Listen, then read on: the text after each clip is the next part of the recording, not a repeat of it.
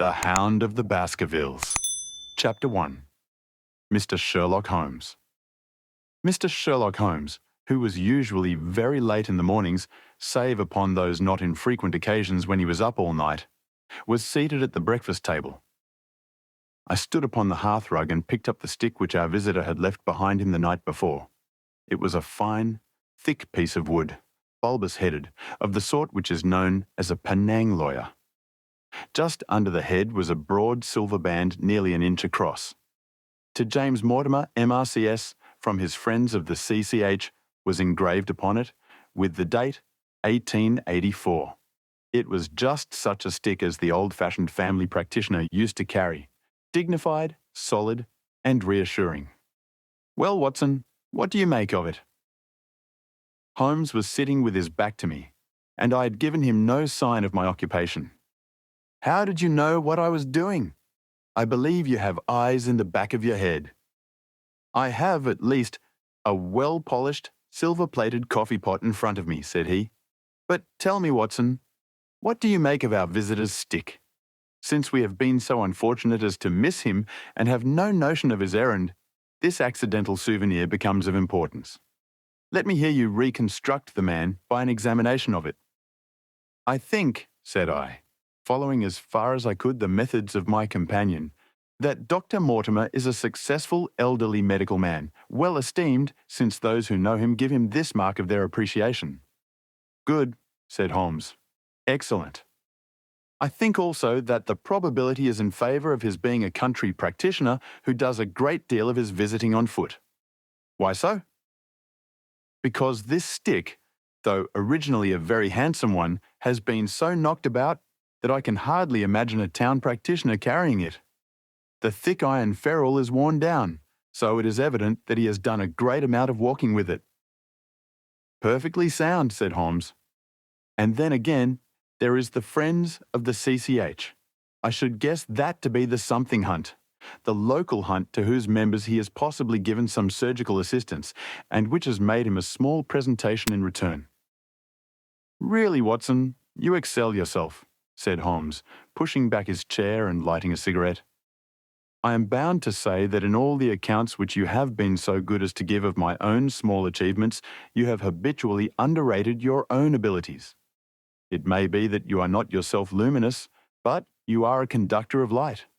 Some people without possessing genius have a remarkable power of stimulating it. I confess, my dear fellow, that I am very much in your debt." He had never said as much before, and I must admit that his words gave me keen pleasure, for I had often been piqued by his indifference to my admiration, and to the attempts which I had made to give publicity to his methods. I was proud, too, to think that I had so far mastered his system as to apply it in a way which earned his approval. He now took the stick from my hands and examined it for a few minutes with his naked eyes. Then, with an expression of interest, he laid down his cigarette, and carrying the cane to the window, he looked over it again with a convex lens. "Interesting, though elementary," said he, as he returned to his favourite corner of the settee. "There are certainly one or two indications upon the stick. It gives us the basis for several deductions." "Has anything escaped me?" I asked with some self-importance. "I trust that there is nothing of consequence which I have overlooked." "I am afraid, my dear Watson, that most of your conclusions were erroneous. When I said that you stimulated me, I meant, to be frank, that in noting your fallacies, I was occasionally guided towards the truth. Not that you are entirely wrong in this instance. The man is certainly a country practitioner, and he walks a good deal. Then I was right. To that extent. But that was all. No, no, my dear Watson, not all. By no means all. I would suggest, for example, that a presentation to a doctor is more likely to come from a hospital than from a hunt, and that when the initials CC are placed before that hospital, the words Charing Cross very naturally suggest themselves." "You may be right." "The probability lies in that direction, and if we take this as a working hypothesis, we have a fresh basis from which to start our construction of this unknown visitor. Well then, supposing that CC does stand for Charing Cross Hospital, what further inferences may we draw?" Do none suggest themselves? You know my methods. Apply them. I can only think of the obvious conclusion that the man has practiced in town before going to the country. I think that we might venture a little farther than this. Look at it in this light. On what occasion would it be most probable that such a presentation would be made? When would his friends unite to give him a pledge of their goodwill? Obviously at the moment when Dr. Mortimer withdrew from the service of the hospital in order to start and practice for himself. We know there has been a presentation. We believe there has been a change from a town hospital to a country practice. Is it, then, stretching our inference too far to say that the presentation was on the occasion of the change? It certainly seems probable. Now, you will observe that he could not have been on the staff of the hospital, since only a man well established in a London practice could hold such a position, and such a one would not drift into the country. What was he then? If he was in the hospital and yet not on the staff, he could only have been a house surgeon or a house physician, little more than a senior student. And he left 5 years ago. The date is on the stick. So your grave, middle-aged family practitioner vanishes into thin air, my dear Watson, and there emerges a young fellow under 30, amiable, unambitious, absent-minded, and the possessor of a favourite dog, which I should describe roughly as being larger than a terrier and smaller than a mastiff. I laughed incredulously as Sherlock Holmes leaned back in his settee and blew little wavering rings of smoke up to the ceiling. As to the latter part, I have no means of checking you, said I, but at least it is not difficult to find out a few particulars about the man's age and professional career. From my small medical shelf, I took down the medical directory and turned up the name. There were several Mortimers, but only one who could be our visitor. I read his record aloud. Mortimer James, MRCS, 1882, Grimpen, Dartmoor, Devon. House surgeon from 1882 to 1884 at Charing Cross Hospital.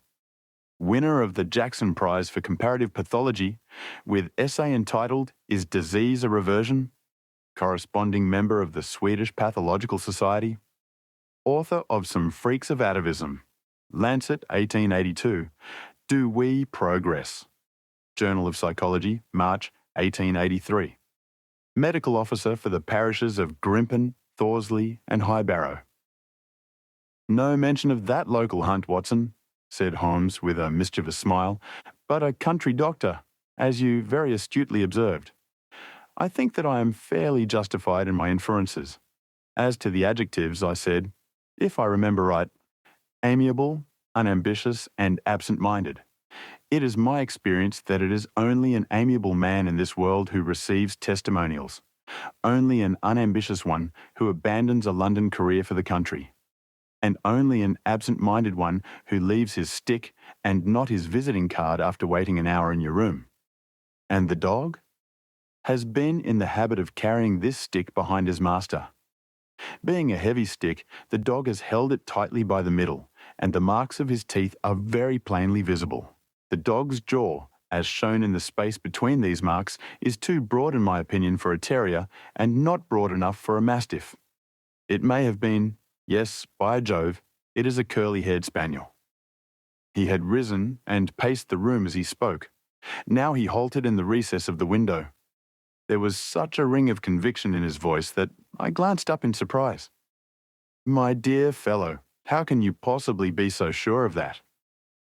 For the very simple reason that I see the dog himself on our very doorstep, and there is the ring of its owner. Don't move, I beg you, Watson.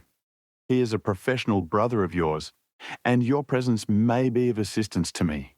Now is the dramatic moment of fate, Watson, when you hear a step upon the stair which is walking into your life, and you know not whether for good or ill.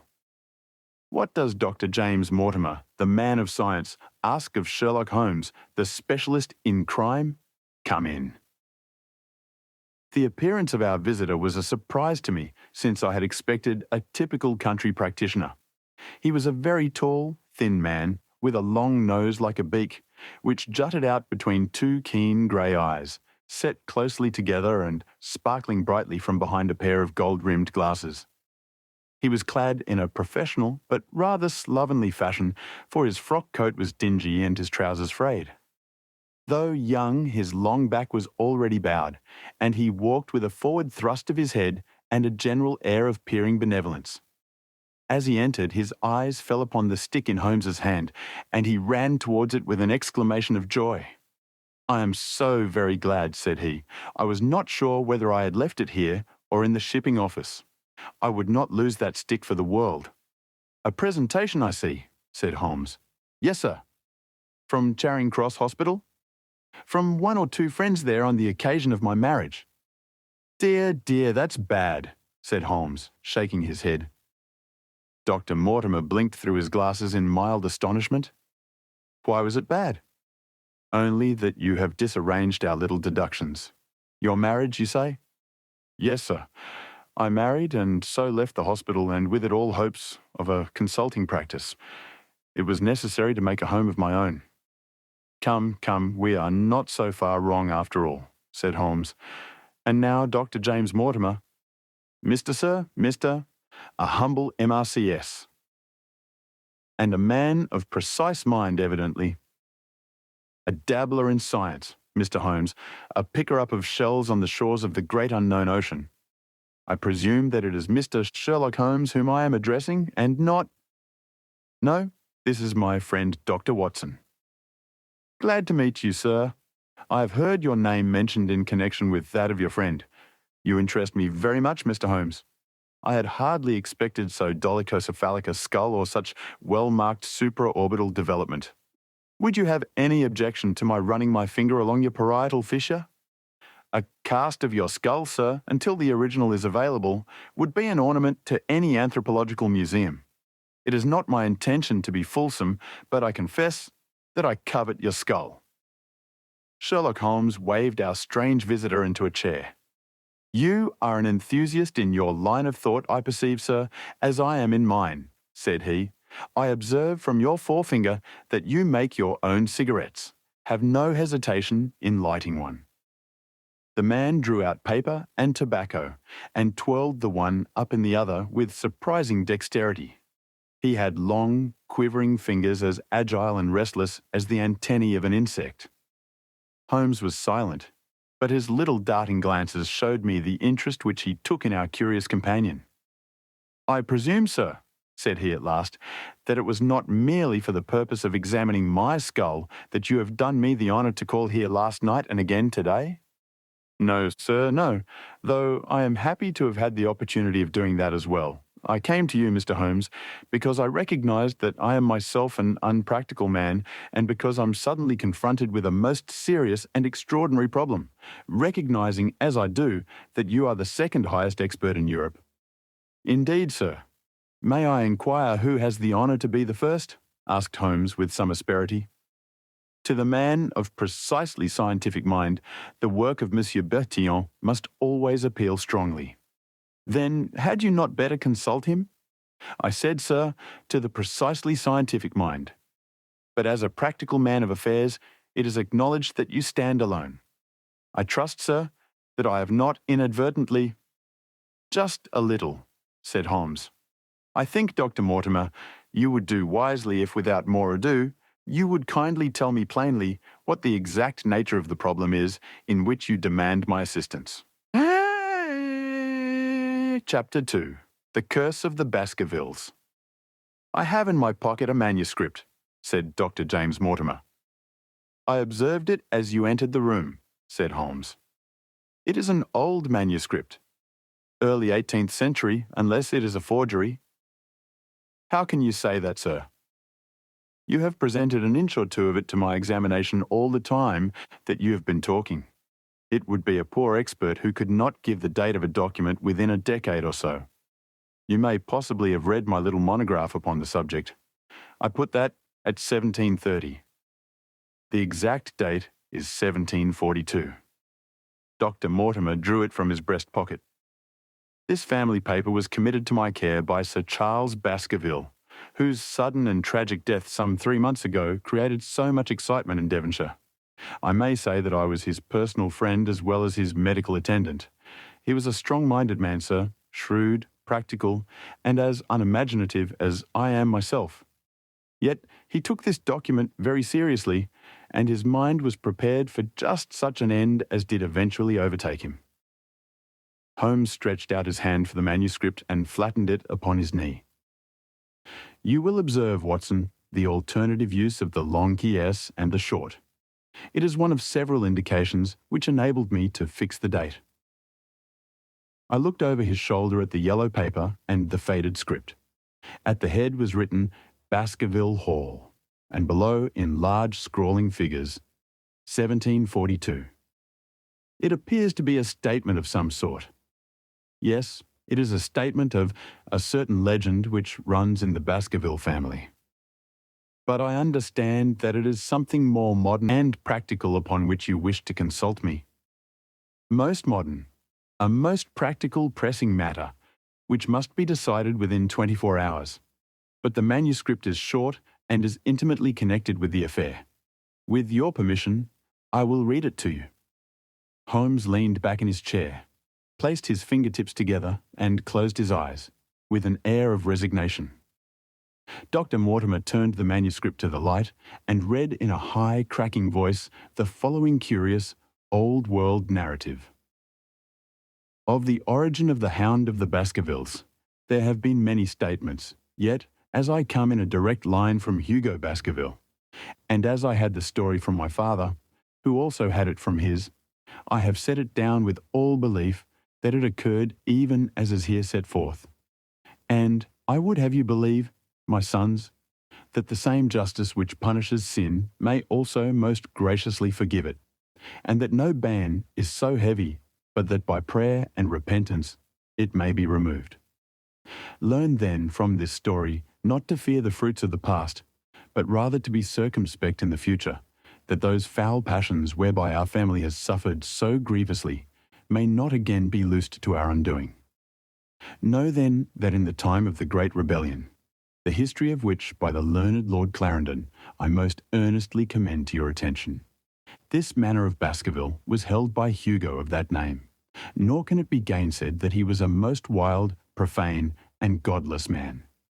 This, in truth, his neighbours might have pardoned, seeing that saints have never flourished in those parts. But there was in him a certain wanton and cruel humour, which made his name a byword through the West.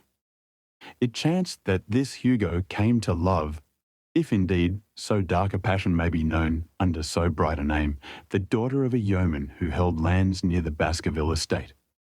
But the young maiden, being discreet and of good repute, would ever avoid him, for she feared his evil name. So it came to pass that one Michaelmas this Hugo, with 5 or 6 of his idle and wicked companions, stole down upon the farm and carried off the maiden, her father and brothers being from home, as he well knew. When they had brought her to the hall, the maiden was placed in an upper chamber, while Hugo and his friends sat down to a long carouse, as was their nightly custom. Now, the poor lass upstairs was like to have her wits turned at the singing and shouting and terrible oaths which came up to her from below, for they say that the words used by Hugo Baskerville, when he was in wine, were such as might blast the man who said them. At last, in the stress of her fear, she did that which might have daunted the bravest or most active man, for by the aid of the growth of ivy, which covered, and still covers, the south wall, she came down from under the eaves, and so homeward across the moor, there being 3 leagues betwixt the hall and her father's farm. It chanced that some little time later, Hugo left his guests to carry food and drink, with other worse things perchance to his captive, and so found the cage empty and the bird escaped. Then, as it would seem, he became as one that hath a devil, for rushing down the stairs into the dining hall, he sprang upon the great table, flagons and trenchers flying before him, and he cried aloud before all the company that he would that very night render his body and soul to the powers of evil if he might but overtake the wench. And while the revellers stood aghast at the fury of the man, one more wicked, or it may be more drunken than the rest, cried out that they should put the hounds upon her.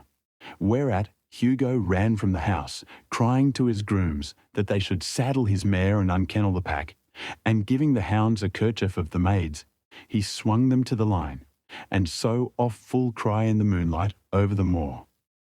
Now, for some space, the revellers stood agape, unable to understand all that had been done in such haste.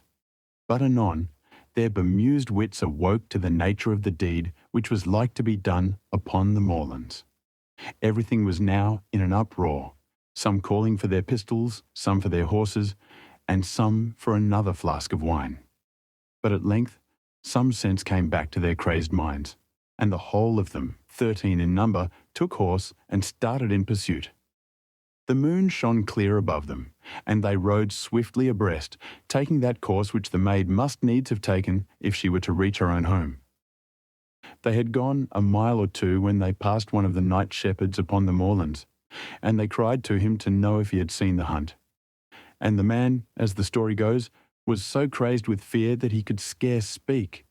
But at last he said that he had indeed seen the unhappy maiden, with the hounds upon her track. "But I have seen more than that," said he, "for Hugo Baskerville passed me upon his black mare, and there ran mute behind him such a hound of hell as God forbid should ever be at my heels." So the drunken squires cursed the shepherd and rode onward. But soon their skins turned cold, for there came a galloping across the moor, and the black mare, dabbled with white froth, went past with trailing bridle and empty saddle. Then the revellers rode close together, for a great fear was on them, but they still followed over the moor, though each, had he been alone, would have been right glad to have turned his horse's head. Riding slowly in this fashion, they came at last upon the hounds. These, though known for their valour and their breed, were whimpering in a cluster at the head of a deep dip, or goyal, as we call it, upon the moor, some slinking away and some, with starting hackles and staring eyes, gazing down the narrow valley before them. The company had come to a halt, more sober men, as you may guess, than when they started. The most of them would by no means advance, but 3 of them, the boldest, or it may be the most drunken, rode forward down the goyal. Now it opened into a broad space in which stood 2 of those great stones, still to be seen there, which were set by certain forgotten peoples in the days of old. The moon was shining bright upon the clearing, and there in the centre lay the unhappy maid where she had fallen, dead of fear and of fatigue. But it was not the sight of her body, nor yet was it that of the body of Hugo Baskerville lying near her, which raised the hair upon the heads of these 3 daredevil roisterers. But it was that, standing over Hugo and plucking at his throat, there stood a foul thing, a great black beast, shaped like a hound, yet larger than any hound that ever mortal eye has rested upon. And even as they looked, the thing tore the throat out of Hugo Baskerville, on which, as it turned its blazing eyes and dripping jaws upon them, the 3 shrieked with fear and rode for dear life, still screaming, across the moor. One, it is said, died that very night of what he had seen, and the other twain were but broken men for the rest of their days. Such is the tale, my sons, of the coming of the hound, which is said to have plagued the family so sorely ever since. If I have set it down, it is because that which is clearly known hath less terror than that which is but hinted at and guessed. Nor can it be denied that many of the family have been unhappy in their deaths, which have been sudden, bloody, and mysterious. Yet, may we shelter ourselves in the infinite goodness of Providence, which would not forever punish the innocent beyond that 3rd or 4th generation, which is threatened in Holy Writ.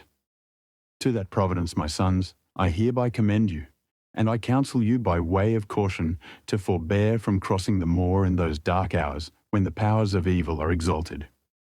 This from Hugo Baskerville to his sons Roger and John, with instructions that they say nothing thereof to their sister Elizabeth. When Dr. Mortimer had finished reading this singular narrative, he pushed his spectacles up on his forehead and stared across at Mr. Sherlock Holmes.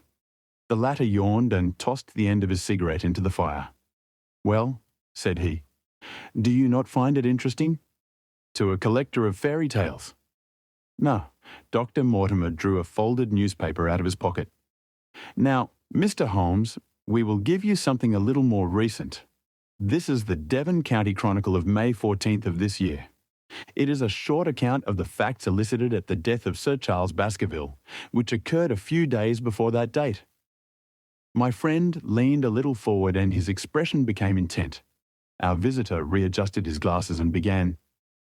The recent sudden death of Sir Charles Baskerville, whose name has been mentioned as the probable Liberal candidate for Mid-Devon at the next election, has cast a gloom over the county. Though Sir Charles had resided at Baskerville Hall for a comparatively short period, his amiability of character and extreme generosity had won the affection and respect of all who had been brought into contact with him. In these days of nouveau riche, it is refreshing to find a case where the scion of an old county family which has fallen upon evil days is able to make his own fortune and to bring it back with him to restore the fallen grandeur of his line. Sir Charles, as is well known, made large sums of money in South African speculation. More wise than those who go on until the wheel turns against them, he realised his gains and returned to England with them. It is only 2 years since he took up his residence at Baskerville Hall, and it is common talk how large were those schemes of reconstruction and improvement which have been interrupted by his death. Being himself childless, it was his openly expressed desire that the whole countryside should, within his own lifetime, profit by his good fortune. And many will have personal reasons for bewailing his untimely end. His generous donations to local and county charities have been frequently chronicled in these columns. The circumstances connected with the death of Sir Charles cannot be said to have been entirely cleared up by the inquest, but at least enough has been done to dispose of those rumours to which local superstition has given rise. There is no reason whatever to suspect foul play, or to imagine that death could be from any but natural causes. Sir Charles was a widower, and a man who may be said to have been in some ways of an eccentric habit of mind. In spite of his considerable wealth, he was simple in his personal tastes, and his indoor servants at Baskerville Hall consisted of a married couple named Barrymore, the husband acting as butler and the wife as housekeeper. Their evidence, corroborated by that of several friends, tends to show that Sir Charles's health has for some time been impaired, and points especially to some affection of the heart, manifesting itself in changes of colour, breathlessness, and acute attacks of nervous depression. Dr. James Mortimer, the friend and medical attendant of the deceased, has given evidence to the same effect. The facts of the case are simple. Sir Charles Baskerville was in the habit every night before going to bed of walking down the famous yew alley of Baskerville Hall. The evidence of the Barrymores shows that this had been his custom.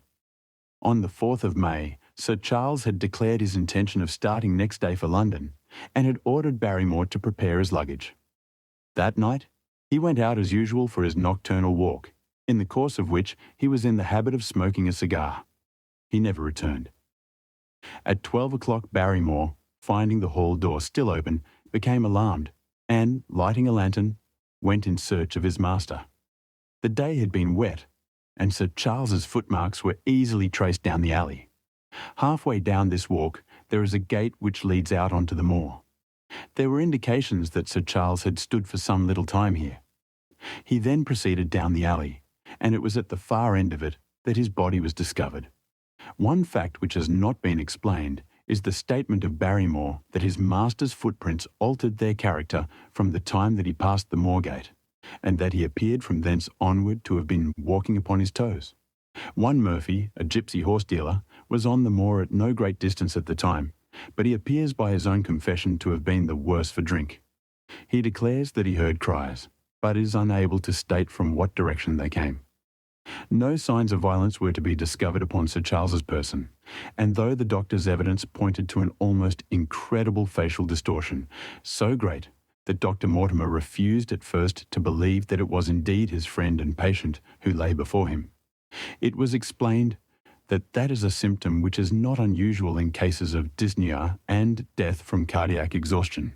This explanation was borne out by the post-mortem examination, which showed long-standing organic disease, and the coroner's jury returned a verdict in accordance with the medical evidence. It is well that this is so, for it is obviously of the utmost importance that Sir Charles's heir should settle at the Hall and continue the good work which has been so sadly interrupted. Had the prosaic finding of the coroner not finally put an end to the romantic stories which have been whispered in connection with the affair, it might have been difficult to find a tenant for Baskerville Hall. It is understood that the next of kin is Mr. Henry Baskerville, if he be still alive, the son of Sir Charles Baskerville's younger brother. The young man, when last heard of, was in America, and inquiries are being instituted with a view to informing him of his good fortune. Dr. Mortimer refolded his paper and replaced it in his pocket. Those are the public facts, Mr. Holmes, in connection with the death of Sir Charles Baskerville. I must thank you, said Sherlock Holmes, for calling my attention to a case which certainly presents some features of interest. I had observed some newspaper comment at the time, but I was exceedingly preoccupied by that little affair of the Vatican cameos, and in my anxiety to oblige the Pope, I lost touch with several interesting English cases. This article, you say, contains all the public facts? It does. Then let me have the private ones. He leaned back, put his fingertips together, and assumed his most impassive and judicial expression. In doing so, said Dr. Mortimer, who had begun to show signs of some strong emotion, I am telling that which I have not confided to anyone. My motive for withholding it from the coroner's inquiry is that a man of science shrinks from placing himself in the public position of seeming to endorse a popular superstition. I had the further motive that Baskerville Hall, as the paper says, would certainly remain untenanted if anything were done to increase its already rather grim reputation. For both these reasons, I thought that I was justified in telling rather less than I knew, since no practical good could result from it. But with you, there is no reason why I should not be perfectly frank. The moor is very sparsely inhabited, and those who live near each other are thrown very much together. For this reason, I saw a good deal of Sir Charles Baskerville. With the exception of Mr. Frankland, of Laughter Hall, and Mr. Stapleton, the naturalist, there are no other men of education within many miles.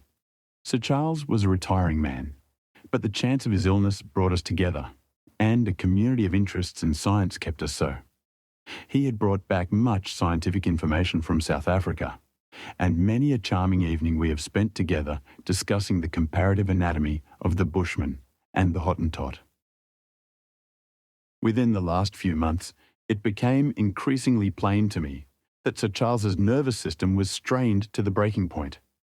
He had taken this legend which I have read you exceedingly to heart, so much so that, although he would walk in his own grounds, nothing would induce him to go out upon the moor at night. Incredible as it may appear to you, Mr. Holmes, he was honestly convinced that a dreadful fate overhung his family, and certainly the records which he was able to give of his ancestors were not encouraging. The idea of some ghastly presence constantly haunted him, and on more than one occasion he has asked me whether I had on my medical journeys at night ever seen any strange creature or heard the baying of a hound. The latter question he put to me several times, and always with a voice which vibrated with excitement.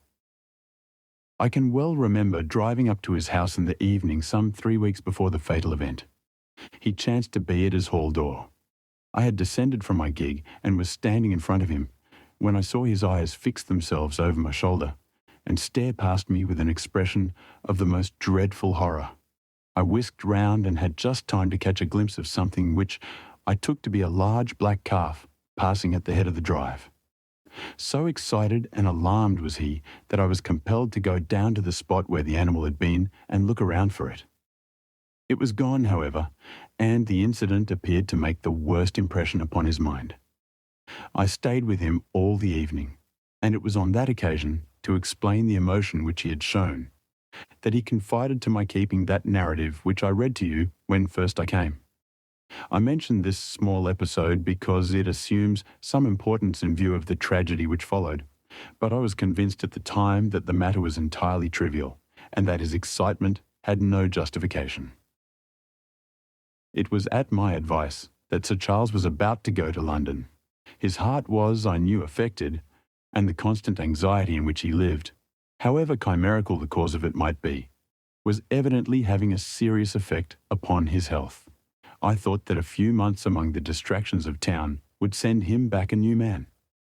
Mr. Stapleton, a mutual friend who was much concerned at his state of health, was of the same opinion. At the last instant came this terrible catastrophe.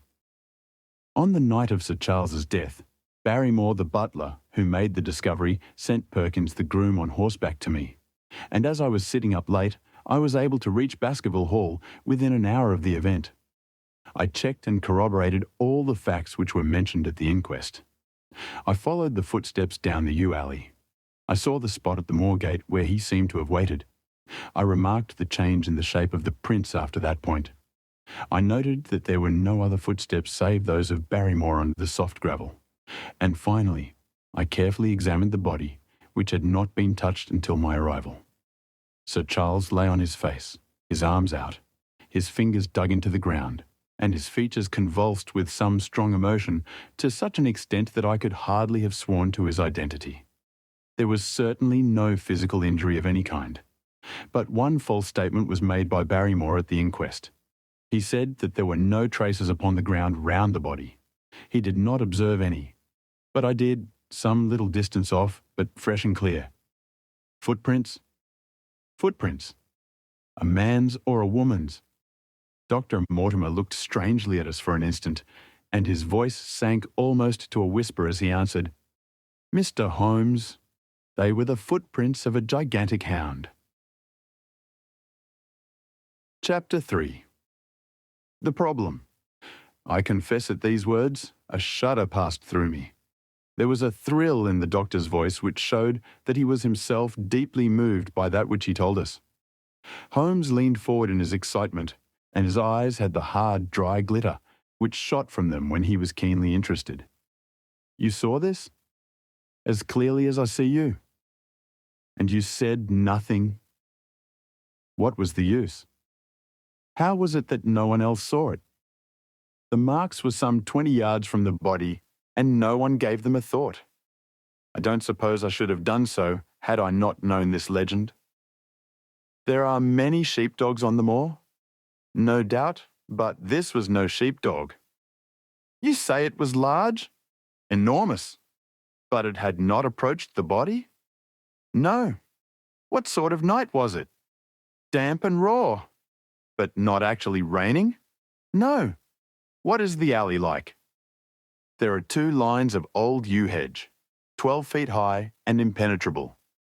The walk in the centre is about 8 feet across. Is there anything between the hedges and the walk? Yes, there is a strip of grass about 6 feet broad on either side. I understand that the yew hedge is penetrated at one point by a gate? Yes, the wicket gate which leads on to the moor. Is there any other opening? None. So that to reach the yew alley, one either has to come down it from the house or else to enter it by the moor gate. There is an exit through a summer house at the far end. Had Sir Charles reached this? No, he lay about 50 yards from it. Now, tell me, Dr. Mortimer, and this is important, the marks which you saw were on the path and not on the grass. No marks could show on the grass. Were they on the same side of the path as the moor gate? Yes, they were on the edge of the path on the same side as the moor gate. You interest me exceedingly. Another point. Was the wicket gate closed? Closed and padlocked. How high was it? About 4 feet high. Then anyone could have got over it? Yes. And what marks did you see by the wicket gate? None in particular. Good heaven, did no one examine? Yes, I examined myself. And found nothing? It was all very confused. Sir Charles had evidently stood there for 5 or 10 minutes. How do you know that? Because the ash had twice dropped from his cigar. Excellent. This is a colleague, Watson, after our own heart. But the marks? He had left his own marks all over that small patch of gravel. I could discern no others. Sherlock Holmes struck his hand against his knee with an impatient gesture. If I had only been there, he cried. It is evidently a case of extraordinary interest, and one which presented immense opportunities to the scientific expert. That gravel page upon which I might have read so much has been long ere this smudged by the rain and defaced by the clogs of curious peasants. Oh, Dr. Mortimer, Dr. Mortimer, to think that you should not have called me in.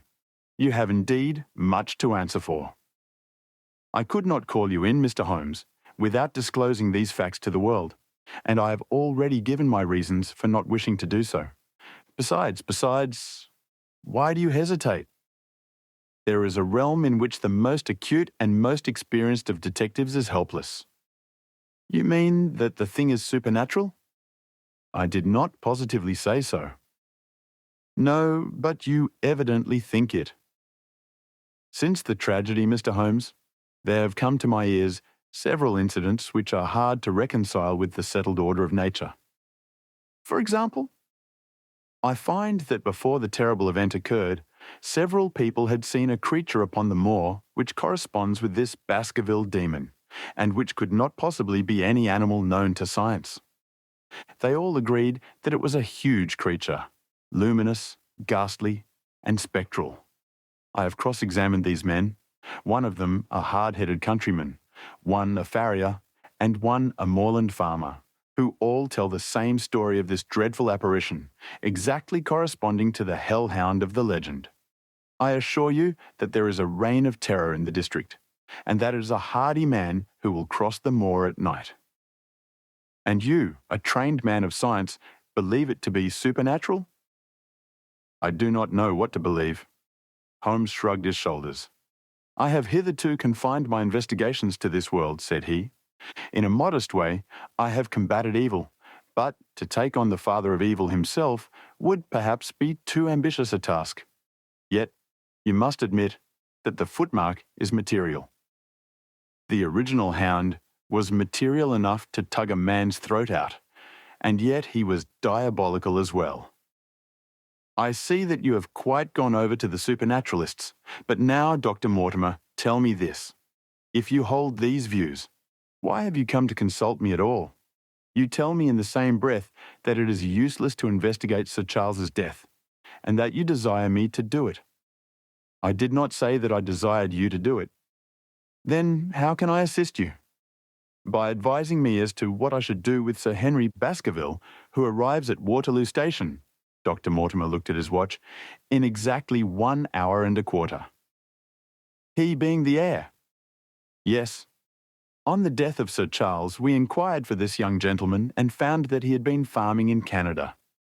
From the accounts which have reached us, he is an excellent fellow in every way. I speak not as a medical man, but as a trustee and executor of Sir Charles's will. There is no other claimant, I presume? None. The only other kinsman whom we have been able to trace was Roger Baskerville, the youngest of 3 brothers, of whom poor Sir Charles was the elder. The second brother, who died young, is the father of this lad Henry. The third, Roger, was the black sheep of the family. He came of the old masterful Baskerville strain, and was the very image, they tell me, of the family picture of old Hugo. He made England too hot to hold him, fled to Central America, and died there in 1876 of yellow fever. Henry is the last of the Baskervilles. In 1 hour and 5 minutes, I meet him at Waterloo Station. I have had a wire that he arrived at Southampton this morning. Now, Mr. Holmes, what would you advise me to do with him? Why should he not go to the home of his fathers? It seems natural, does it not? And yet, consider that every Baskerville who goes there meets with an evil fate. I feel sure that if Sir Charles could have spoken with me before his death, he would have warned me against bringing this, the last of the old race and the heir to great wealth, to that deadly place. And yet it cannot be denied that the prosperity of the whole poor, bleak countryside depends upon his presence. All the good work which has been done by Sir Charles will crash to the ground if there is no tenant of the hall. I fear lest I should be swayed too much by my own obvious interest in the matter, and that is why I bring the case before you and ask for your advice. Holmes considered for a little time. Put into plain words, the matter is this, said he. In your opinion, there is a diabolical agency which makes Dartmoor an unsafe abode for a Baskerville. That is your opinion? At least I might go the length of saying that there is some evidence that this may be so. Exactly. But surely, if your supernatural theory be correct, it could work the young man evil in London as easily as in Devonshire. A devil with merely local powers like a parish vestry would be too inconceivable a thing. You put the matter more flippantly, Mr. Holmes, than you would probably do if you were brought into personal contact with these things. Your advice then, as I understand it, is that the young man will be as safe in Devonshire as in London. He comes in 50 minutes. What would you recommend? I recommend, sir, that you take a cab, call off your spaniel who is scratching at my front door, and proceed to Waterloo to meet Sir Henry Baskerville. And then? And then you will say nothing to him at all until I have made up my mind about the matter. How long will it take you to make up your mind? 24 hours. At 10 o'clock tomorrow, Dr. Mortimer, I will be much obliged to you if you will call upon me here, and it will be of help to me in my plans for the future if you will bring Sir Henry Baskerville with you. I will do so, Mr. Holmes. He scribbled the appointment on his shirt cuff and hurried off in his strange, peering, absent-minded fashion. Holmes stopped him at the head of the stair. Only one more question, Dr. Mortimer. You say that before Sir Charles Baskerville's death, several people saw this apparition upon the moor? 3 people did. Did any see it after? I have not heard of any. Thank you. Good morning. Holmes returned to his seat with that quiet look of inward satisfaction, which meant that he had a congenial task before him. Going out, Watson? Unless I can help you. No, my dear fellow, it is at the hour of action that I turn to you for aid.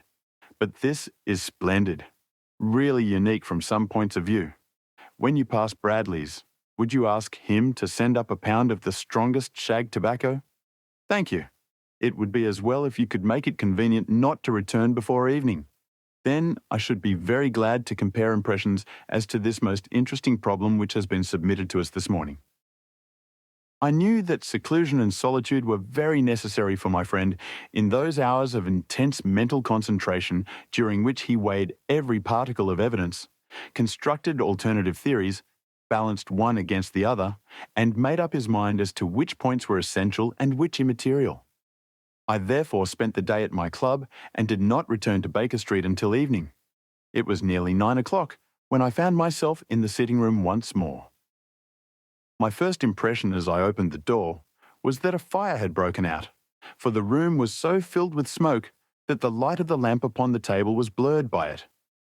As I entered, however, my fears were set at rest, for it was the acrid fumes of strong, coarse tobacco, which took me by the throat and set me coughing.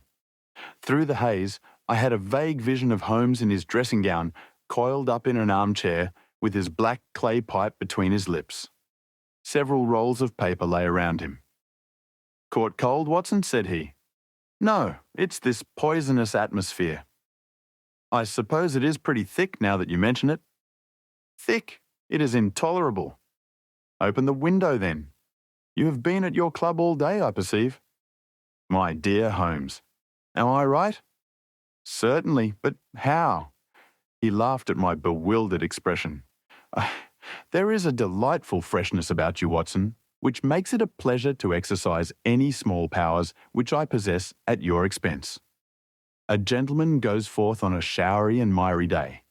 He returns immaculate in the evening with the gloss still on his hat and his boots. He has been a fixture, therefore, all day. He is not a man with intimate friends. Where, then, could he have been? Is it not obvious? Well, it is rather obvious. The world is full of obvious things which nobody by any chance ever observes. Where do you think that I have been? A fixture also. On the contrary, I have been to Devonshire. In spirit? Exactly. My body has remained in this armchair and has, I regret to observe, consumed in my absence 2 large pots of coffee and an incredible amount of tobacco. After you left, I sent down to Stamford's for the ordnance map of this portion of the moor, and my spirit has hovered over it all day. I flatter myself that I could find my way about. A large-scale map, I presume? Very large. He unrolled one section and held it over his knee. Here you have the particular district which concerns us. That is Baskerville Hall in the middle. With a wood round it? Exactly. I fancy the yew alley, though not marked under that name, must stretch along this line, with the moor, as you perceive, upon the right of it. This small clump of buildings here is the hamlet of Grimpen, where our friend Dr. Mortimer has his headquarters. Within a radius of 5 miles there are, as you see, only a very few scattered dwellings. Here is Laughter Hall, which was mentioned in the narrative. There is a house indicated here which may be the residence of the naturalist Stapleton, if I remember right, was his name.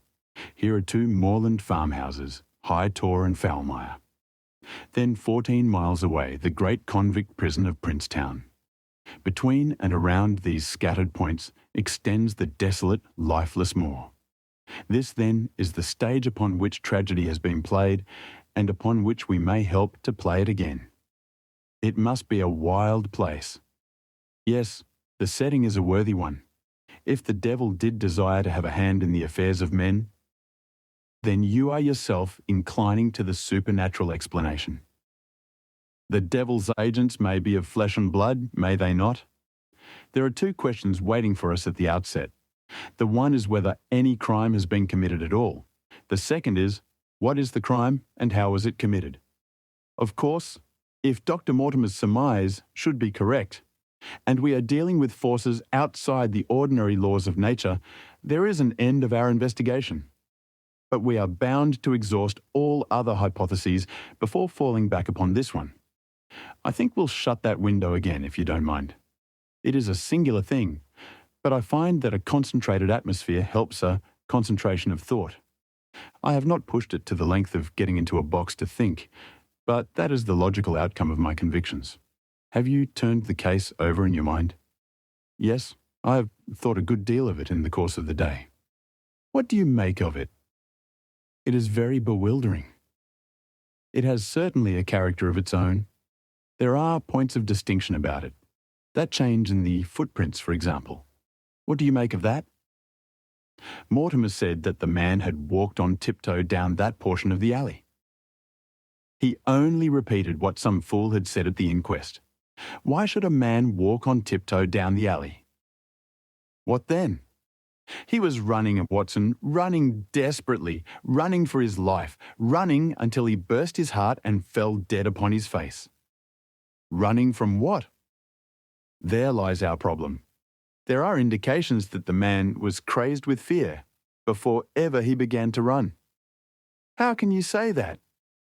I am presuming that the cause of his fears came to him across the moor. If that was so, and it seems most probable, only a man who had lost his wits would have run from the house instead of towards it. If the gypsy's evidence may be taken as true, he ran with cries for help in the direction where help was least likely to be. Then again, whom was he waiting for that night, and why was he waiting for him in the yew alley rather than in his own house? You think that he was waiting for someone? The man was elderly and infirm. We can understand his taking an evening stroll, but the ground was damp and the night inclement. Is it natural that he should stand for 5 or 10 minutes as Dr. Mortimer, with more practical sense than I should have given him credit for, deduced from the cigar ash? But he went out every evening. I think it unlikely that he waited at the moor gate every evening. On the contrary, the evidence is that he avoided the moor. That night he waited there. It was the night before he made his departure for London. The thing takes shape, Watson. It becomes coherent. Might I ask you to hand me my violin? And we will postpone all further thought upon this business until we have had the advantage of meeting Dr. Mortimer and Sir Henry Baskerville in the morning. Chapter 4. Sir Henry Baskerville. Our breakfast table was cleared early, and Holmes waited in his dressing gown for the promised interview.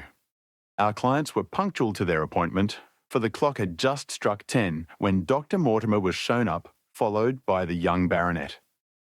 The latter was a small, alert, dark-eyed man about 30 years of age, very sturdily built with thick black eyebrows and a strong, pugnacious face. He wore a ruddy-tinted tweed suit and had the weather-beaten appearance of one who has spent most of his time in the open air, and yet There was something in his steady eye and the quiet assurance of his bearing which indicated the gentleman. "This is Sir Henry Baskerville," said Dr. Mortimer. "Why, yes," said he, "and the strange thing is, Mr. Sherlock Holmes, that if my friend here had not proposed coming round to you this morning, I should have come on my own account. I understand that you think out little puzzles, and I've had one this morning which wants more thinking out than I'm able to give it. Pray, take a seat, Sir Henry. Do I understand you to say that you have yourself had some remarkable experience since you arrived in London?" "Nothing of much importance, Mr. Holmes. Only a joke, as like as not. It was this letter, if you can call it a letter, which reached me this morning." He laid an envelope upon the table, and we all bent over it. It was of common quality, greyish in colour. The address, Sir Henry Baskerville, Northumberland Hotel, was printed in rough characters, the postmark Charing Cross, and the date of posting the preceding evening. "Who knew that you were going to the Northumberland Hotel?" asked Holmes, glancing keenly across at our visitor. "No one could have known. We only decided after I met Dr. Mortimer." "But Dr. Mortimer was no doubt already stopping there?" "No, I had been staying with a friend," said the doctor. "There was no possible indication that we intended to go to this hotel." Someone seems to be very deeply interested in your movements." Out of the envelope he took a half sheet of foolscap paper folded into 4. This he opened and spread flat upon the table. Across the middle of it a single sentence had been formed by the expedient of pasting printed words upon it. It ran, "As you value your life or your reason, keep away from the moor." The word "moor" only was printed in ink. "Now," said Sir Henry Baskerville, "perhaps you will tell me, Mr. Holmes, what in thunder is the meaning of that, and who it is that takes so much interest in my affairs. What do you make of it, Dr. Mortimer? You must allow that there is nothing supernatural about this at any rate." "No, sir, but it might very well come from someone who is convinced that the business is supernatural."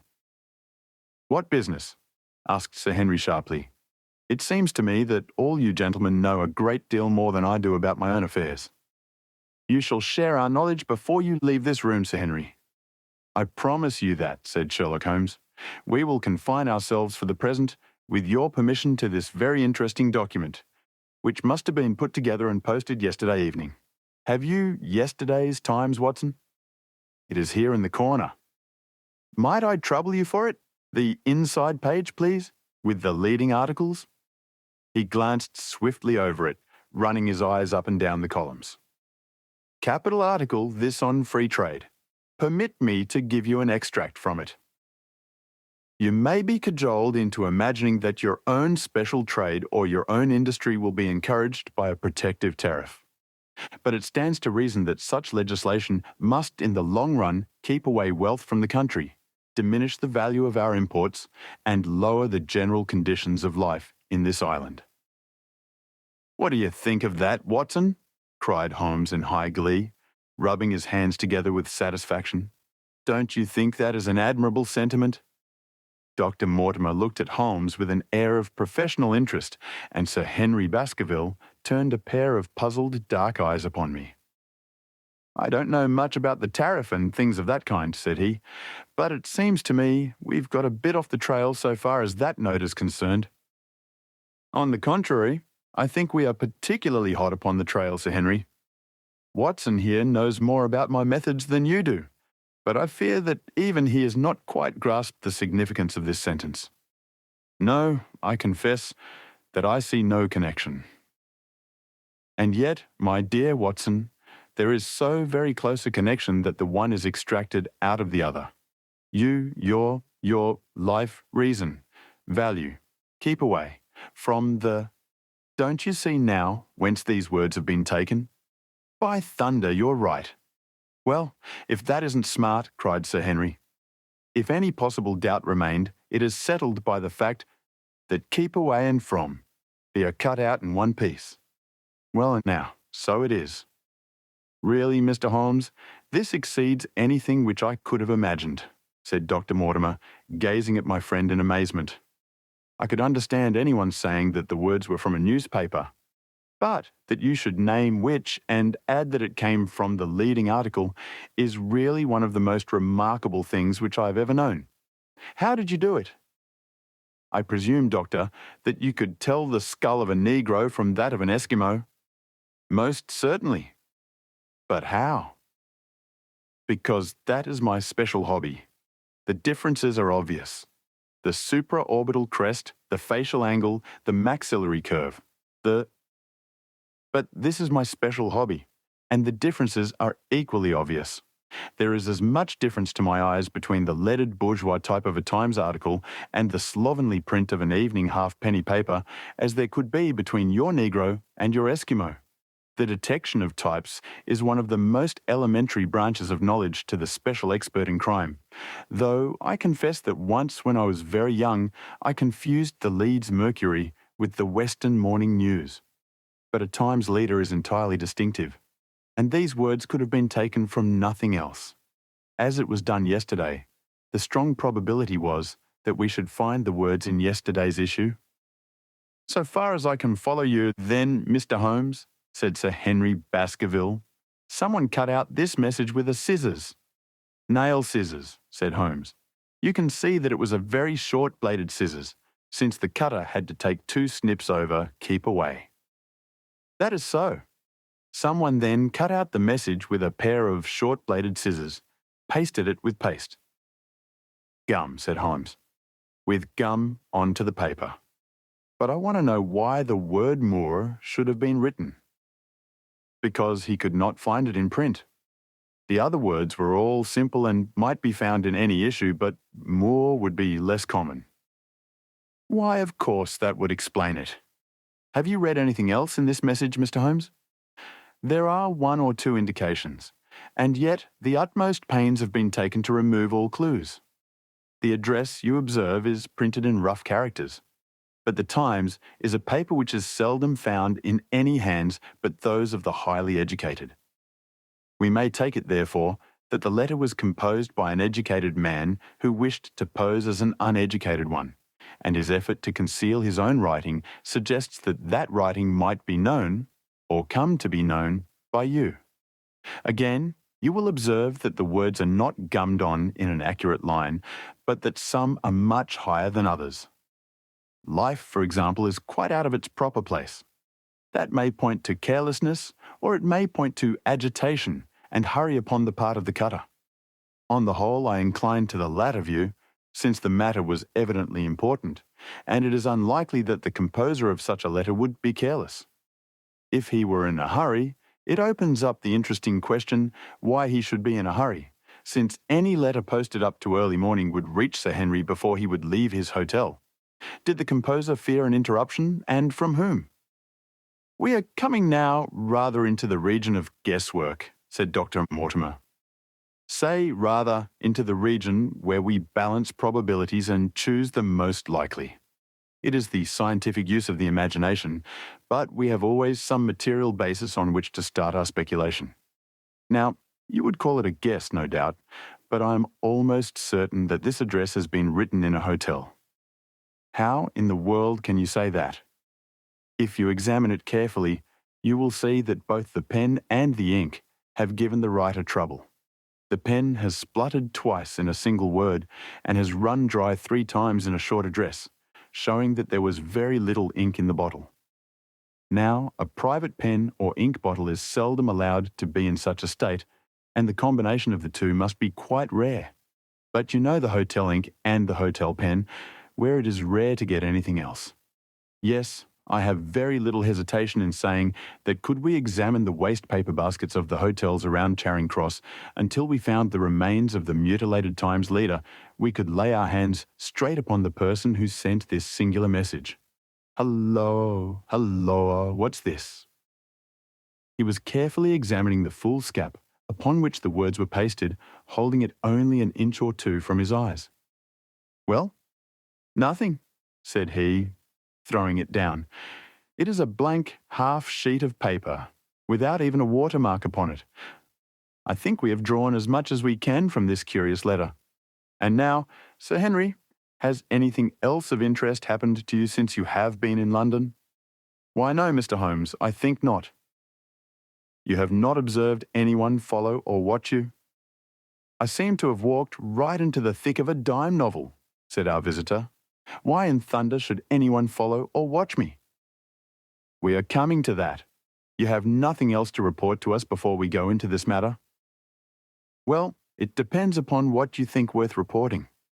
I think anything out of the ordinary routine of life well worth reporting. Sir Henry smiled. I don't know much of British life yet, for I have spent nearly all my time in the States and in Canada. But I hope that to lose one of your boots is not part of the ordinary routine of life over here. You have lost one of your boots? My dear sir, cried Dr. Mortimer, it is only mislaid. You will find it when you return to the hotel.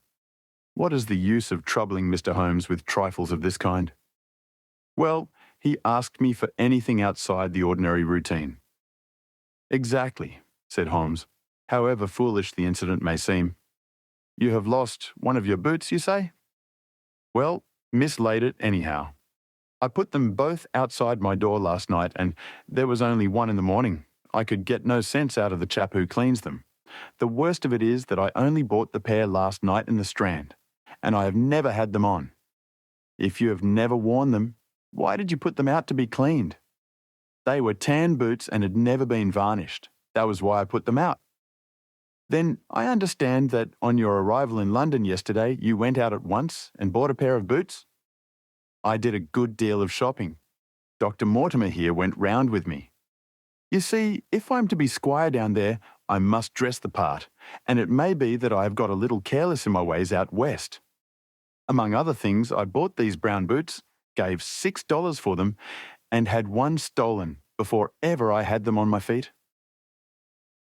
It seems a singularly useless thing to steal, said Sherlock Holmes. I confess that I share Dr. Mortimer's belief that it will not be long before the missing boot is found. And now, gentlemen, said the baronet with decision, it seems to me that I've spoken quite enough about the little that I know. It is time that you kept your promise and gave me a full account of what we are all driving at. Your request is a very reasonable one, Holmes answered. Dr. Mortimer, I think you could not do better than to tell your story as you told it to us. Thus encouraged, our scientific friend drew his papers from his pocket and presented the whole case as he had done upon the morning before. Sir Henry Baskerville listened with the deepest attention and with an occasional exclamation of surprise. Well, I seem to have come into an inheritance with a vengeance, said he, when the long narrative was finished. Of course, I've heard of the Hound ever since I was in the nursery. It's the pet story of the family, though I never thought of taking it seriously before. But as to my uncle's death, well, it all seems boiling up in my head, and I can't get it clear yet. You don't seem quite to have made up your mind whether it's a case for a policeman or a clergyman. Precisely. And now there's this affair of the letter to me at the hotel. I suppose that fits into its place. It seems to show that someone knows more than we do about what goes on upon the moor, said Dr. Mortimer. And also, said Holmes, that someone is not ill-disposed towards you, since they warn you of danger. Or it may be that they wish for their own purposes to scare me away. Well, of course, that is possible also. I am very much indebted to you, Dr. Mortimer, for introducing me to a problem which presents several interesting alternatives. But the practical point which we now have to decide, Sir Henry, is whether it is or is not advisable for you to go to Baskerville Hall. Why should I not go? There seems to be danger. Do you mean danger from this family fiend, or do you mean danger from human beings? Well, that is what we have to find out. Whichever it is, my answer is fixed. There is no devil in hell, Mr. Holmes, and there is no man upon earth who can prevent me from going to the home of my own people. And you may take that to be my final answer. His dark brows knitted, and his face flushed to a dusky red as he spoke. It was evident that the fiery temper of the Baskervilles was not extinct in this their last representative. Meanwhile, said he, I have hardly had time to think over all that you have told me. It's a big thing for a man to have to understand and to decide at one sitting. I should like to have a quiet hour by myself to make up my mind. Now, look here, Mr. Holmes. It's 11:30 now, and I'm going back right away to my hotel. Suppose you and your friend, Dr. Watson, come round and lunch with us at 2. I'll be able to tell you more clearly then how this thing strikes me. Is that convenient to you, Watson? Perfectly. Then you may expect us. Shall I have a cab called? I'd prefer to walk, for this affair has flurried me rather. I'll join you in a walk, with pleasure, said his companion. Then we meet again at 2 o'clock. Au revoir, and good morning. We heard the steps of our visitors descend the stair and the bang of the front door. In an instant, Holmes had changed from the languid dreamer to the man of action. Your hat and boots, Watson, quick! Not a moment to lose. He rushed into his room in his dressing gown and was back again in a few seconds in a frock coat. We hurried together down the stairs and into the street. Dr. Mortimer and Baskerville were still visible about 200 yards ahead of us in the direction of Oxford Street. Shall I run on and stop them? Not for the world, my dear Watson. I am perfectly satisfied with your company if you will tolerate mine. Our friends are wise, for it is certainly a very fine morning for a walk. He quickened his pace until we had decreased the distance which divided us by about half. Then, still keeping 100 yards behind, we followed into Oxford Street and so down Regent Street.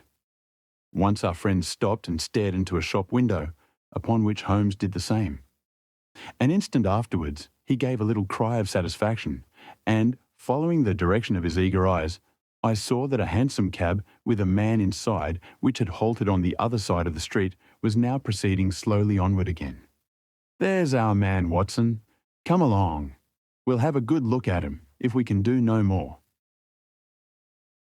At that instant, I was aware of a bushy black beard and a pair of piercing eyes turned upon us through the side window of the cab.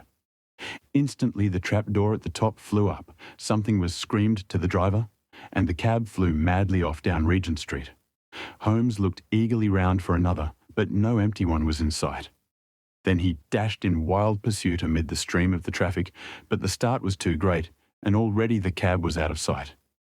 There now, said Holmes bitterly, as he emerged panting and white with vexation from the tide of vehicles.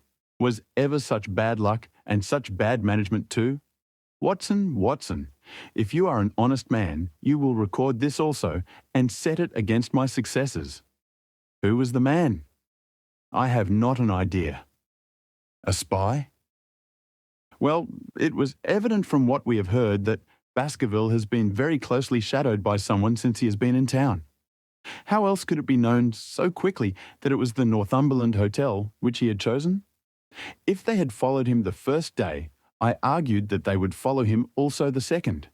You may have observed that I twice strolled over to the window while Dr. Mortimer was reading his legend. Yes, I remember.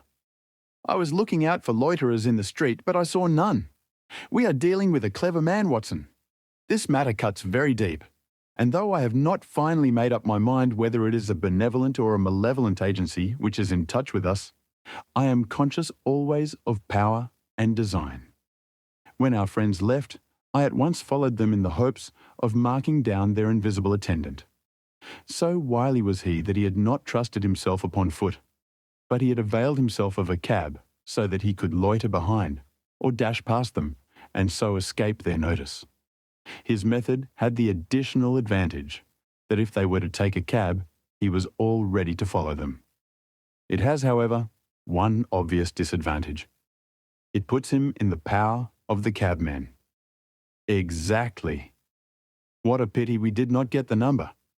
My dear Watson, clumsy as I have been, you surely do not seriously imagine that I neglected to get the number? No, 2704 is our man, but that is no use to us for the moment. I fail to see how you could have done more. On observing the cab, I should have instantly turned and walked in the other direction. I should then, at my leisure, have hired a second cab and followed the first at a respectful distance, or, better still, have driven to the Northumberland Hotel and waited there. When our unknown had followed Baskerville home, we should have had the opportunity of playing his own game upon himself and seeing where he made for. As it is, by an indiscreet eagerness, which was taken advantage of with extraordinary quickness and energy by our opponent, we have betrayed ourselves and lost our man. We had been sauntering slowly down Regent Street during this conversation, and Dr. Mortimer, with his companion, had long vanished in front of us. "There is no object in our following them," said Holmes. "The shadow has departed and will not return. We must see what further cards we have in our hands and play them with decision. Could you swear to that man's face within the cab?" "I could swear only to the beard." "And so could I, from which I gather that in all probability it was a false one. A clever man upon so delicate an errand has no use for a beard save to conceal his features. Come in here, Watson." He turned into one of the district messenger offices, where he was warmly greeted by the manager. "Ah, Wilson, I see you have not forgotten the little case in which I had the good fortune to help you." "No, sir, indeed I have not. You saved my good name and perhaps my life." "My dear fellow, you exaggerate. I have some recollection, Wilson, that you had among your boys a lad named Cartwright, who showed some ability during the investigation." "Yes, sir. He is still with us." "Could you ring him up? Thank you. And I should be glad to have change of this £5 note." A lad of 14, with a bright, keen face, had obeyed the summons of the manager. He stood now gazing with great reverence at the famous detective. "Let me have the hotel directory," said Holmes. "Thank you. Now, Cartwright, there are the names of 23 hotels here, all in the immediate neighbourhood of Charing Cross. Do you see?" "Yes, sir."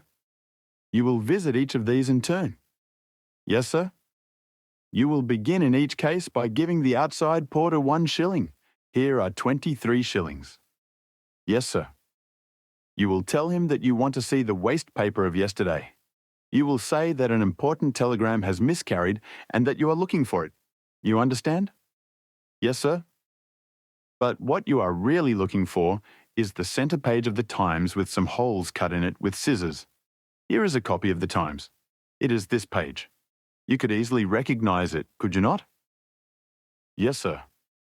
In each case, the outside porter will send for the hall porter, to whom also you will give a shilling. Here are 23 shillings. You will then learn in possibly 20 cases out of the 23 that the waste of the day before has been burned or removed. In the 3 other cases, you will be shown a heap of paper, and you will look for this page of the Times among it. The odds are enormously against your finding it. There are 10 shillings over in case of emergencies. Let me have a report by wire at Baker Street before evening. And now, Watson, it only remains for us to find out by wire the identity of the cabman, number 2704, and then we will drop into one of the Bond Street picture galleries and fill in the time until we are due at the hotel. Chapter 5. 3 Broken Threads. Sherlock Holmes had, in a very remarkable degree, the power of detaching his mind at will. For 2 hours, the strange business in which we had been involved appeared to be forgotten, and he was entirely absorbed in the pictures of the modern Belgian masters. He would talk of nothing but art, of which he had the crudest ideas, from our leaving the gallery until we found ourselves at the Northumberland Hotel. "Sir Henry Baskerville is upstairs expecting you," said the clerk. "He asked me to show you up at once when you came." "Have you any objection to my looking at your register?" said Holmes. "Not in the least." The book showed that 2 names had been added after that of Baskerville. One was Theophilus Johnson and family of Newcastle. The other, Mrs. Oldmore and maid of High Lodge, Alton. "Surely that must be the same Johnson whom I used to know," said Holmes to the porter. "A lawyer, is he not, grey-headed and walks with a limp?" "No, sir. This is Mr. Johnson, the coal owner. A very active gentleman, not older than yourself. Surely you are mistaken about his trade?" "No, sir. He has used this hotel for many years, and he is very well known to us." "Ah, that settles it. Mrs. Oldmore too, I seem to remember the name. Excuse my curiosity, but Often in calling upon one friend one finds another. She is an invalid lady, sir. Her husband was once Mayor of Gloucester. She always comes to us when she is in town. Thank you. I'm afraid I cannot claim her acquaintance. We have established a most important fact by these questions, Watson, he continued in a low voice as we went upstairs together. We know now that the people who are so interested in our friend have not settled down in his own hotel. That means that while they are, as we have seen, very anxious to watch him, they are equally anxious that he should not see them. Now, this is a most suggestive fact. What does it suggest? It suggests, "Halloa, my dear fellow, what on earth is the matter?" As we came round the top of the stairs, we had run up against Sir Henry Baskerville himself. His face was flushed with anger, and he held an old and dusty boot in one of his hands. So furious was he that he was hardly articulate, and when he did speak, it was in a much broader and more Western dialect than any which we had heard from him in the morning. "Seems to me they are playing me for a sucker in this hotel," he cried. "They'll find they've started in to monkey with the wrong man unless they are careful. By thunder, if that chap can't find my missing boot, there will be trouble. I can take a joke with the best, Mr. Holmes, but they've got a bit over the mark this time. Still looking for your boot?" "Yes, sir, and mean to find it?" "But surely you said that it was a new brown boot." "So it was, sir, and now it's an old black one." "What? You don't mean to say?" "That's just what I do mean to say. I only had 3 pairs in the world. The new brown, the old black, and the patent leathers, which I'm wearing. Last night they took one of my brown ones, and today they have sneaked one of the black. Well, have you got it? Speak out, man, and don't stand staring." An agitated German waiter had appeared upon the scene. "No, sir. I've made inquiry all over the hotel, but I can hear no word of it." "Well, either that boot comes back before sundown, or I'll see the manager and tell him that I go right straight out of this hotel." "It shall be found, sir. I promise you that if you will have a little patience, it will be found. Mind it is, for it's the last thing of mine that I'll lose in this den of thieves. Well, well, Mr. Holmes, you'll excuse my troubling you about such a trifle. I think it's well worth troubling about. Why, you look very serious over it. How do you explain it?" "I just don't attempt to explain it. It seems the very maddest, queerest thing that ever happened to me." "The queerest, perhaps," said Holmes thoughtfully. "What do you make of it yourself?" "Well, I don't profess to understand it yet. This case of yours is very complex, Sir Henry. When taken in conjunction with your uncle's death, I am not sure that of all the 500 cases of capital importance which I have handled, there is one which cuts so deep. But we hold several threads in our hands, and the odds are that one or other of them guides us to the truth. We may waste time in following the wrong one, but sooner or later we must come upon the right." We had a pleasant luncheon in which little was said of the business which had brought us together. It was in the private sitting room to which we afterwards repaired that Holmes asked Baskerville what were his intentions. "To go to Baskerville Hall." "And when?" "At the end of the week." "On the whole," said Holmes, "I think that your decision is a wise one. I have ample evidence that you are being dogged in London, and amid the millions of this great city, it is difficult to discover who these people are or what their object can be. If their intentions are evil, they might do you a mischief, and we should be powerless to prevent it. You did not know, Dr. Mortimer, that you were followed this morning from my house?" Dr. Mortimer started violently. "Followed? By whom?" "That, unfortunately, is what I cannot tell you. Have you among your neighbours or acquaintances on Dartmoor any man with a black full beard?" "No, or let me see, why yes. Barrymore, Sir Charles's butler, is a man with a full black beard." "Ha! Where is Barrymore?" "He is in charge of the hall." "We had best ascertain if he is really there, or if by any possibility he might be in London." "How can you do that?" "Give me a telegraph form. Is all ready for Sir Henry?" "That will do. addressed to Mr. Barrymore, Baskerville Hall. What is the nearest telegraph office? Grimpen. Very good. We will send a second wire to the postmaster, Grimpen. Telegram to Mr. Barrymore to be delivered into his own hand. If absent, please return wire to Sir Henry Baskerville, Northumberland Hotel. That should let us know before evening whether Barrymore is at his post in Devonshire or not. That's so, said Baskerville. By the way, Dr. Mortimer, who is this Barrymore anyhow? He is the son of the old caretaker, who is dead. They have looked after the hall for 4 generations now. So far as I know, he and his wife are as respectable a couple as any in the county.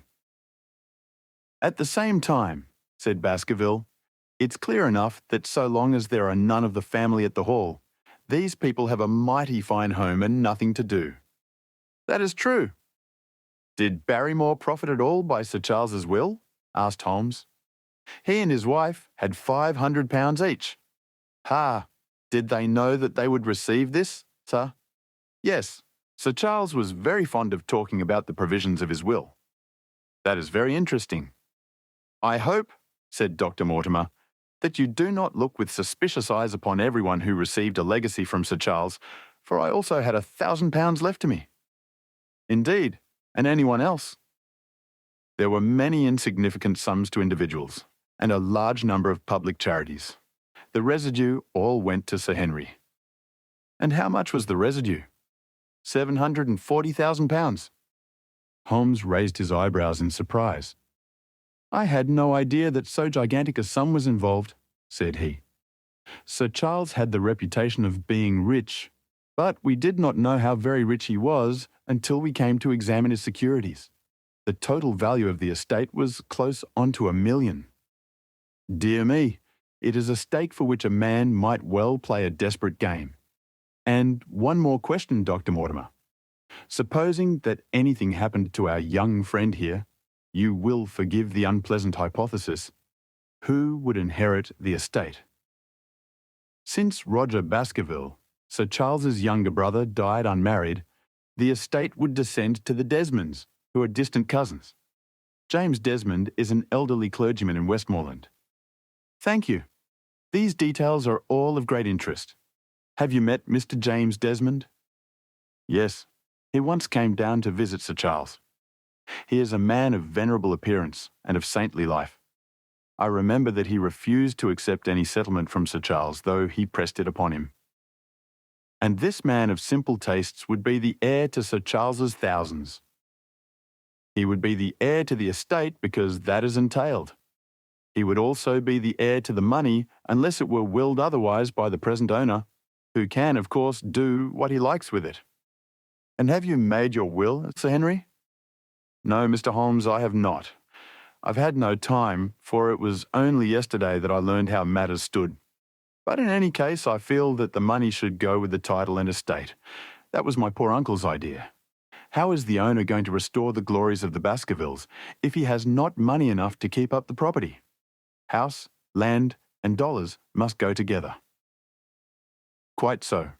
Well, Sir Henry, I am of one mind with you as to the advisability of your going down to Devonshire without delay. There is only one provision which I must make. You certainly must not go alone. Dr. Mortimer returns with me. But Dr. Mortimer has his practice to attend to, and his house is miles away from yours. With all the goodwill in the world, he may be unable to help you. No, Sir Henry, you must take with you someone, a trusty man, who will be always by your side. Is it possible that you could come yourself, Mr. Holmes?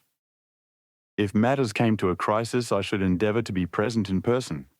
But you can understand that, with my extensive consulting practice and with the constant appeals which reach me from many quarters, it is impossible for me to be absent from London for an indefinite time. At the present instant, one of the most revered names in England is being besmirched by a blackmailer, and only I can stop a disastrous scandal. You will see how impossible it is for me to go to Dartmoor. Whom would you recommend then?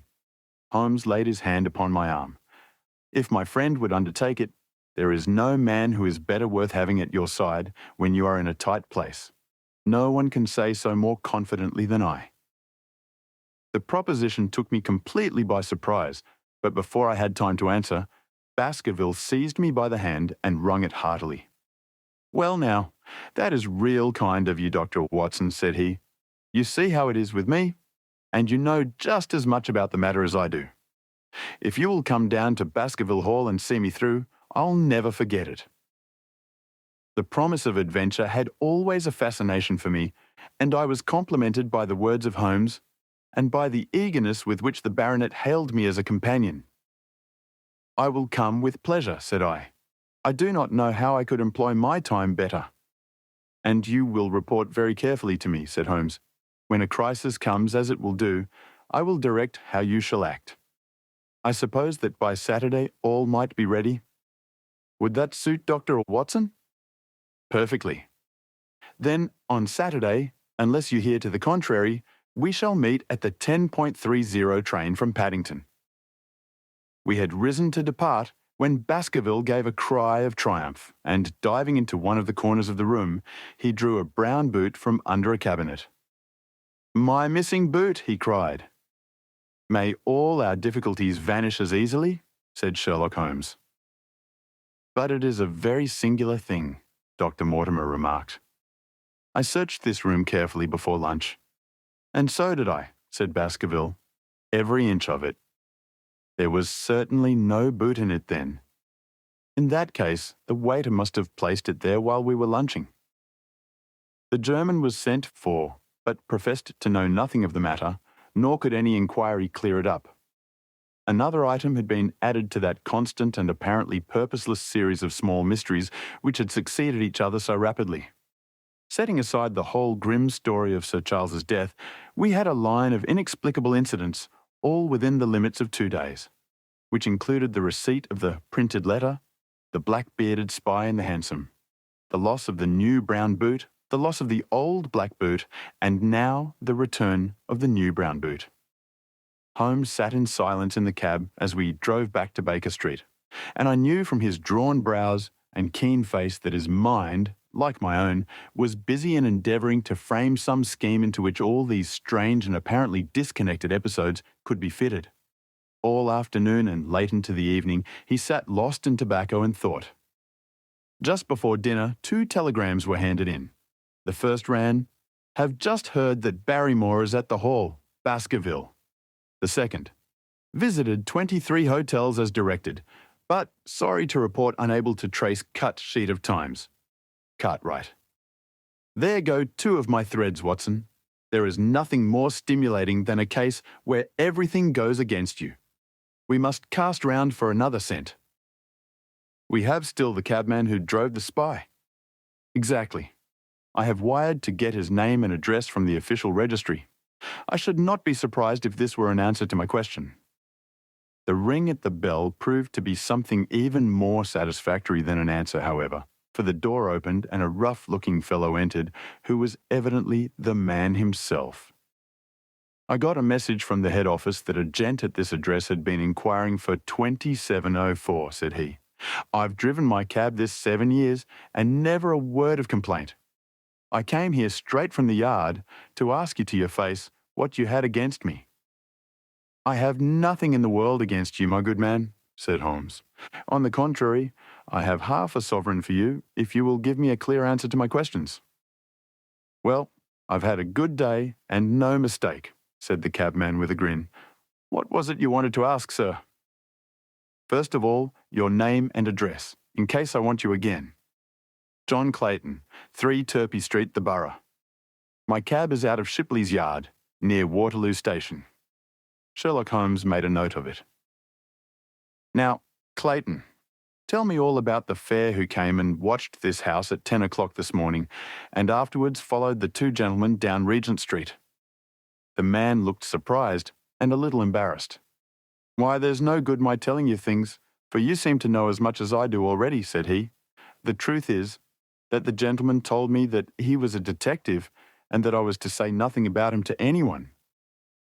"My good fellow, this is a very serious business, and you may find yourself in a pretty bad position if you try to hide anything from me. You say that your fare told you that he was a detective?" "Yes, he did." "When did he say this?" "When he left me." Did he say anything more? He mentioned his name. Holmes cast a swift glance of triumph at me. Oh, he mentioned his name, did he? That was imprudent. What was the name that he mentioned? His name, said the cabman, was Mr. Sherlock Holmes. Never have I seen my friend more completely taken aback than by the cabman's reply. For an instant he sat in silent amazement. Then he burst into a hearty laugh. "A touch, Watson, an undeniable touch," said he. "I feel a foil as quick and supple as my own. He got home upon me very prettily that time. So his name was Sherlock Holmes, was it?" "Yes, sir. That was the gentleman's name." "Excellent. Tell me where you picked him up and all that occurred." "He hailed me at 9:30 in Trafalgar Square. He said that he was a detective, and he offered me 2 guineas if I would do exactly what he wanted all day and ask no questions. I was glad enough to agree. First we drove down to the Northumberland Hotel and waited there until 2 gentlemen came out and took a cab from the rank. We followed their cab until it pulled up somewhere near here." "This very door," said Holmes. "Well, I couldn't be sure of that, but I dare say my fare knew all about it. We pulled up halfway down the street and I waited an hour and a half. Then the 2 gentlemen passed us, walking, and we followed down Baker Street and along—" "I know," said Holmes, "until we got 3/4 down Regent Street. Then my gentleman threw up the trap and he cried that I should drive right away to Waterloo Station as hard as I could go. I whipped up the mare and we were there under the 10 minutes. Then he paid up his 2 guineas, like a good one, and away he went into the station. Only just as he was leaving, he turned round and he said, 'It might interest you to know that you have been driving Mr. Sherlock Holmes.' That's how I come to know the name." "I see. And you saw no more of him?" "Not after he went into the station." "And how would you describe Mr. Sherlock Holmes?" The cabman scratched his head. "Well, he wasn't altogether such an easy gentleman to describe. I'd put him at 40 years of age, and he was of a middle height, 2 or 3 inches shorter than you, sir.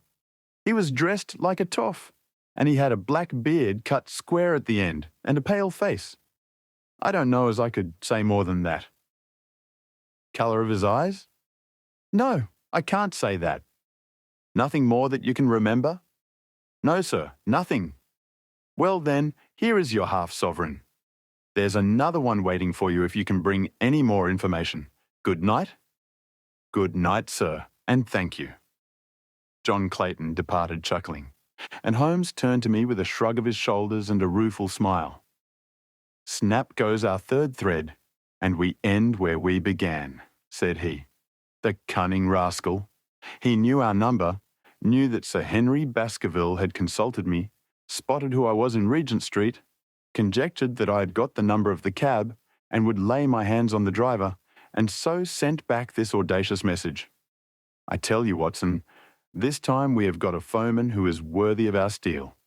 I've been checkmated in London. I can only wish you better luck in Devonshire, but I'm not easy in my mind about it." "About what?" "About sending you.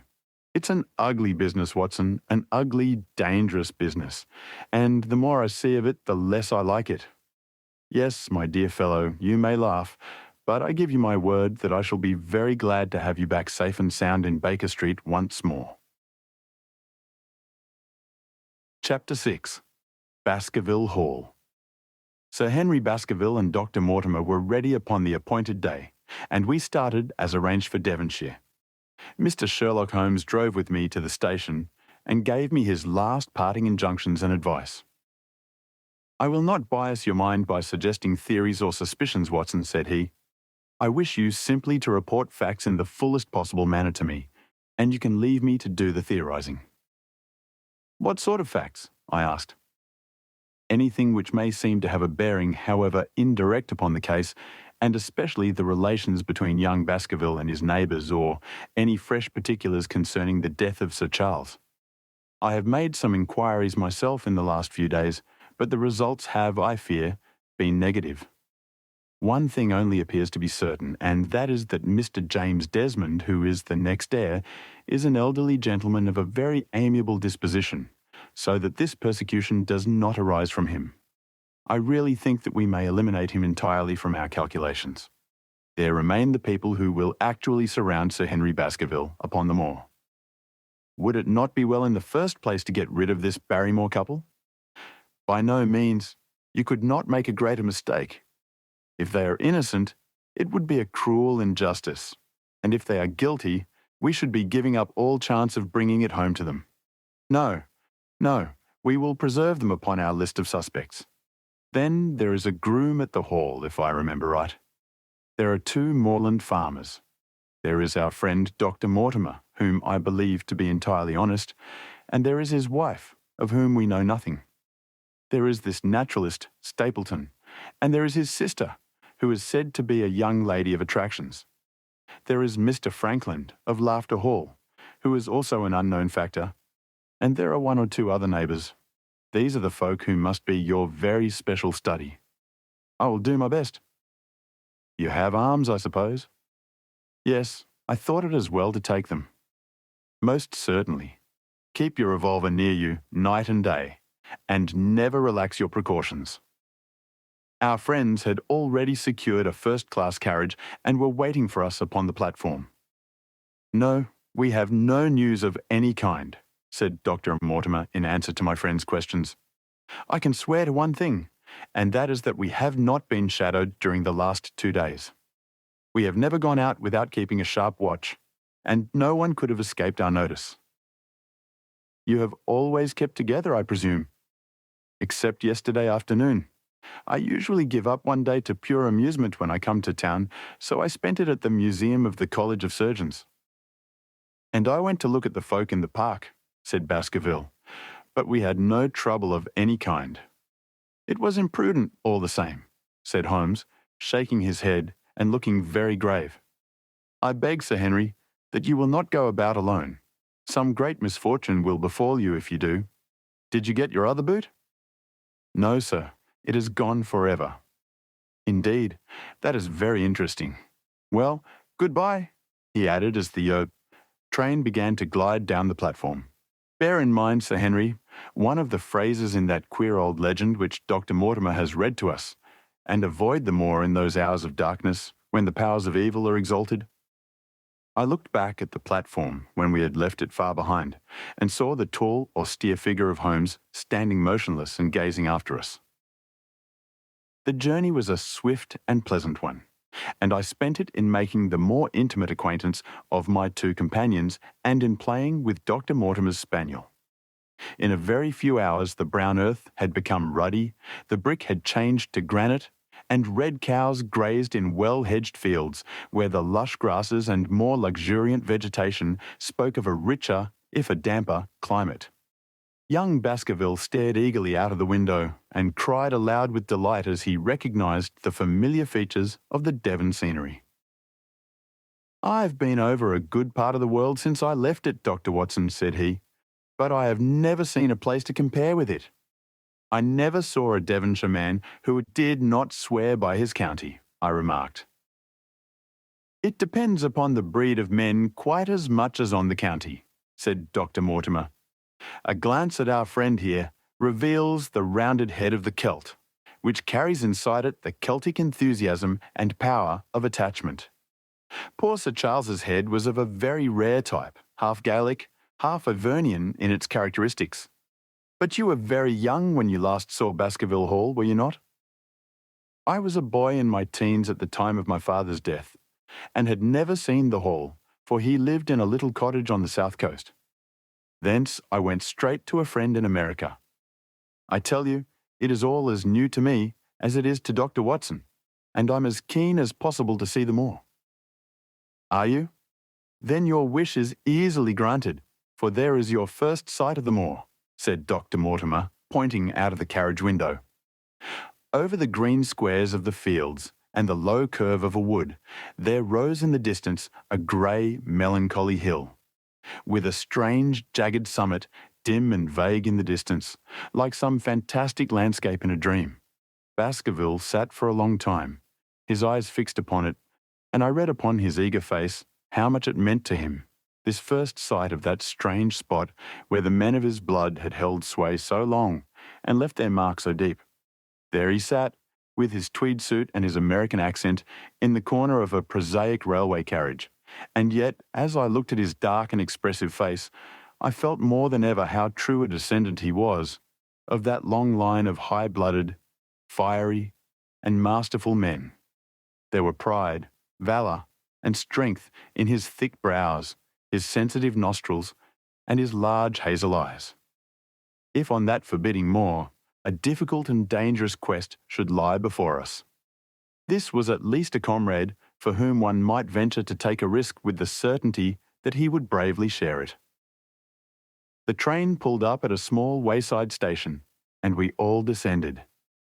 Outside, beyond the low white fence, a wagonette with a pair of cobs was waiting. Our coming was evidently a great event, for station master and porters clustered round us to carry out our luggage.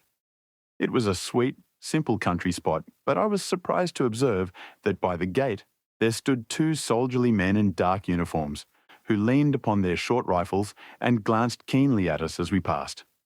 The coachman, a hard-faced, gnarled little fellow, saluted Sir Henry Baskerville, and in a few minutes we were flying swiftly down the broad, white road. Rolling pasture lands curved upward on either side of us, and old gabled houses peeped out from amid the thick green foliage. But behind the peaceful and sunlit countryside there rose ever, dark against the evening sky, the long, gloomy curve of the moor, broken by the jagged and sinister hills. The wagonette swung round into a side road, and we curved upward through deep lanes worn by centuries of wheels, high banks on either side, heavy with dripping moss and fleshy hart's-tongue ferns. Bronzing bracken and mottled bramble gleamed in the light of the sinking sun. Still steadily rising, we passed over a narrow granite bridge and skirted a noisy stream which gushed swiftly down, foaming and roaring amid the grey boulders. Both road and stream wound up through a valley, dense with scrub oak and fir. At every turn, Baskerville gave an exclamation of delight, looking eagerly about him and asking countless questions. To his eyes, all seemed beautiful, but to me, a tinge of melancholy lay upon the countryside, which bore so clearly the mark of the waning year. Yellow leaves carpeted the lanes and fluttered down upon us as we passed. The rattle of our wheels died away as we drove through drifts of rotting vegetation, sad gifts, as it seemed to me, for nature to throw before the carriage of the returning heir of the Baskervilles. "Halloa!" cried Dr. Mortimer. "What is this?" A steep curve of heath-clad land, an outlying spur of the moor, lay in front of us.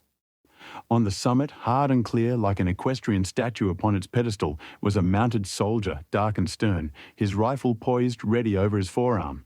He was watching the road along which we travelled. "What is this, Perkins?" asked Dr. Mortimer. Our driver half-turned in his seat. "There's a convict escaped from Princetown, sir. He's been out 3 days now, and the warders watch every road and every station. But they've had no sight of him yet. The farmers about here don't like it, sir, and that's a fact." "Well, I understand that they get £5 if they can give information." "Yes, sir, but the chance of £5 is but a poor thing compared to the chance of having your throat cut. You see, it isn't like any ordinary convict. This is a man that would stick at nothing." "Who is he, then?" "It is Selden, the Notting Hill murderer." I remembered the case well, for it was one in which Holmes had taken an interest on account of the peculiar ferocity of the crime and the wanton brutality which had marked all the actions of the assassin. The commutation of his death sentence had been due to some doubts as to his complete sanity, so atrocious was his conduct. A wagonette had topped a rise, and in front of us rose the huge expanse of the moor, mottled with gnarled and craggy cairns and tors. A cold wind swept down from it and set us shivering. Somewhere there, on that desolate plain, was lurking this fiendish man, hiding in a burrow like a wild beast, his heart full of malignancy against the whole race which had cast him out. It needed but this to complete the grim suggestiveness of the barren waste, the chilling wind, and the darkling sky. Even Baskerville fell silent and pulled his overcoat more closely around him. We had left the fertile country behind and beneath us. We looked back on it now, the slanting rays of a low sun turning the streams to threads of gold, and glowing on the red earth new-turned by the plough, and the broad tangle of the woodlands. The road in front of us grew bleaker and wilder over huge russet and olive slopes sprinkled with giant boulders. Now and then we passed a moorland cottage, walled and roofed with stone, with no creeper to break its harsh outline. Suddenly we looked down into a cup-like depression, patched with stunted oaks and firs which had been twisted and bent by the fury of years of storm. Two high, narrow towers rose over the trees. The driver pointed with his whip. "Baskerville Hall," said he. Its master had risen and was staring with flushed cheeks and shining eyes. A few minutes later we had reached the lodge gates, a maze of fantastic tracery in wrought iron, with weather-bitten pillars on either side, blotched with lichens, and surmounted by the boar's heads of the Baskervilles. The lodge was a ruin of black granite and bared ribs of rafters, but facing it was a new building, half constructed, the first fruit of Sir Charles's South African gold. Through the gateway we passed into the avenue, where the wheels were again hushed amid the leaves, and the old trees shot their branches in a sombre tunnel over our heads. Baskerville shuddered as he looked up the long dark drive to where the house glimmered like a ghost at the farther end. "Was it here?" he asked in a low voice. No, the yew alley is on the other side." The young heir glanced round with a gloomy face. "It's no wonder my uncle felt as if trouble were coming on him in such a place as this," said he. "It's enough to scare any man. I'll have a row of electric lamps up here inside of 6 months, and you won't know it again, with 1,000 candle-power Swan and Edison right here in front of the hall door." The avenue opened into a broad expanse of turf, and the house lay before us. In the fading light, I could see that the centre was a heavy block of building from which a porch projected. The whole front was draped in ivy, with a patch clipped bare here and there, where a window or a coat of arms broke through the dark veil. From this central block rose the twin towers, ancient, crenellated, and pierced with many loopholes. To right and left of the turrets were more modern wings of black granite. A dull light shone through heavy, mullioned windows, and from the high chimneys which rose from the steep, high-angled roof, there sprang a single black column of smoke. "Welcome, Sir Henry. Welcome to Baskerville Hall." A tall man had stepped from the shadow of the porch to open the door of the wagonette. The figure of a woman was silhouetted against the yellow light of the hall. She came out and helped the man to hand down our bags. "You don't mind my driving straight home, Sir Henry?" said Dr. Mortimer. "My wife is expecting me." "Surely you will stay and have some dinner?" "No, I must go. I shall probably find some work awaiting me. I would stay to show you over the house, but Barrymore will be a better guide than I. Goodbye, and never hesitate night or day to send for me if I can be of service." The wheels died away down the drive, while Sir Henry and I turned into the hall, and the door clanged heavily behind us. It was a fine apartment in which we found ourselves, large, lofty, and heavily raftered with huge bulks of age-blackened oak. In the great, old-fashioned fireplace behind the high iron dogs, a log fire crackled and snapped. Sir Henry and I held out our hands to it, for we were numb from our long drive. Then we gazed round us at the high, thin window of old stained glass, the oak panelling, the stags' heads, the coats of arms upon the walls, all dim and sombre in the subdued light of the central lamp. "It's just as I imagined it," said Sir Henry. "Is it not the very picture of an old family home? To think that this should be the same hall in which for 500 years my people have lived. It strikes me solemn to think of it." I saw his dark face lit up with a boyish enthusiasm as he gazed about him. The light beat upon him where he stood, but long shadows trailed down the walls and hung like a black canopy above him. Barrymore had returned from taking our luggage to our rooms. He stood in front of us now with the subdued manner of a well-trained servant. He was a remarkable-looking man, tall, handsome, with a square black beard and pale, distinguished features. "Would you wish dinner to be served at once, sir?" "Is it ready?" "In a very few minutes, sir. You will find hot water in your rooms. My wife and I will be happy, Sir Henry, to stay with you until you have made your fresh arrangements, but you will understand that under the new conditions, this house will require a considerable staff. What new conditions?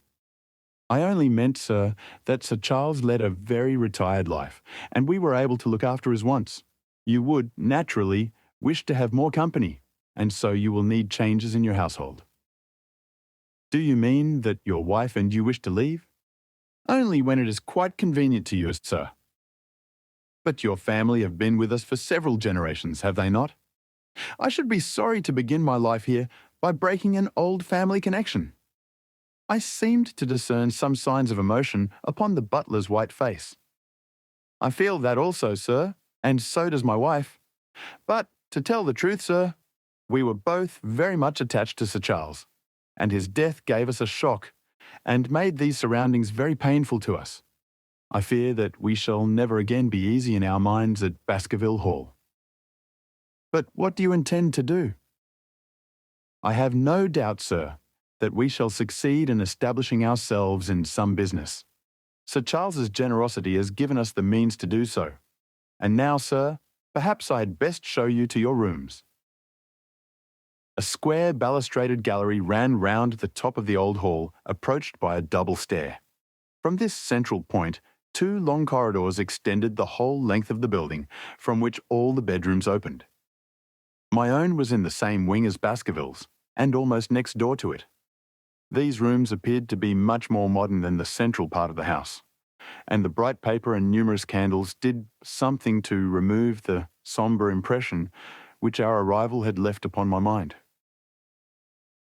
But the dining room, which opened out of the hall, was a place of shadow and gloom. It was a long chamber with a step separating the dais where the family sat from the lower portion reserved for their dependents. At one end, a minstrel's gallery overlooked it.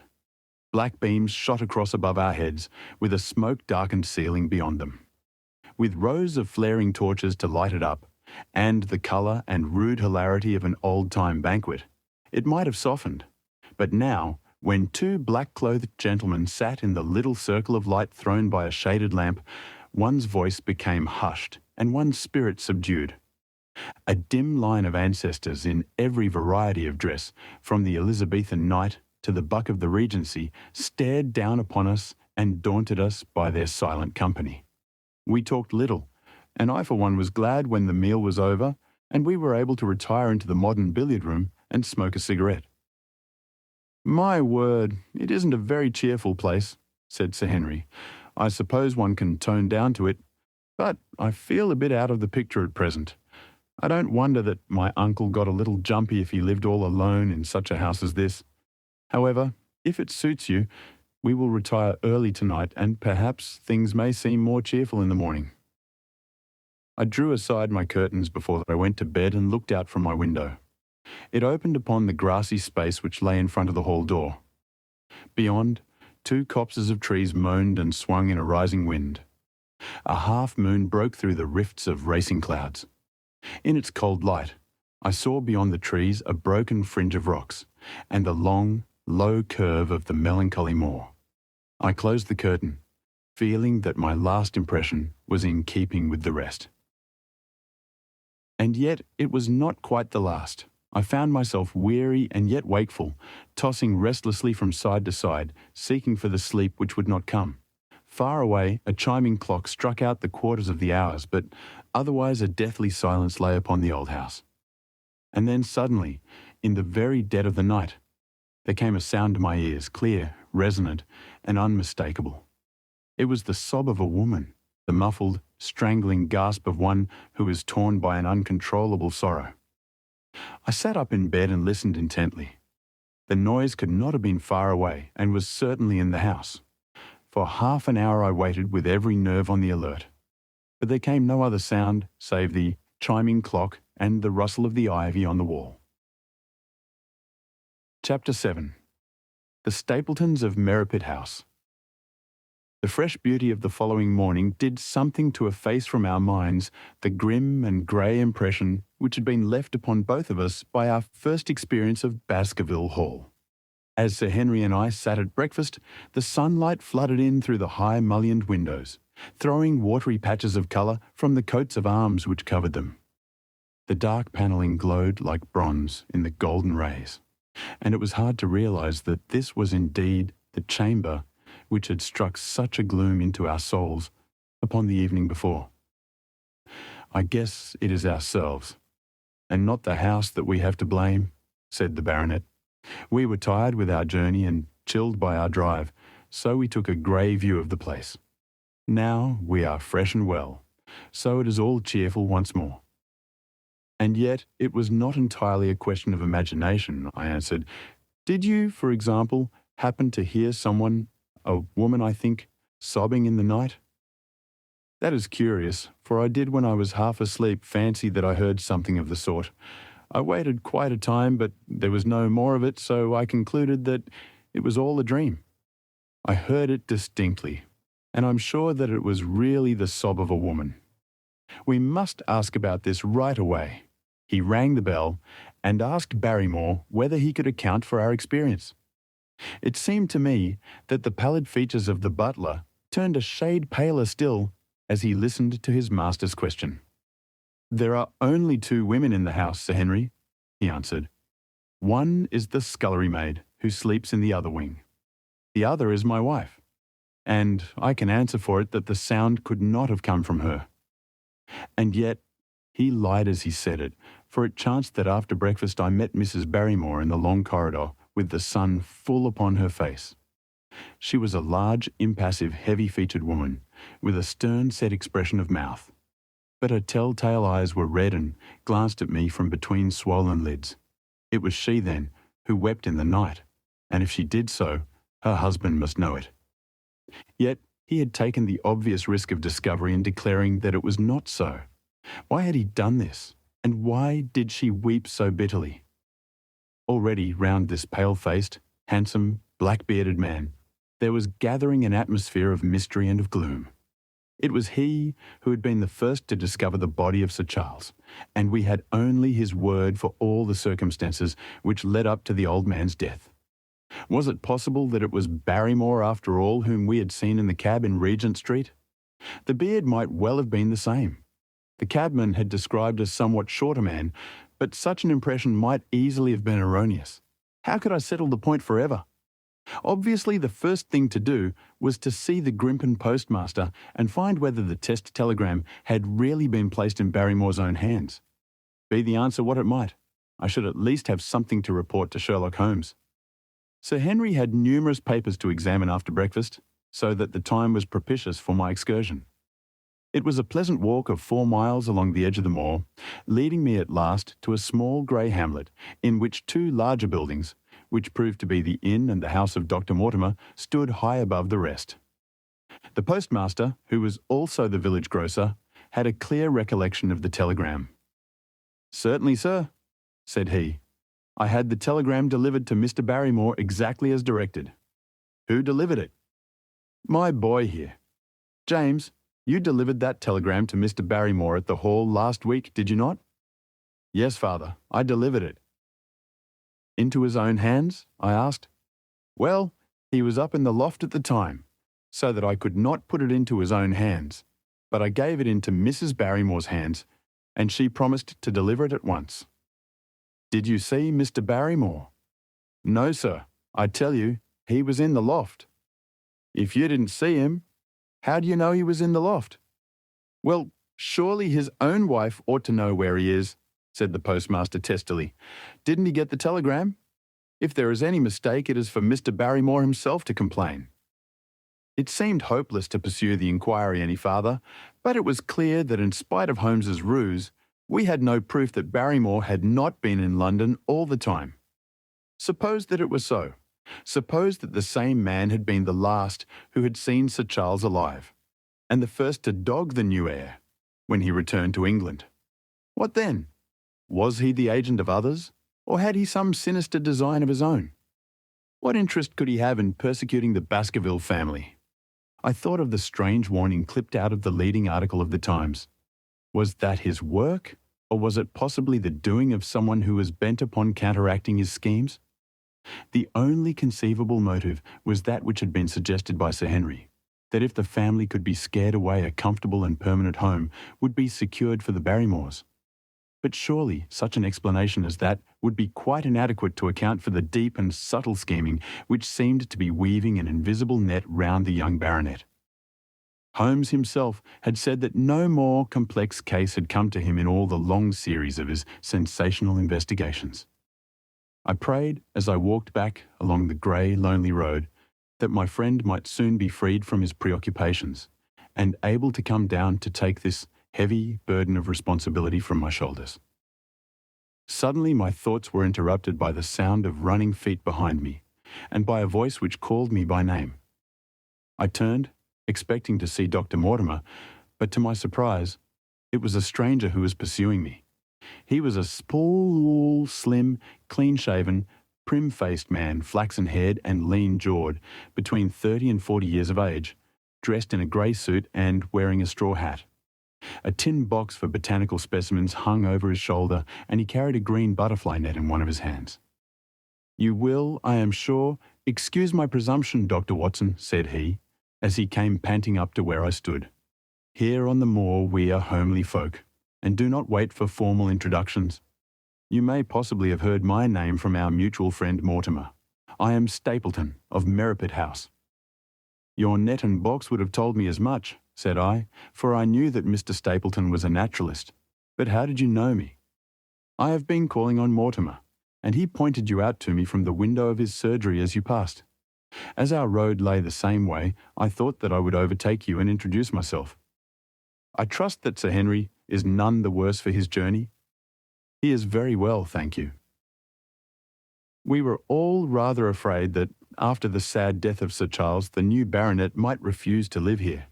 It is asking much of a wealthy man to come down and bury himself in a place of this kind. But I need not tell you that it means a very great deal to the countryside. Sir Henry has, I suppose, no superstitious fears in the matter. I do not think that it is likely. Of course you know the legend of the fiend dog which haunts the family. I have heard it. It is extraordinary how credulous the peasants are about here. Any number of them are ready to swear that they have seen such a creature upon the moor. He spoke with a smile, but I seemed to read in his eyes that he took the matter more seriously. The story took a great hold upon the imagination of Sir Charles, and I have no doubt that it led to his tragic end. But how? His nerves were so worked up that the appearance of any dog might have had a fatal effect upon his diseased heart. I fancy that he really did see something of the kind upon that last night in the yew alley. I feared that some disaster might occur, for I was very fond of the old man and I knew that his heart was weak. "How did you know that?" "My friend Mortimer told me." "You think then that some dog pursued Sir Charles and that he died of fright in consequence? Have you any better explanation?" "I have not come to any conclusion." "Has Mr. Sherlock Holmes—" The words took away my breath for an instant, but a glance at the placid face and steadfast eyes of my companion showed that no surprise was intended. "It is useless for us to pretend that we do not know you, Dr. Watson," said he. "The records of your detective have reached us here, and you could not celebrate him without being known yourself. When Mortimer told me your name, he could not deny your identity. If you are here, then it follows that Mr. Sherlock Holmes is interesting himself in the matter, and I am naturally curious to know what view he may take. I'm afraid that I cannot answer that question. May I ask if he is going to honour us with a visit himself?" "He cannot leave town at present. He has other cases which engage his attention." "What a pity. He might throw some light on that which is so dark to us. But as to your own researches, if there is any possible way in which I can be of service to you, I trust that you will command me. If I had any indication of the nature of your suspicions, or how you propose to investigate the case, I might perhaps even now give you some aid or advice. I assure you that I am simply here upon a visit to my friend Sir Henry, and that I need no help of any kind." "Excellent," said Stapleton. "You are perfectly right to be wary and discreet. I am justly reproved for what I feel was an unjustifiable intrusion, and I promise you that I will not mention the matter again." We had come to a point where a narrow grassy path struck off from the road and wound away across the moor. A steep, boulder-sprinkled hill lay upon the right, which had in bygone days been cut into a granite quarry. The face which was turned towards us formed a dark cliff, with ferns and brambles growing in its niches. From over a distant rise there floated a grey plume of smoke. "A moderate walk along this moor path brings us to Merripit House," said he. "Perhaps you will spare an hour that I may have the pleasure of introducing you to my sister." My first thought was that I should be by Sir Henry's side, but then I remembered the pile of papers and bills with which his study table was littered. It was certain that I could not help with those, and Holmes had expressly said that I should study the neighbours upon the moor. I accepted Stapleton's invitation, and we turned together down the path. "It is a wonderful place, the moor," said he, looking round over the undulating downs, long green rollers, with crests of jagged granite foaming up into fantastic surges. "You never tire of the moor. You cannot think the wonderful secrets which it contains. It is so vast and so barren and so mysterious." "You know it well, then?" "I have only been here 2 years. The residents would call me a newcomer.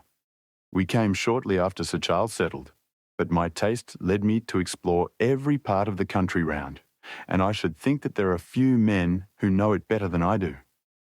"Is it hard to know?" "Very hard. You see, for example, this great plain to the north here, with the queer hills breaking out of it, do you observe anything remarkable about that?" "It would be a rare place for a gallop." "You would naturally think so, and the thought has cost several their lives before now. You notice those bright green spots scattered thickly over it? Yes, they seem more fertile than the rest." Stapleton laughed. "That is the great Grimmen Mire," said he. "A false step yonder means death to man or beast.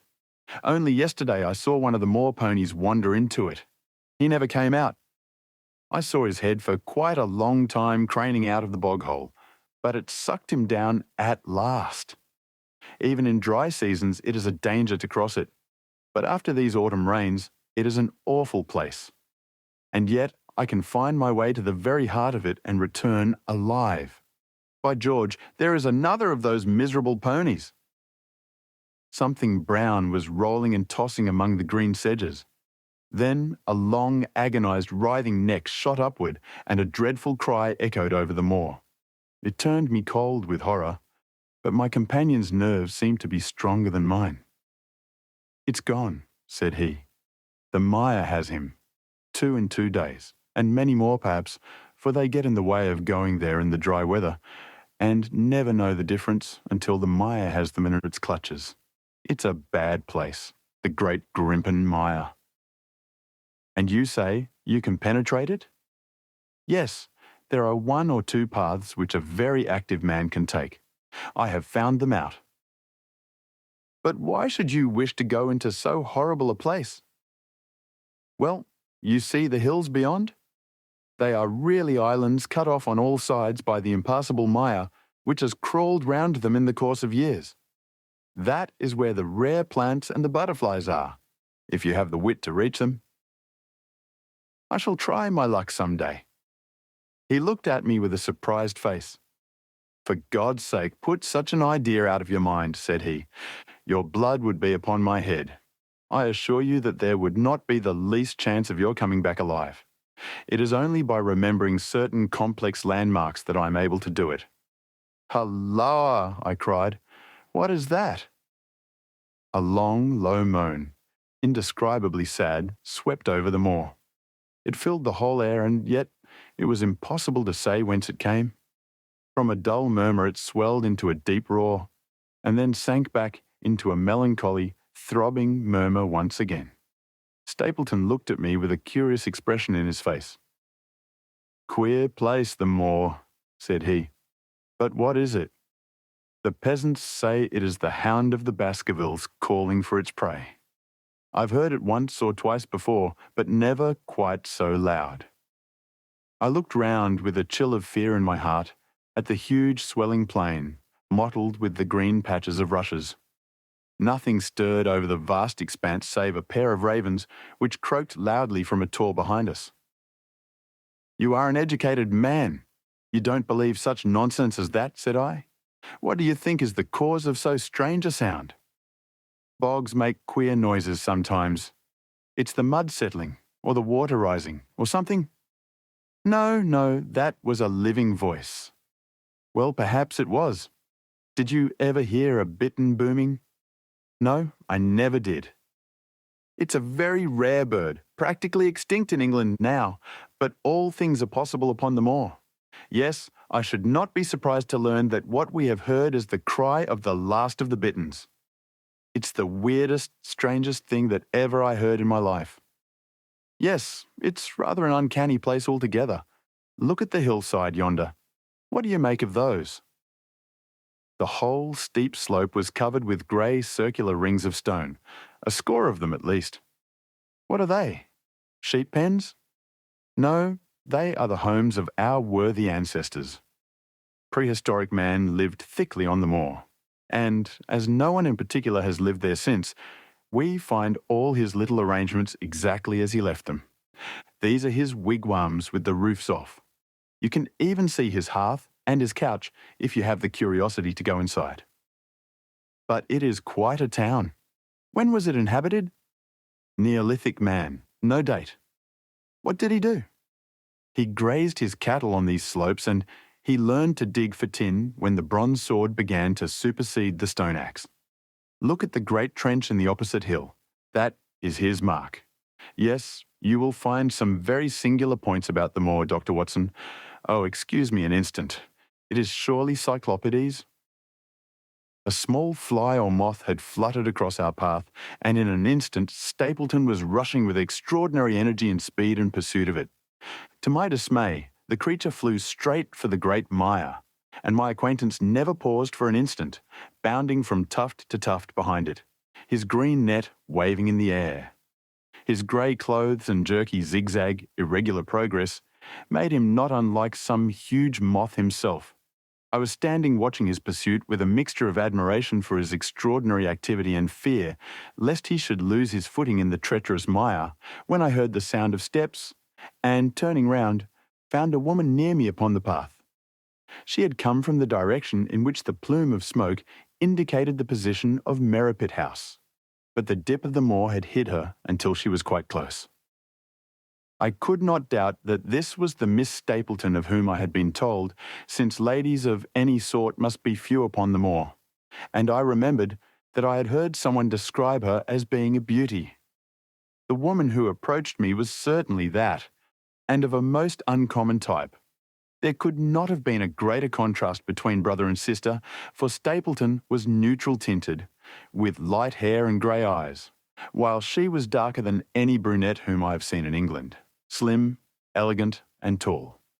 She had a proud, finely cut face, so regular that it might have seemed impassive were it not for the sensitive mouth and the beautiful, dark, eager eyes.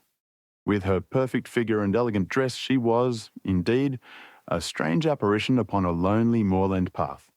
Her eyes were on her brother as I turned, and then she quickened her pace towards me. I had raised my hat and was about to make some explanatory remark when her own words turned all my thoughts into a new channel. "Go back," she said.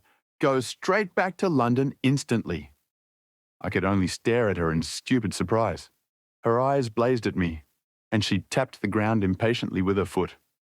"Why should I go back?" I asked. "I cannot explain." She spoke in a low, eager voice, with a curious lisp in her utterance. "But for God's sake, do what I ask you. Go back and never set foot upon the moor again." "But I have only just come." Man, she cried, "can you not tell when a warning is for your own good? Go back to London. Start tonight. Get away from this place at all costs. Hush, my brother is coming. Not a word of what I've said. Would you mind getting that orchid for me among the mare's tails yonder? We are very rich in orchids on the moor, though. Of course, you are rather late to see the beauties of the place." Stapleton had abandoned the chase and came back to us breathing hard and flushed with his exertions. "Halloa, Beryl," said he, and it seemed to me that the tone of his greeting was not altogether a cordial one. "Well, Jack, you are very hot." "Yes, I was chasing a cyclopides. He is very rare and seldom found in the late autumn. What a pity that I should have missed him." He spoke unconcernedly, but his small, light eyes glanced incessantly from the girl to me. "You have introduced yourselves, I can see." "Yes, I was telling Sir Henry that it was rather late for him to see the true beauties of the moor." "Why, who do you think this is?" "I imagine that it must be Sir Henry Baskerville." "No, no," said I. "Only a humble commoner, but his friend. My name is Dr. Watson." A flush of vexation passed over her expressive face. "We have been talking at cross purposes," said she. "Why, you had not very much time for talk," her brother remarked with the same questioning eyes. "I talked as if Dr. Watson were a resident instead of being merely a visitor," said she. "It cannot much matter to him whether it is early or late for the orchids, but you will come on, will you not, and see Merripit House?" A short walk brought us to it, a bleak moorland house, once the farm of some grazier in the old prosperous days, but now put into repair and turned into a modern dwelling. An orchard surrounded it, but the trees, as is usual upon the moor, were stunted and nipped, and the effect of the whole place was mean and melancholy. We were admitted by a strange, wizened, rusty-coated old manservant who seemed in keeping with the house. Inside, however, there were large rooms furnished with an elegance in which I seemed to recognise the taste of the lady. As I looked from their windows at the interminable granite-flecked moor rolling unbroken to the farthest horizon, I could not but marvel at what could have brought this highly educated man and this beautiful woman to live in such a place. "Queer spot to choose, is it not?" said he, as if in answer to my thought. "And yet we managed to make ourselves fairly happy, do we not, Beryl?" "Quite happy," said she, but there was no ring of conviction in her words. "I had a school," said Stapleton. "It was in the North Country. The work to a man of my temperament was mechanical and uninteresting, but the privilege of living with youth, of helping to mould those young minds, and of impressing them with one's own character and ideals was very dear to me. However, the fates were against us. A serious epidemic broke out in the school and 3 of the boys died. It never recovered from the blow, and much of my capital was irretrievably swallowed up. And yet, if it were not for the loss of the charming companionship of the boys, I could rejoice over my own misfortune, for, with my strong tastes for botany and zoology, I find an unlimited field of work here, and my sister is as devoted to nature as I am. All this, Dr. Watson, has been brought upon your head by your expression as you surveyed the moor out of our window. It certainly did cross my mind that it might be a little dull, less for you perhaps than for your sister." "No, no, I am never dull," said she quickly. "We have books, we have our studies, and we have interesting neighbours. Dr. Mortimer is a most learned man in his own line. Poor Sir Charles was also an admirable companion. We knew him well and miss him more than I can tell. Do you think that I should intrude if I were to call this afternoon and make the acquaintance of Sir Henry?" "I am sure that he would be delighted." "Then perhaps you would mention that I propose to do so. We may in our humble way do something to make things more easy for him until he becomes accustomed to his new surroundings.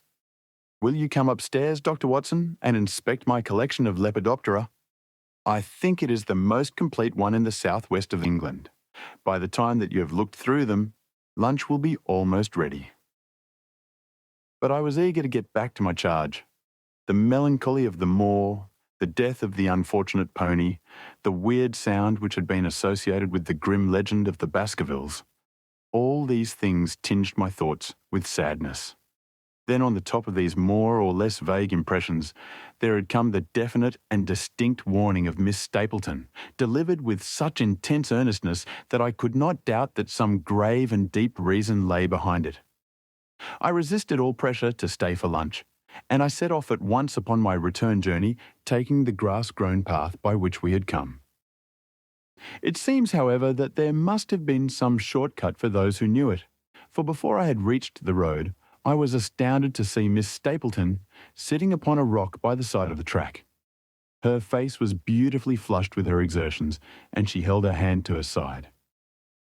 "I have run all the way in order to cut you off, Dr. Watson," said she. "I had not even time to put on my hat. I must not stop, or my brother may miss me. I wanted to say to you how sorry I am about the stupid mistake I made in thinking that you were Sir Henry. Please forget the words I said, which have no application whatever to you." "But I can't forget them, Miss Stapleton," said I. "I am Sir Henry's friend, and his welfare is a very close concern of mine. Tell me why it was that you were so eager that Sir Henry should return to London." "A woman's whim, Dr. Watson. When you know me better, you will understand that I cannot always give reasons for what I say or do." No, I remember the thrill in your voice. I remember the look in your eyes. Please, be frank with me, Miss Stapleton, for ever since I've been here, I have been conscious of shadows all round me. Life has become like that great Grimpen mire, with little green patches everywhere into which one may sink, and with no guide to point the track. Tell me then what it was that you meant, and I will promise to convey your warning to Sir Henry." An expression of irresolution passed for an instant over her face, but her eyes had hardened again when she answered me. "You make too much of it, Dr. Watson," said she. "My brother and I were very much shocked by the death of Sir Charles. We knew him very intimately, for his favourite walk was over the moor to our house. He was deeply impressed with the curse which hung over the family, and when this tragedy came, I naturally felt that there must be some grounds for the fears which he had expressed. I was distressed, therefore, when another member of the family came down to live here, and I felt that he should be warned of the danger which he will run. That was all which I intended to convey." "But what is the danger? You know the story of the Hound? I do not believe in such nonsense, but I do. If you have any influence with Sir Henry, take him away from a place which has always been fatal to his family. The world is wide. Why should he wish to live at the place of danger?" "Because it is the place of danger. That is Sir Henry's nature. I fear that unless you can give me some more definite information than this, it would be impossible to get him to move." "I cannot say anything definite, for I do not know anything definite." "I would ask you one more question, Miss Stapleton. If you meant no more than this when you first spoke to me, why should you not wish your brother to overhear what you said? There is nothing to which he or anyone else could object. My brother is very anxious to have the hall inhabited, for he thinks it is for the good of the poor folk upon the moor. He would be very angry if he knew that I have said anything which might induce Sir Henry to go away. But I have done my duty now, and I will say no more.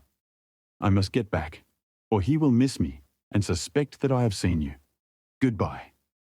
She turned and had disappeared in a few minutes among the scattered boulders, while I, with my soul full of vague fears, pursued my way to Baskerville Hall.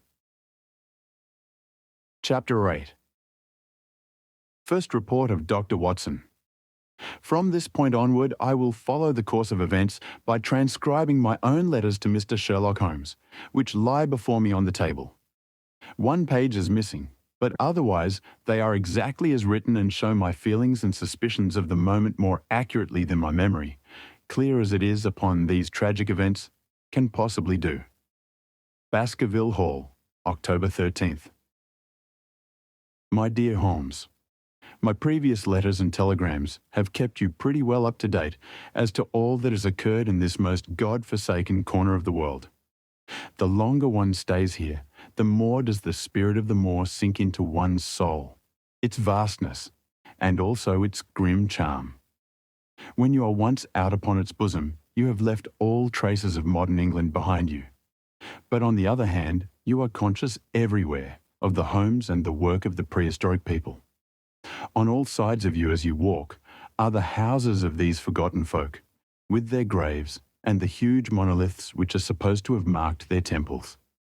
As you look at their grey stone huts against the scarred hillsides, you leave your own age behind you, And if you were to see a skin-clad, hairy man crawl out from the low door fitting a flint-tipped arrow onto the string of his bow, you would feel that his presence there was more natural than your own. The strange thing is that they should have lived so thickly on what must always have been most unfruitful soil. I am no antiquarian, but I could imagine that they were some unwarlike and harried race who were forced to accept that which none other would occupy. All this, however, is foreign to the mission on which you sent me, and will probably be very uninteresting to your severely practical mind. I can still remember your complete indifference as to whether the sun moved round the earth or the earth round the sun. Let me, therefore, return to the facts concerning Sir Henry Baskerville. If you have not had any report within the last few days, it is because up to today there was nothing of importance to relate. Then a very surprising circumstance occurred, which I shall tell you in due course. But first of all, I must keep you in touch with some of the other factors in the situation. One of these, concerning which I have said little, is the escaped convict upon the moor. There is strong reason now to believe that he has got right away, which is a considerable relief to the lonely householders of this district. A fortnight has passed since his flight, during which he has not been seen and nothing has been heard of him. It is surely inconceivable that he could have held out upon the moor during all that time. Of course, so far as his concealment goes, there is no difficulty at all. Any one of these stone huts would give him a hiding place, but there is nothing to eat unless he were to catch and slaughter one of the moor sheep. We think, therefore, that he has gone, and the outlying farmers sleep the better in consequence.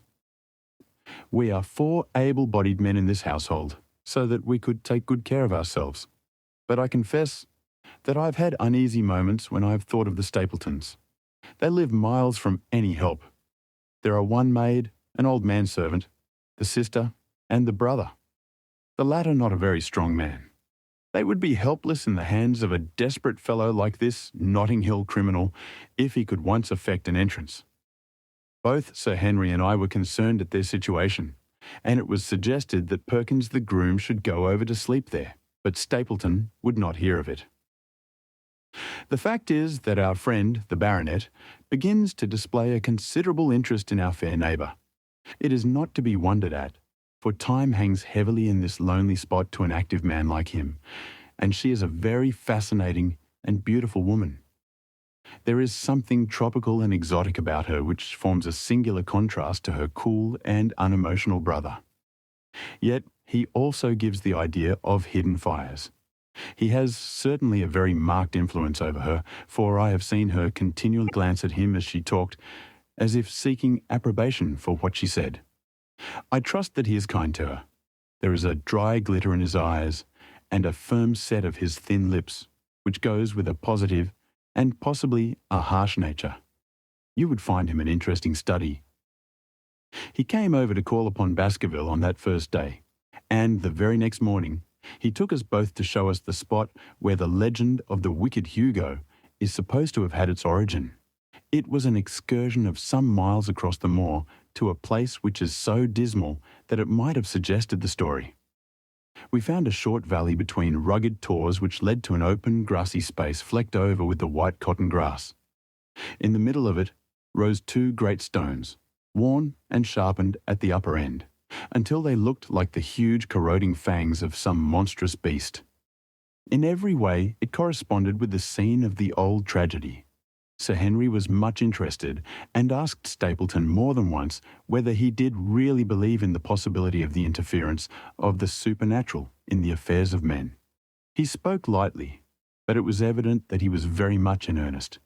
Stapleton was guarded in his replies, but it was easy to see that he said less than he might, and that he would not express his whole opinion out of consideration for the feelings of the baronet. He told us of similar cases where families had suffered from some evil influence, and he left us with the impression that he shared the popular view upon the matter. On our way back we stayed for lunch at Merripit House, and it was there that Sir Henry made the acquaintance of Miss Stapleton. From the first moment that he saw her, he appeared to be strongly attracted by her, and I am much mistaken if the feeling was not mutual. He referred to her again and again on our walk home, and since then hardly a day has passed that we have not seen something of the brother and sister. They dine here tonight, and there is some talk of our going to them next week. One would imagine that such a match would be very welcome to Stapleton, and yet I have more than once caught a look of the strongest disapprobation in his face when Sir Henry has been paying some attention to his sister. He is much attached to her, no doubt, and would lead a lonely life without her, but it would seem the height of selfishness if he were to stand in the way of her making so brilliant a marriage. Yet I am certain that he does not wish their intimacy to ripen into love, and I have several times observed that he has taken pains to prevent them from being tete-a-tete. By the way, your instructions to me never to allow Sir Henry to go out alone will become very much more onerous if a love affair were to be added to our other difficulties. My popularity would soon suffer if I were to carry out your orders to the letter. The other day, Thursday to be more exact, Dr. Mortimer lunched with us. He has been excavating a barrow at Longdown, and has got a prehistoric skull which fills him with great joy. Never was there such a single-minded enthusiast as he. The Stapletons came in afterwards, and the good doctor took us all to the yew alley at Sir Henry's request to show us exactly how everything occurred upon that fatal night. It is a long, dismal walk, the yew alley between two high walls of clipped hedge, with a narrow band of grass upon either side. At the far end is an old tumble-down summer-house. Halfway down is the moor-gate, where the old gentleman left his cigar-ash. It is a white wooden gate with a latch. Beyond it lies the wide moor. I remembered your theory of the affair and tried to picture all that had occurred. As the old man stood there, he saw something coming across the moor, something which terrified him so that he lost his wits, and ran until he died of sheer horror and exhaustion. There was the long, gloomy tunnel down which he fled. And from what? A sheepdog of the moor? Or a spectral hound, black, silent, and monstrous? Was there a human agency in the matter? Did the pale, watchful Barrymore know more than he cared to say? It was all dim and vague, but always there is the dark shadow of crime behind it. Yeah, one other neighbour I have met since I wrote last. This is Mr. Frankland of Laughter Hall, who lives some 4 miles to the south of us. He is an elderly man, red-faced, white-haired, and choleric. His passion is for the British law, and he has spent a large fortune in litigation. He fights for the mere pleasure of fighting, and is equally ready to take up either side of a question, so that it is no wonder that he has found it a costly amusement. Sometimes he will shut up a right-of-way and defy the parish to make him open it. At others, he will with his own hands tear down some other man's gate and declare that a path has existed there from time immemorial, defying the owner to prosecute him for trespass. He is learned in old manorial and communal rights, and he applies his knowledge sometimes in favour of the villagers of Fernworthy and sometimes against them, so that he is periodically either carried in triumph down the village street or else burned in effigy, according to his latest exploit. He is said to have about 7 lawsuits upon his hands at present, which will probably swallow up the remainder of his fortune, and so draw his sting and leave him harmless for the future. Apart from the law, he seems a kindly, good-natured person, and I only mention him because you were particular that I should send some description of the people who surround us. He is curiously employed at present, for being an amateur astronomer, he has an excellent telescope with which he lies upon the roof of his own house and sweeps the moor all day in the hope of catching a glimpse of the escaped convict. If he would confine his energies to this, all would be well. But there are rumours that he intends to prosecute Dr. Mortimer for opening a grave without the consent of the next of kin, because he dug up the Neolithic skull in the barrow on Longdown. He helps to keep our lives from being monotonous and gives a little comic relief where it is badly needed. Such, and now, having brought you up to date in the escaped convict, the Stapletons, Dr. Mortimer and Frankland of Laughter Hall, let me end on that which is most important and tell you more about the Barrymores, and especially about the surprising development of last night. First of all, about the test telegram, which you sent from London in order to make sure that Barrymore was really here. I have already explained that the testimony of the postmaster shows that the test was worthless, and that we have no proof one way or the other. I told Sir Henry how the matter stood, and he at once, in his downright fashion, had Barrymore up and asked him whether he had received the telegram himself. Barrymore said that he had. "Did the boy deliver it into your own hands?" asked Sir Henry. Barrymore looked surprised, and considered for a little time. "No," said he. "I was in the box room at the time, and my wife brought it up to me." "Did you answer it yourself?" "No, I told my wife what to answer, and she went down to write it." In the evening he recurred to the subject of his own accord.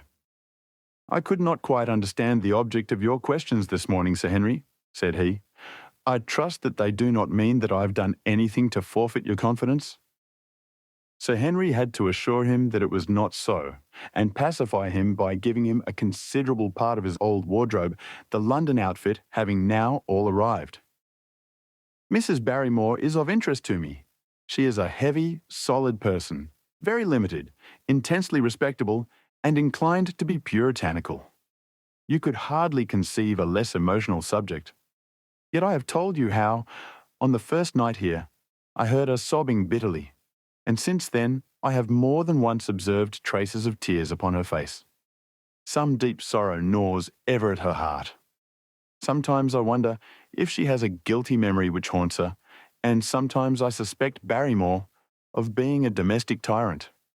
I have always felt that there was something singular and questionable in this man's character, but the adventure of last night brings all my suspicions to a head. And yet it may seem a small matter in itself.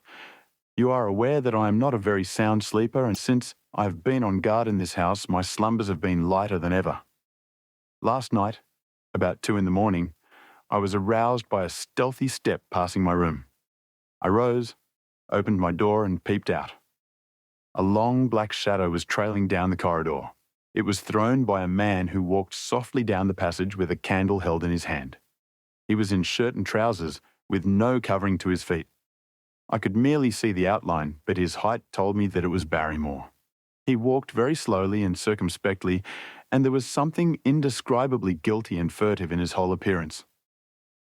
I have told you that the corridor is broken by the balcony which runs round the hall, but that it is resumed upon the farther side. I waited until he had passed out of sight, and then I followed him. When I came round to the balcony, he had reached the end of the farther corridor, and I could see from the glimmer of light through an open door that he had entered one of the rooms. Now, all these rooms are unfurnished and unoccupied, so that his expedition became more mysterious than ever. The light shone steadily as if he was standing motionless. I crept down the passage as noiselessly as I could and peeped round the corner of the door. Barrymore was crouching at the window with the candle held against the glass. His profile was half turned towards me, and his face seemed to be rigid with expectation as he stared out into the blackness of the moor. For some minutes he stood watching intently. Then he gave a deep groan, and with an impatient gesture he put out the light. Instantly I made my way back to my room, and very shortly came the stealthy steps passing once more upon their return journey. Long afterwards, when I had fallen into a light sleep, I heard a key turn somewhere in a lock, but I could not tell whence the sound came. What it all means, I cannot guess. But there is some secret business going on in this house of gloom, which sooner or later we shall get to the bottom of. I do not trouble you with my theories, for you asked me to furnish you only with facts. I have had a long talk with Sir Henry this morning, and we have made a plan of campaign founded upon my observations of last night. I will not speak about it just now, but it should make my next report interesting reading. Chapter 9. Second Report of Dr. Watson. The Light upon the Moor. Baskerville Hall, October 15th. My dear Holmes, if I was compelled to leave you without much news during the early days of my mission, you must acknowledge that I am making up for lost time, and that events are now crowding thick and fast upon us.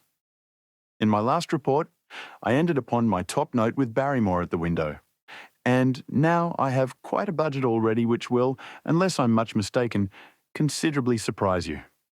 Things have taken a turn which I could not have anticipated.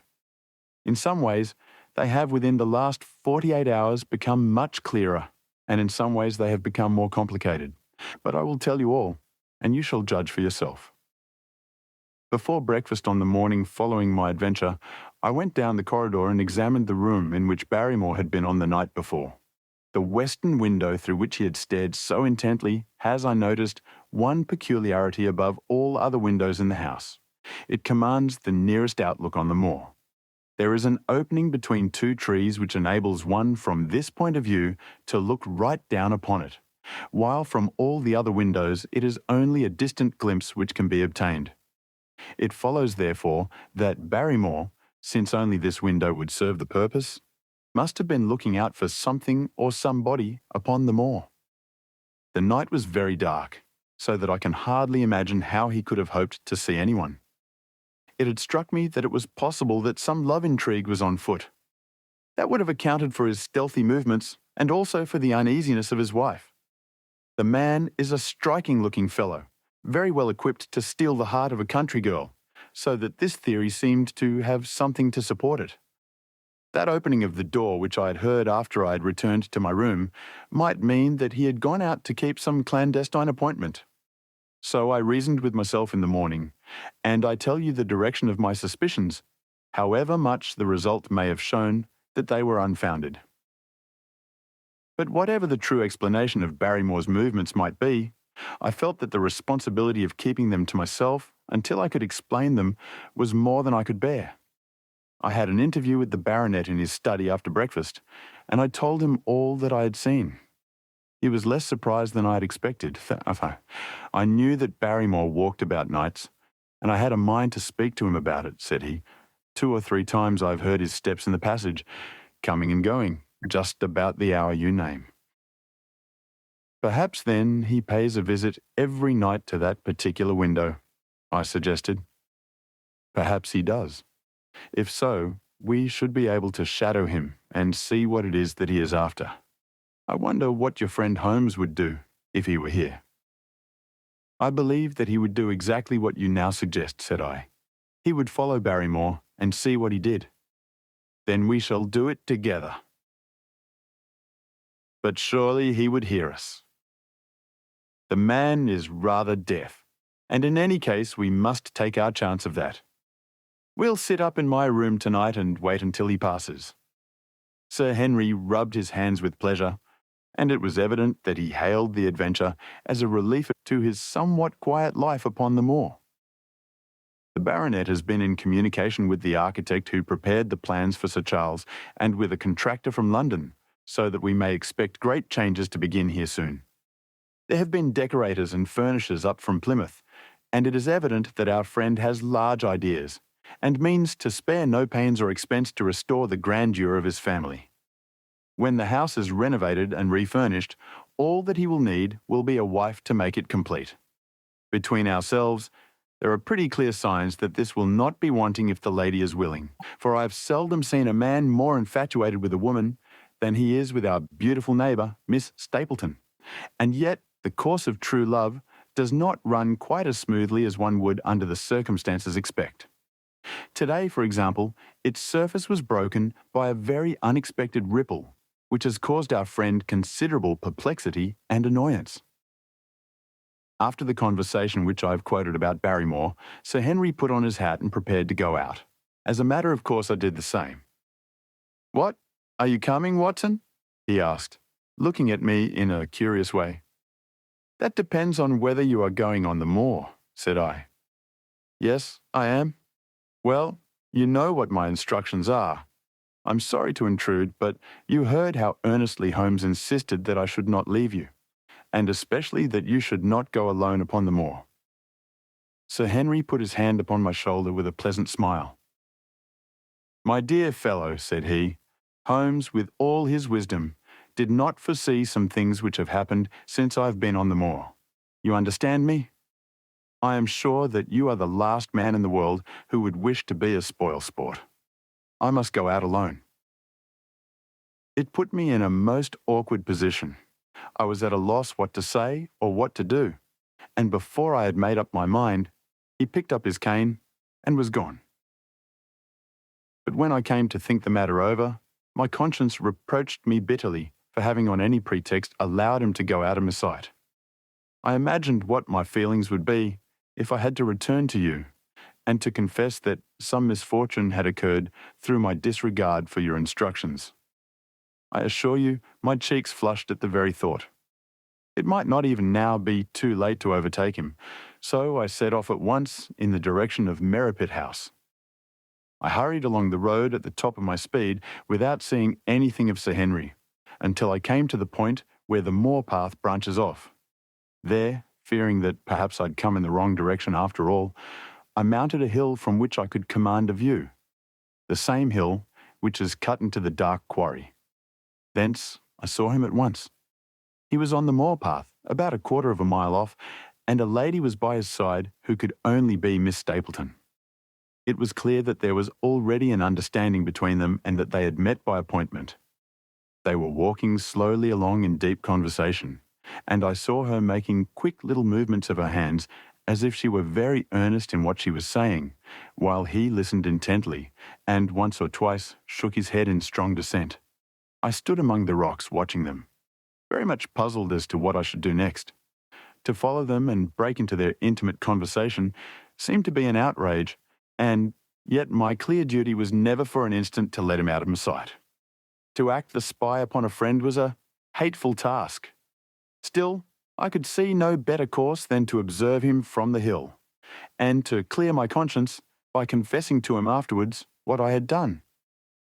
It is true that if any sudden danger had threatened him, I was too far away to be of use, and yet I am sure that you will agree with me that the position was very difficult, and that there was nothing more which I could do.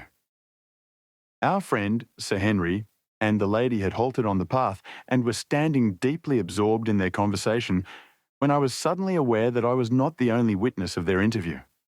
A wisp of green floating in the air caught my eye, and another glance showed me that it was carried on a stick by a man who was moving among the broken ground. It was Stapleton with his butterfly net. He was very much closer to the pair than I was, and he appeared to be moving in their direction. At this instant, Sir Henry suddenly drew Miss Stapleton to his side. His arm was round her, but it seemed to me that she was straining away from him with her face averted. He stooped his head to hers, and she raised one hand as if in protest. Next moment, I saw them spring apart and turn hurriedly round. Stapleton was the cause of the interruption. He was running wildly towards them, his absurd net dangling behind him. He gesticulated and almost danced with excitement in front of the lovers. What the scene meant I could not imagine, but it seemed to me that Stapleton was abusing Sir Henry, who offered explanations, which became more angry as the other refused to accept them. The lady stood by in haughty silence. Finally, Stapleton turned upon his heel and beckoned in a peremptory way to his sister, who, after an irresolute glance at Sir Henry, walked off by the side of her brother. The naturalist's angry gestures showed that the lady was included in his displeasure. The baronet stood for a minute looking after them, and then he walked slowly back the way that he had come, his head hanging, the very picture of dejection. What all this meant I could not imagine, but I was deeply ashamed to have witnessed so intimate a scene without my friend's knowledge. I ran down the hill, therefore, and met the baronet at the bottom. His face was flushed with anger, and his brows were wrinkled, like one who is at his wits' ends what to do. "Halloa, Watson, where have you dropped from?" said he. "You don't mean to say that you came after me in spite of all?" I explained everything to him, how I had found it impossible to remain behind, how I had followed him, and how I had witnessed all that had occurred. For an instant his eyes blazed at me, but my frankness disarmed his anger, and he broke at last into a rather rueful laugh. "You would have thought the middle of that prairie a fairly safe place for a man to be private," said he, "but by thunder, the whole countryside seems to have been out to see me do my wooing, and a mighty poor wooing at that. Where had you engaged a seat?" "I was on that hill." "Quite in the back row, eh? But her brother was well up to the front. Did you see him come out on us?" "Yes, I did." "Did he ever strike you as being crazy, this brother of hers?" "I can't say that he ever did." "I dare say not. I always thought him sane enough until today, but you can take it from me that either he or I ought to be in a straitjacket. What's the matter with me anyhow? You've lived near me for some weeks, Watson. Tell me straight now. Is there anything that would prevent me from making a good husband to a woman that I loved?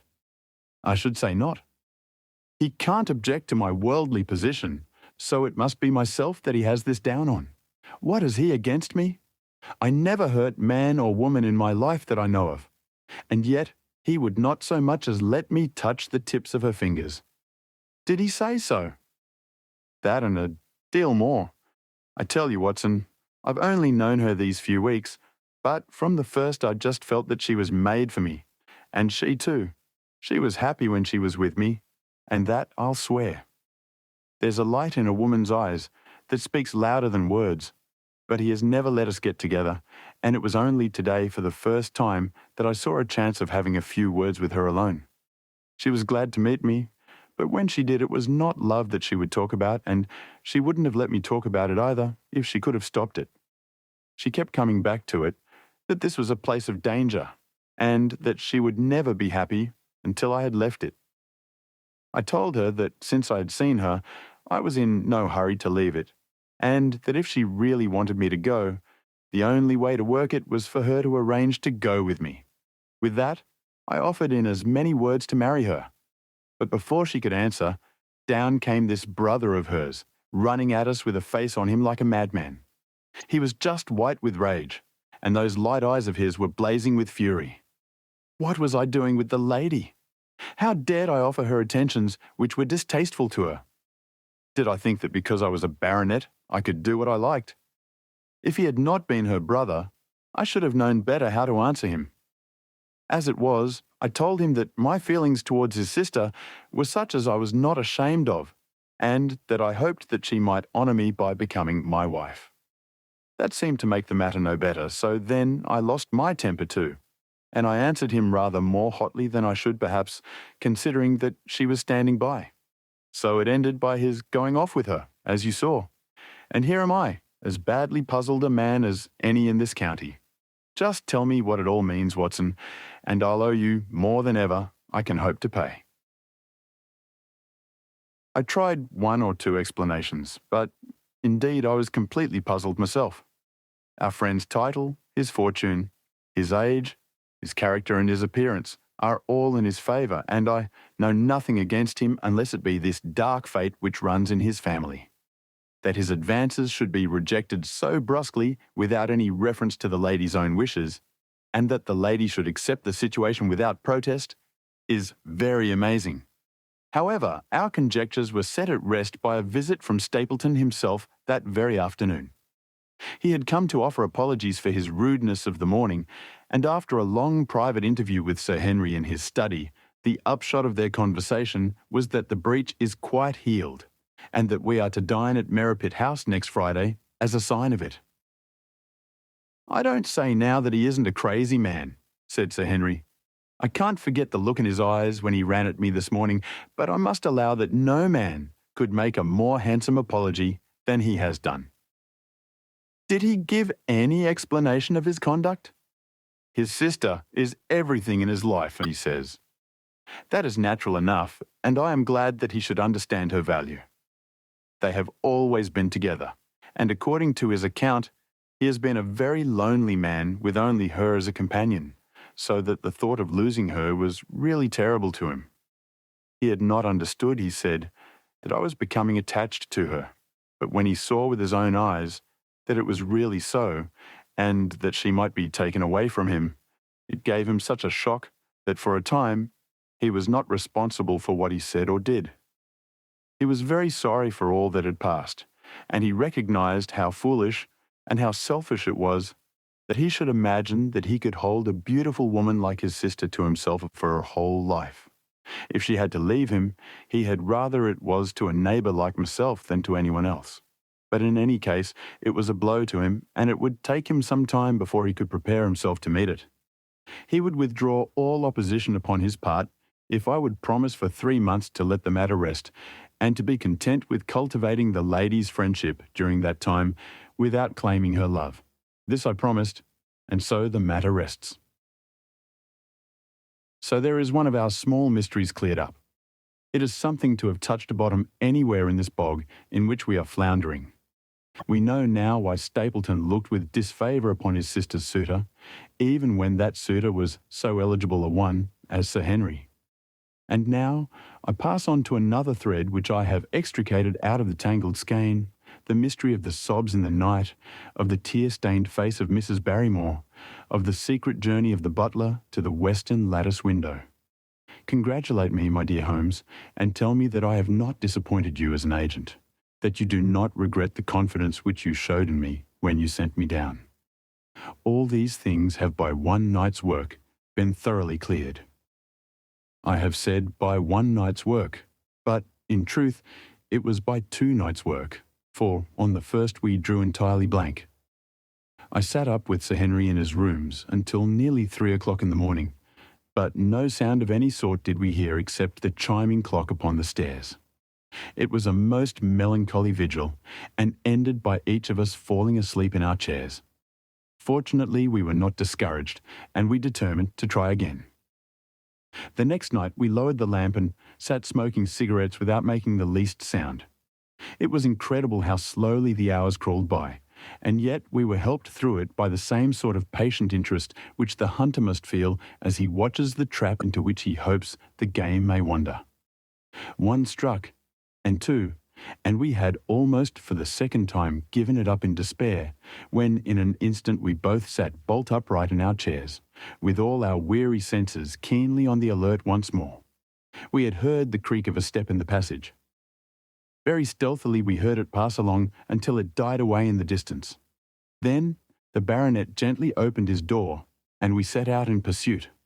Already our man had gone round the gallery, and the corridor was all in darkness. Softly we stole along until we had come into the other wing.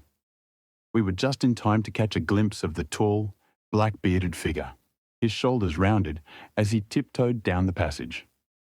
Then he passed through the same door as before, and the light of the candle framed it in the darkness and shot one single yellow beam across the gloom of the corridor. We shuffled cautiously towards it, trying every plank before we dared to put our whole weight upon it. We had taken the precaution of leaving our boots behind us, but even so, the old boards snapped and creaked beneath our tread. Sometimes it seemed impossible that he should fail to hear our approach. However, the man is fortunately rather deaf, and he was entirely preoccupied in that which he was doing. When at last we reached the door and peeped through, we found him crouching at the window, candle in hand, his white, intent face pressed against the pane, exactly as I had seen him 2 nights before.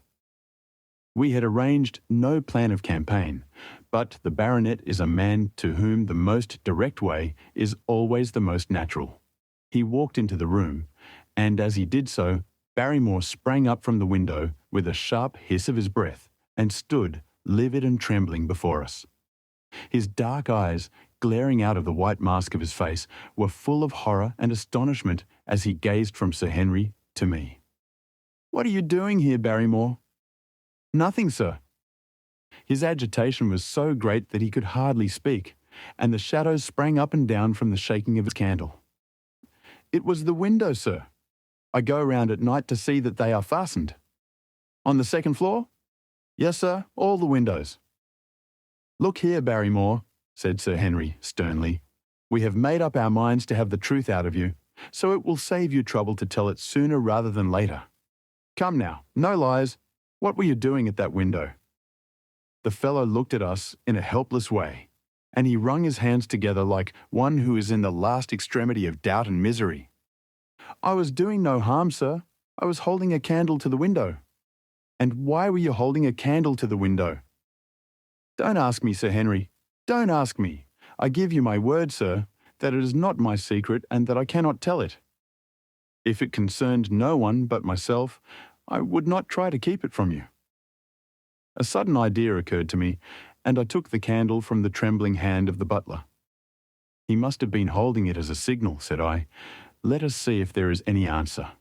I held it as he had done, and stared out into the darkness of the night.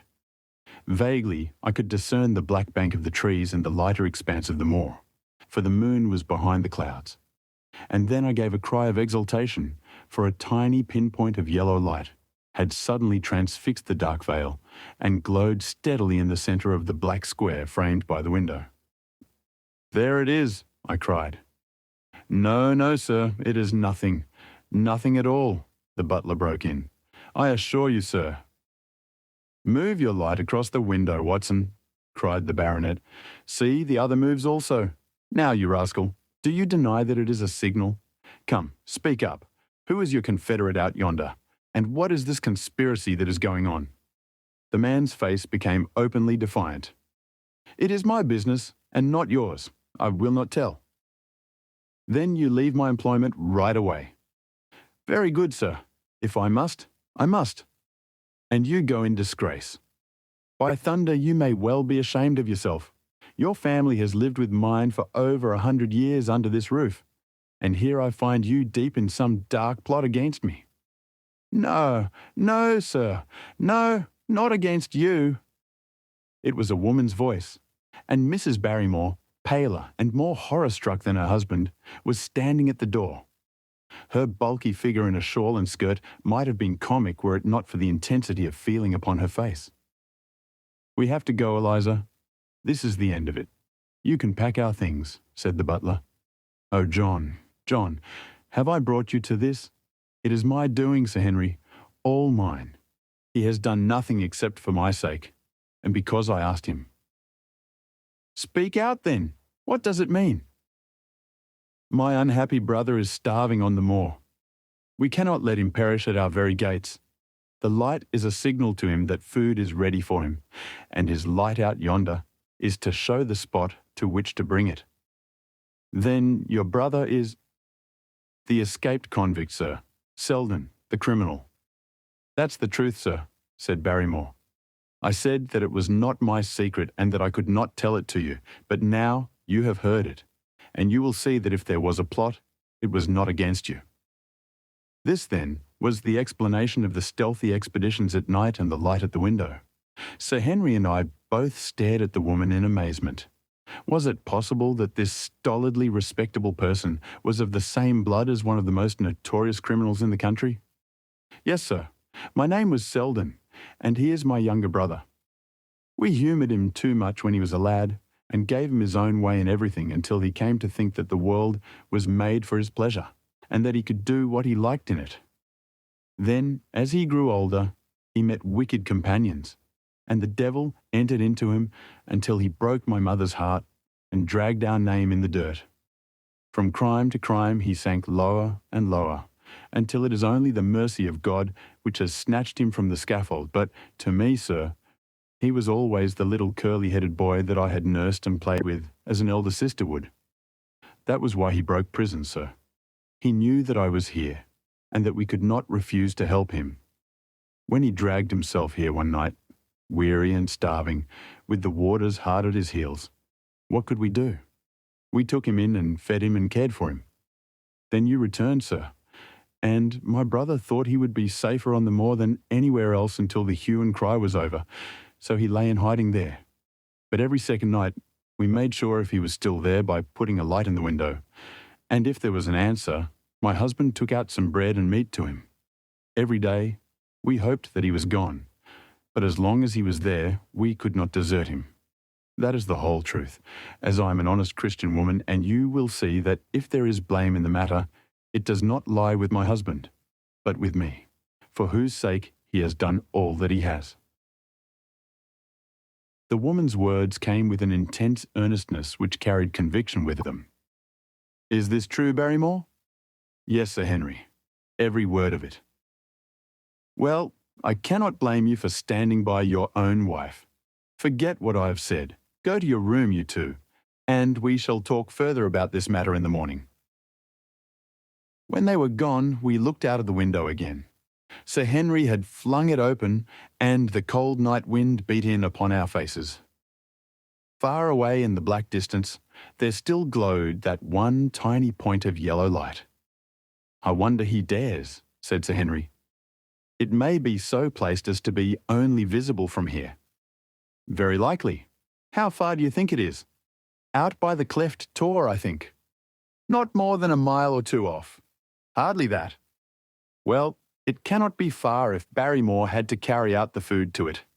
And he is waiting, this villain, beside that candle. By thunder, Watson, I am going out to take that man. The same thought had crossed my own mind. It was not as if the Barrymores had taken us into their confidence. Their secret had been forced from them. The man was a danger to the community, an unmitigated scoundrel for whom there was neither pity nor excuse. We were only doing our duty in taking this chance of putting him back where he could do no harm. With his brutal and violent nature, others would have to pay the price if we held our hands. Any night, for example, our neighbours the Stapletons might be attacked by him, and it may have been the thought of this which made Sir Henry so keen upon the adventure. "I will come," said I. "Then get your revolver and put on your boots. The sooner we start, the better, as the fellow may put out his light and be off." In 5 minutes we were outside the door, starting upon our expedition. We hurried through the dark shrubbery, amid the dull moaning of the autumn wind and the rustle of the falling leaves. The night air was heavy with the smell of damp and decay. Now and again, the moon peeped out for an instant, but clouds were driving over the face of the sky, and just as we came out on the moor, a thin rain began to fall. The light still burned steadily in front. "Are you armed?" I asked. "I have a hunting crop." "We must close in on him rapidly, for he is said to be a desperate fellow. We shall take him by surprise and have him at our mercy before he can resist." "I say, Watson," said the baronet, "what would Holmes say to this? How about that hour of darkness in which the power of evil is exalted?" As if in answer to his words, there rose suddenly out of the vast gloom of the moor that strange cry which I had already heard upon the borders of the Great Grimpen Mire. It came with the wind through the silence of the night, a long, deep mutter, then a rising howl, and then the sad moan in which it died away. Again and again it sounded, the whole air throbbing with it, strident, wild, and menacing. The baronet caught my sleeve, and his face glimmered white through the darkness. "My God, what's that, Watson?" "I don't know. It's a sound they have on the moor. I heard it once before." It died away, and an absolute silence closed in upon us. We stood straining our ears, but nothing came. "Watson," said the baronet, "it was the cry of a hound." My blood ran cold in my veins, for there was a break in his voice which told of the sudden horror which had seized him. "What do they call this sound?" he asked. "Who?" "The folk on the countryside." "Oh, they are ignorant people. Why should you mind what they call it?" "Tell me, Watson, what do they say of it?" I hesitated but could not escape the question. "They say it is the cry of the Hound of the Baskervilles." He groaned and was silent for a few moments. "A hound it was," he said at last, "but it seemed to come from miles away, over yonder, I think. It was hard to say whence it came. It rose and fell with the wind. Isn't that the direction of the Great Grimpen Mire?" "Yes, it is." "Well, it was up there. Come now, Watson, didn't you think yourself that it was the cry of a hound? I'm not a child. You need not fear to speak the truth. Stapleton was with me when I heard it last. He said that it might be the calling of a strange bird." No, it was a hound." "My God, can there be some truth in all these stories?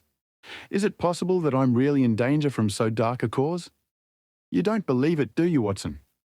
No. And yet it was one thing to laugh about it in London, and it is another to stand out here in the darkness of the moor and to hear such a cry as that. And my uncle, there was the footprint of the hound beside him as he lay. It all fits together. I don't think that I'm a coward, Watson, but that sound seemed to freeze my very blood. Feel my hand. It was as cold as a block of marble. You'll be all right tomorrow.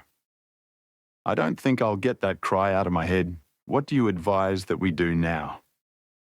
Shall we turn back? No, by thunder. We have come out to get our man and we will do it.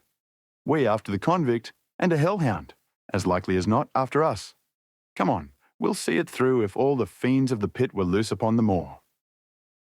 We stumbled slowly along in the darkness, with the black loom of the craggy hills around us, and the yellow speck of light burning steadily in front.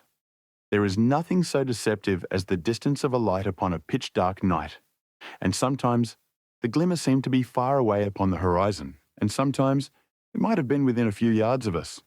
But at last we could see whence it came, and then we knew that we were indeed very close. A guttering candle was stuck in a crevice of the rocks which flanked it on each side so as to keep the wind from it, and also to prevent it from being visible, save in the direction of Baskerville Hall. A boulder of granite concealed our approach, and crouching behind it, we gazed over it at the signal light. It was strange to see this single candle burning there in the middle of the moor, with no sign of life near it, just the one straight yellow flame and the gleam of the rock on each side of it. "What shall we do now?" whispered Sir Henry. "Wait here. He must be near his light. Let us see if we can get a glimpse of him." The words were hardly out of my mouth when we both saw him.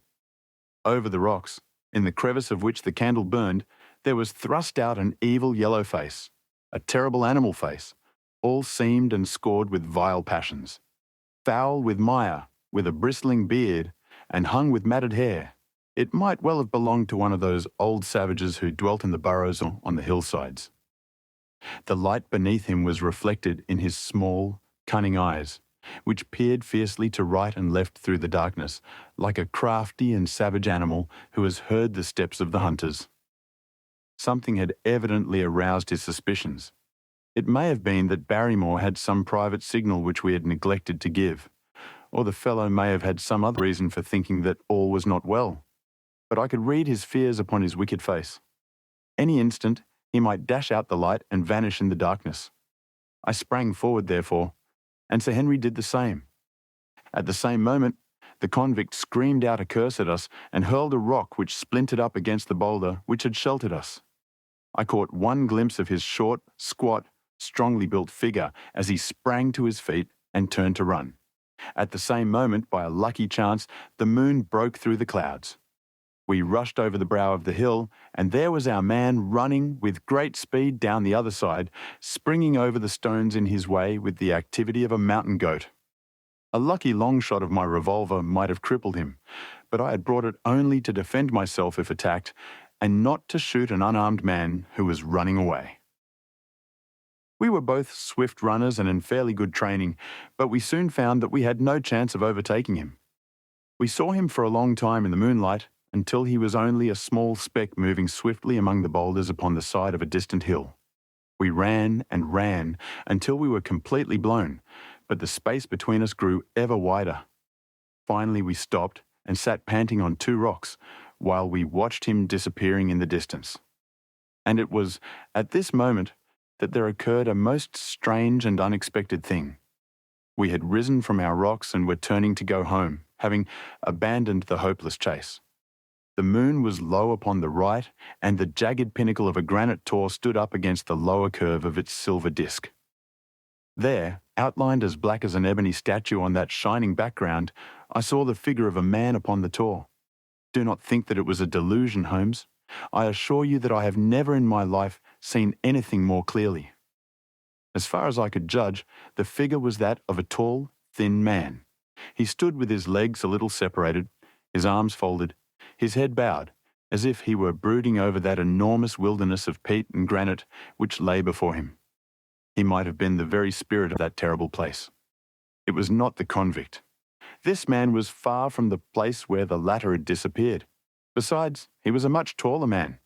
With a cry of surprise, I pointed him out to the baronet, but in the instant during which I had turned to grasp his arm, the man was gone.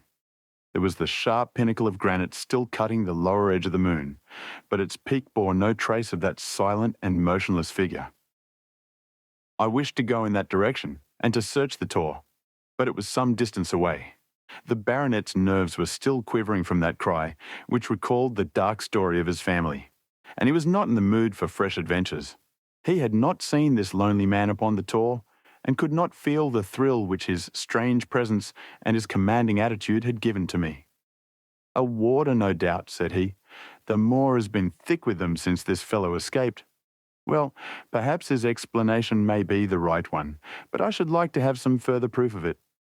Today we mean to communicate to the Princetown people where they should look for their missing man, but it is hard lines that we have not actually had the triumph of bringing him back as our own prisoner. Such are the adventures of last night, and you must acknowledge, my dear Holmes, that I have done you very well in the matter of a report. Much of what I tell you is no doubt quite irrelevant, but still I feel that it is best that I should let you have all the facts and leave you to select for yourself those which will be of most service to you in helping you to your conclusions. We are certainly making some progress. So far as the Barrymores go, we have found the motive of their actions, and that has cleared up the situation very much. But the moor, with its mysteries and its strange inhabitants, remains as inscrutable as ever. Perhaps in my next, I may be able to throw some light upon this also. Best of all would it be if you could come down to us. In any case, you will hear from me again in the course of the next few days. Chapter 10. Extract from the Diary of Dr. Watson. So far, I have been able to quote from the reports which I have forwarded during these early days to Sherlock Holmes. Now, however, I have arrived at a point in my narrative where I am compelled to abandon this method and to trust once more to my recollections, aided by the diary which I kept at the time. A few extracts from the latter will carry me on to those scenes which are indelibly fixed in every detail upon my memory. I proceed then from the morning which followed our abortive chase of the convict and our other strange experiences upon the moor. October the 16th. A dull and foggy day, with a drizzle of rain. The house is banked in with rolling clouds, which rise now and then to show the dreary curves of the moor, with thin silver veins upon the sides of the hills, and the distant boulders gleaming where the light strikes upon their wet faces. It is melancholy, outside and in. The baronet is in a black reaction after the excitements of the night. I am conscious myself of a weight at my heart and a feeling of impending danger, ever-present danger which is the more terrible because I am unable to define it. And have I not cause for such a feeling? Consider the long sequence of incidents which have all pointed to some sinister influence which is at work around us. There is the death of the last occupant of the hall, fulfilling so exactly the conditions of the family legend, and there are the repeated reports from peasants of the appearance of a strange creature upon the moor. Twice I have with my own ears heard the sound which resembled the distant baying of a hound. It is incredible, impossible, that it should really be outside the ordinary laws of nature. A spectral hound which leaves material footmarks and fills the air with its howling is surely not to be thought of. Stapleton may fall in with such a superstition, and Mortimer also.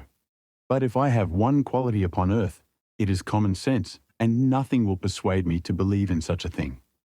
To do so would be to descend to the level of these poor peasants, who are not content with a mere fiend dog, but must needs describe him with hellfire shooting from his mouth and eyes. Holmes would not listen to such fancies, and I am his agent.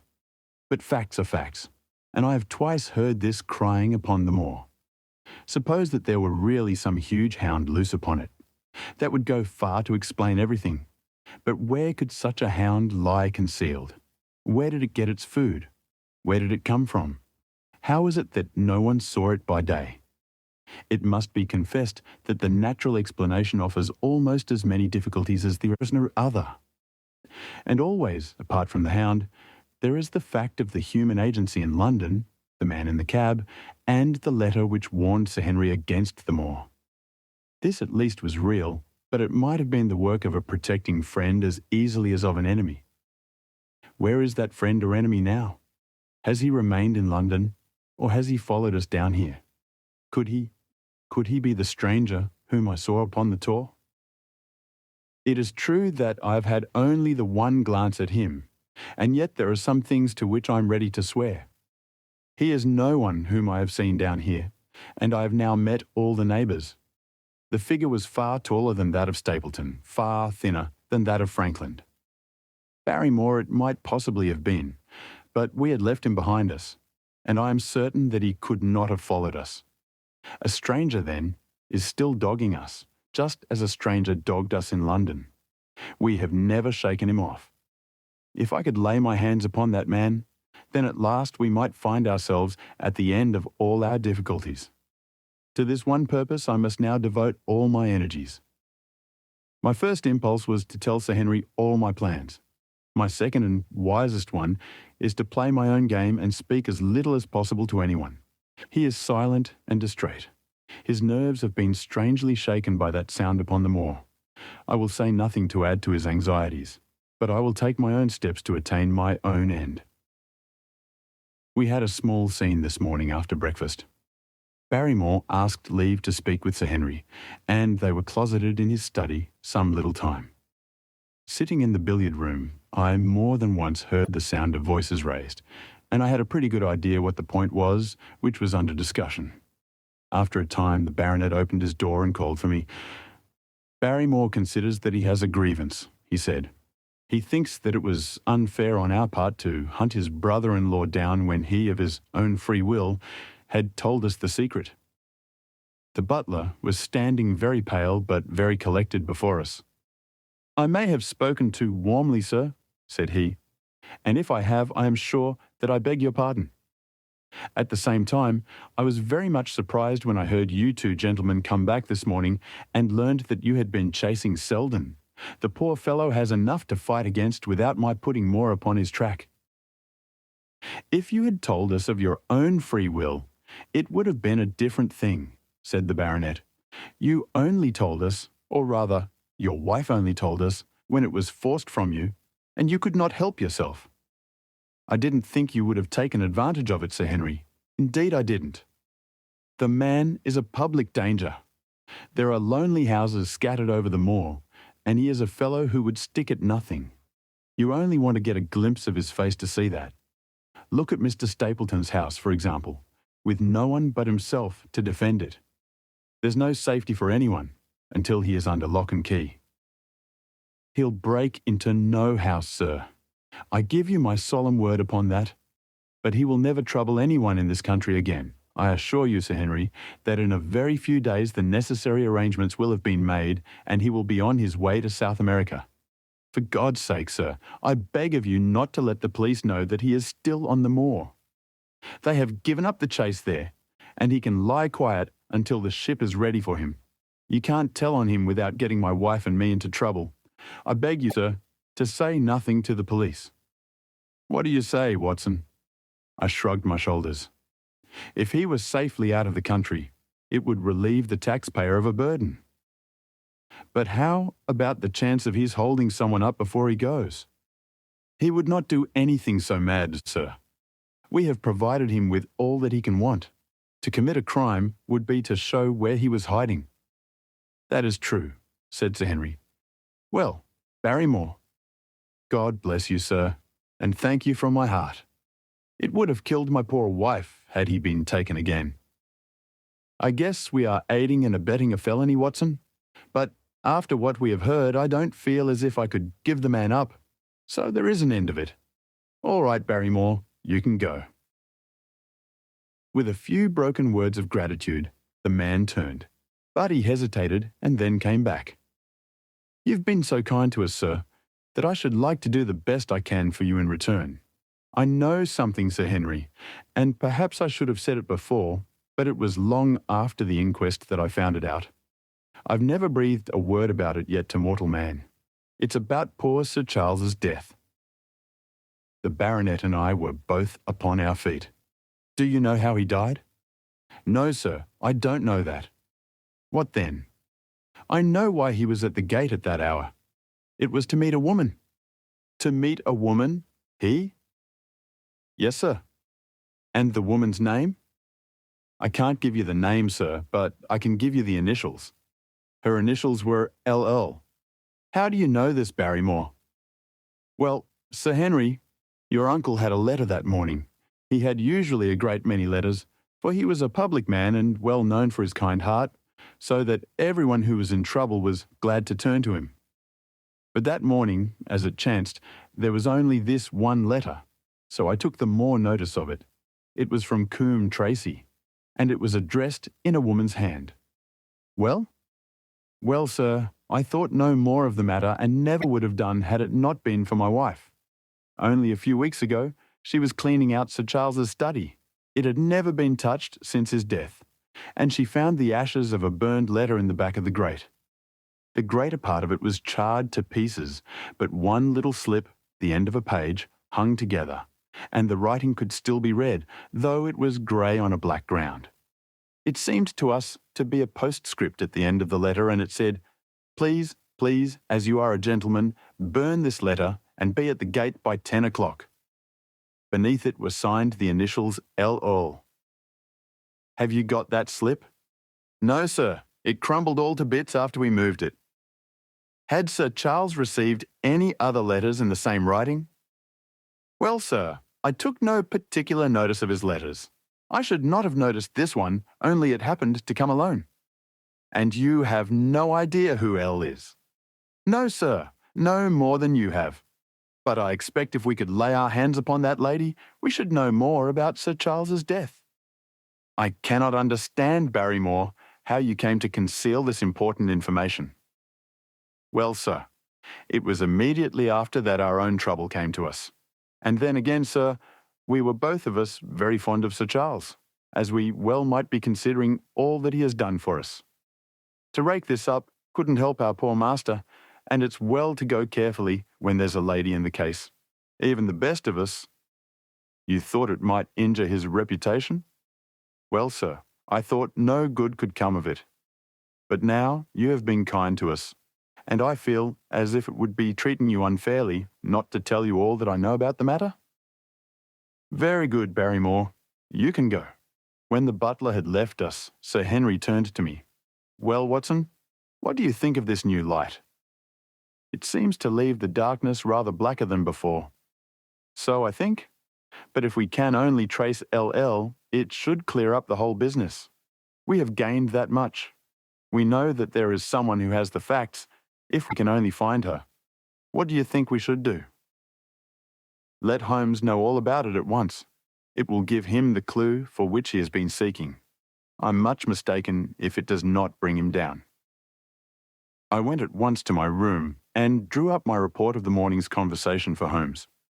It was evident to me that he had been very busy of late, for the notes which I had from Baker Street were few and short, with no comments upon the information which I had supplied and hardly any reference to my mission.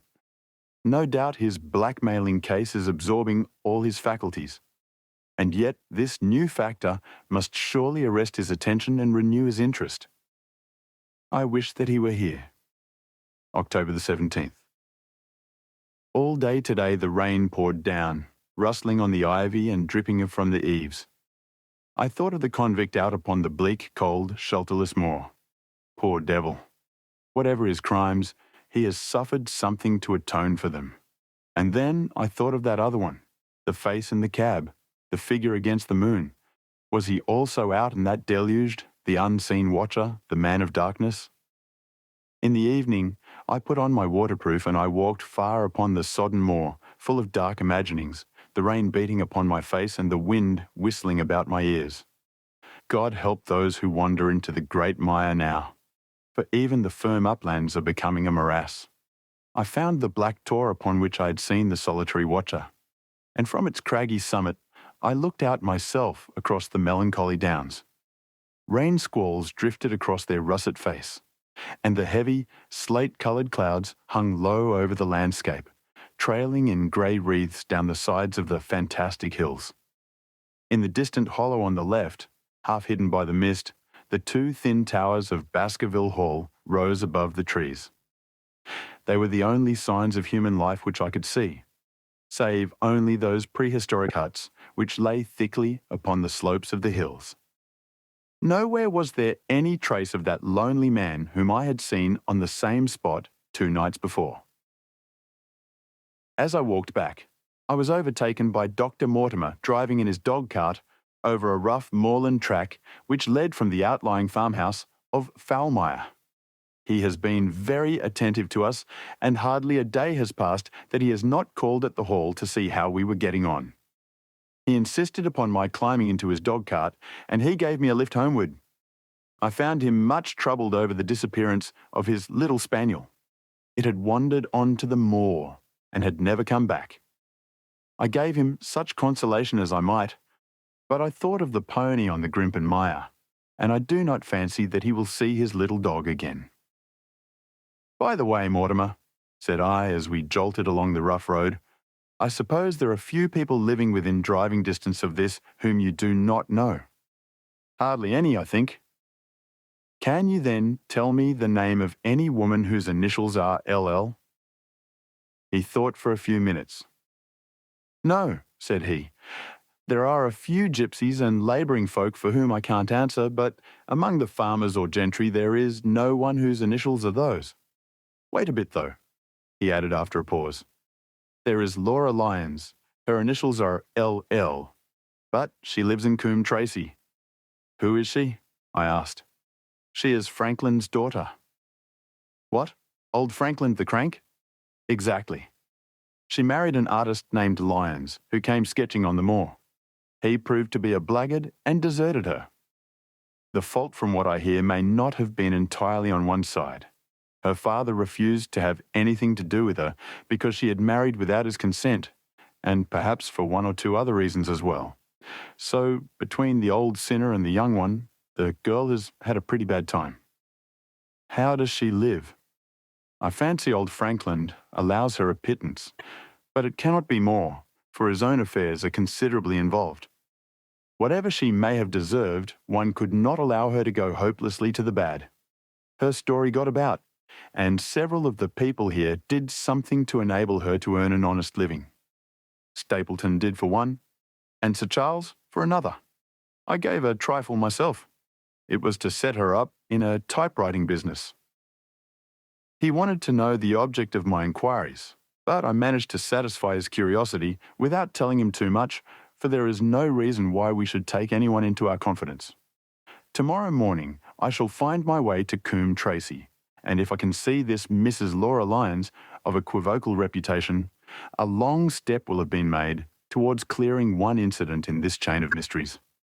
I am certainly developing the wisdom of the serpent, for when Mortimer pressed his questions to an inconvenient extent, I asked him casually to what type Franklin's skull belonged, and so heard nothing but craniology for the rest of our drive. I have not lived for years with Sherlock Holmes for nothing. I have only one other incident to record upon this tempestuous and melancholy day. This was my conversation with Barrymore just now, which gives me one more strong card which I can play in due time. Mortimer had stayed to dinner, and he and the baronet played écarté afterwards. The butler brought me my coffee into the library, and I took the chance to ask him a few questions. "Well," said I, "has this precious relation of yours departed, or is he still lurking out yonder?"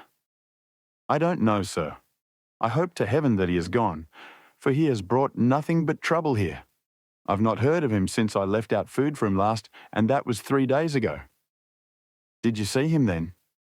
"No, sir, but the food was gone when next I went that way." "Then he was certainly there." "So you would think, sir, unless it was the other man who took it." I sat with my coffee cup halfway to my lips and stared at Barrymore. "You know that there is another man then?" "Yes, sir, there is another man upon the moor." "Have you seen him?" "No, sir." "How do you know of him then?" "Selden told me of him, sir, a week ago or more. He's in hiding too, but he's not a convict as far as I can make out. I don't like it, Dr. Watson. I tell you straight, sir, that I don't like it." He spoke with a sudden passion of earnestness.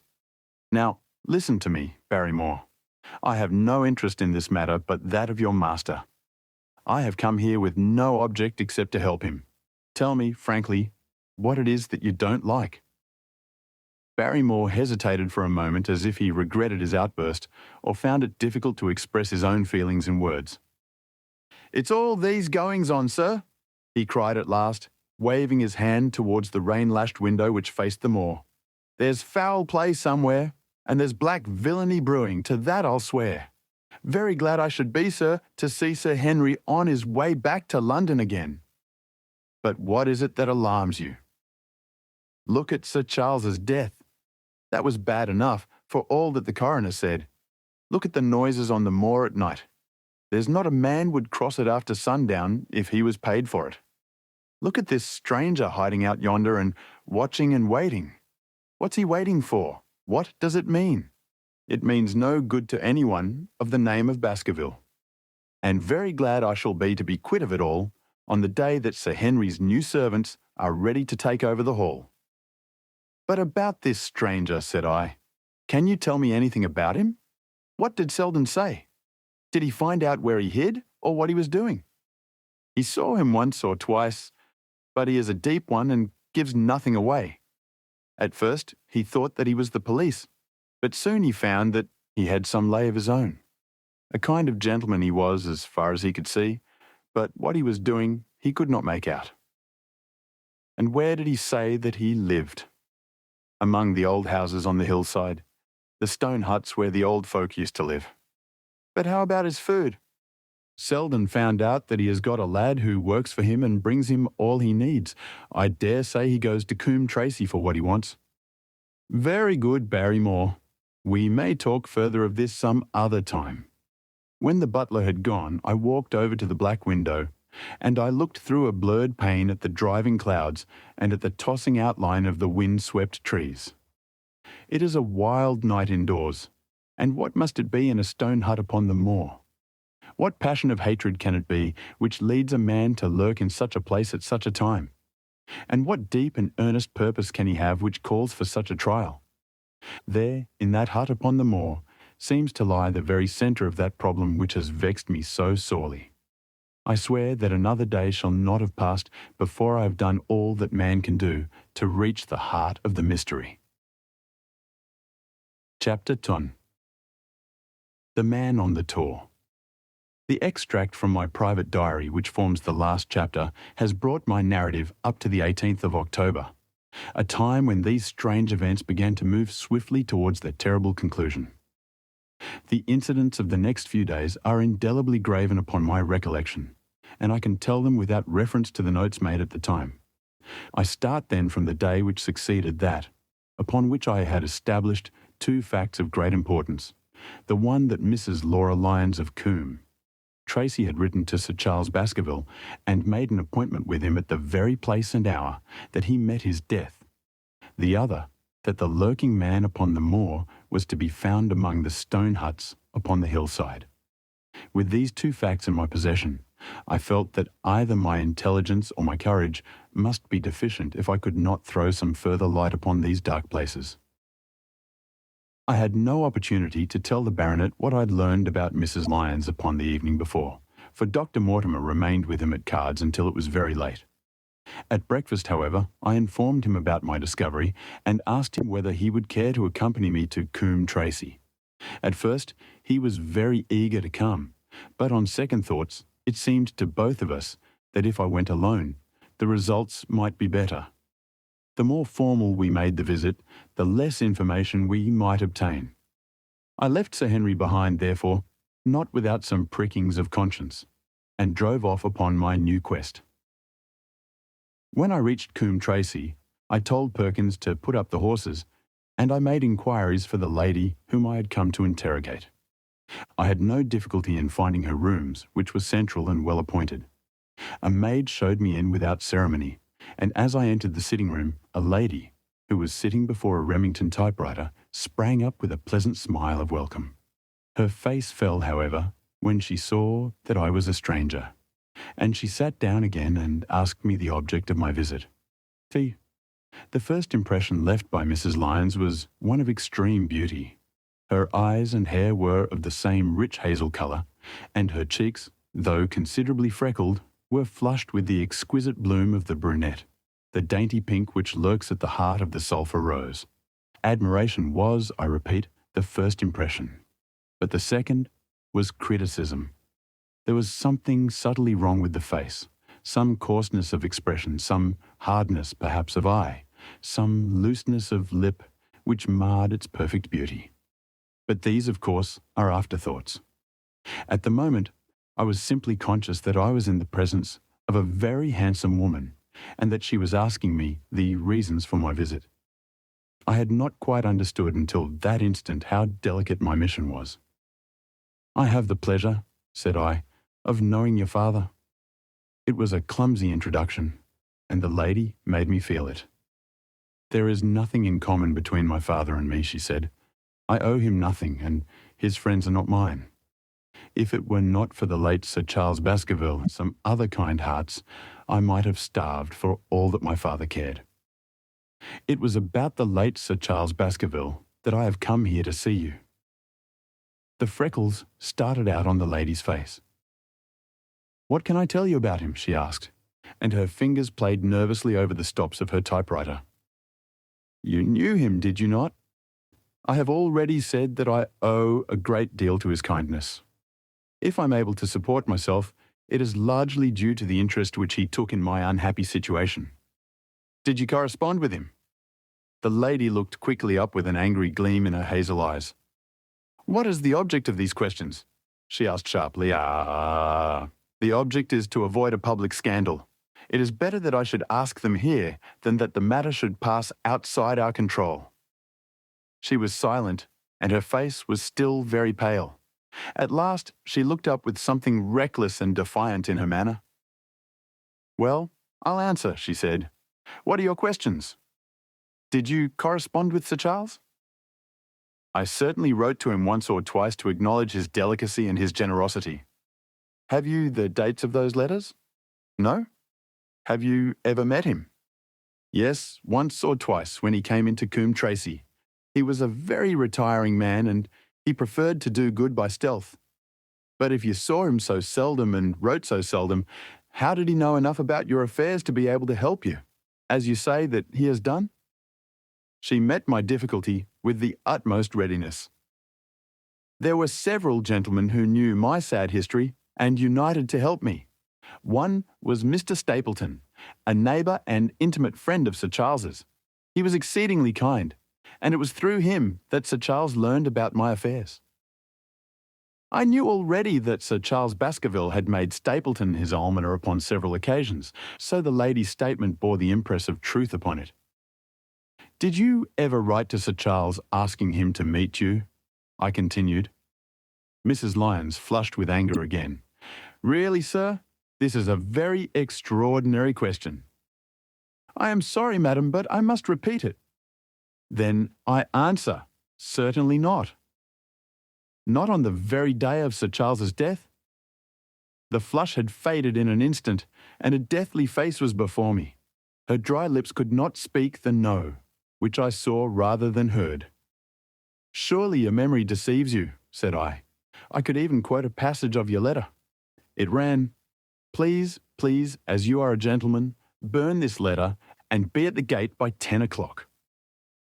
I thought that she had fainted, but she recovered herself by a supreme effort. "Is there no such thing as a gentleman?" she gasped. "You do Sir Charles an injustice. He did burn the letter. But sometimes a letter may be legible even when burned. You acknowledge now that you wrote it." "Yes, I did write it," she cried, pouring out her soul in a torrent of words. "I did write it. Why should I deny it? I have no reason to be ashamed of it. I wished him to help me. I believed that if I had an interview, I could gain his help, so I asked him to meet me." "But why at such an hour?" "Because I had only just learned that he was going to London next day and might be away for months. There were reasons why I could not get there earlier." "But why a rendezvous in the garden instead of a visit to the house? Do you think a woman could go alone at that hour to a bachelor's house?" "Well, what happened when you did get there?" "I never went." "Mrs. Lyons." "No, I swear it to you on all I hold sacred. I never went. Something intervened to prevent my going." "What was that?" "That is a private matter. I cannot tell it." "You acknowledge, then, that you made an appointment with Sir Charles at the very hour and place at which he met his death. But you deny that you kept the appointment." "That is the truth." Again and again I cross-questioned her, but I could never get past that point. "Mrs. Lyons," said I, as I rose from this long and inconclusive interview, You are taking a very great responsibility and putting yourself in a very false position by not making an absolutely clean breast of all that you know. If I have to call in the aid of the police, you will find how seriously you are compromised. If your position is innocent, why did you in the first instance deny having written to Sir Charles upon that date? Because I feared that some false conclusion might be drawn from it, and that I might find myself involved in a scandal. And why were you so pressing that Sir Charles should destroy your letter? If you have read the letter, you will know. I did not say that I had read all the letter. You quoted some of it.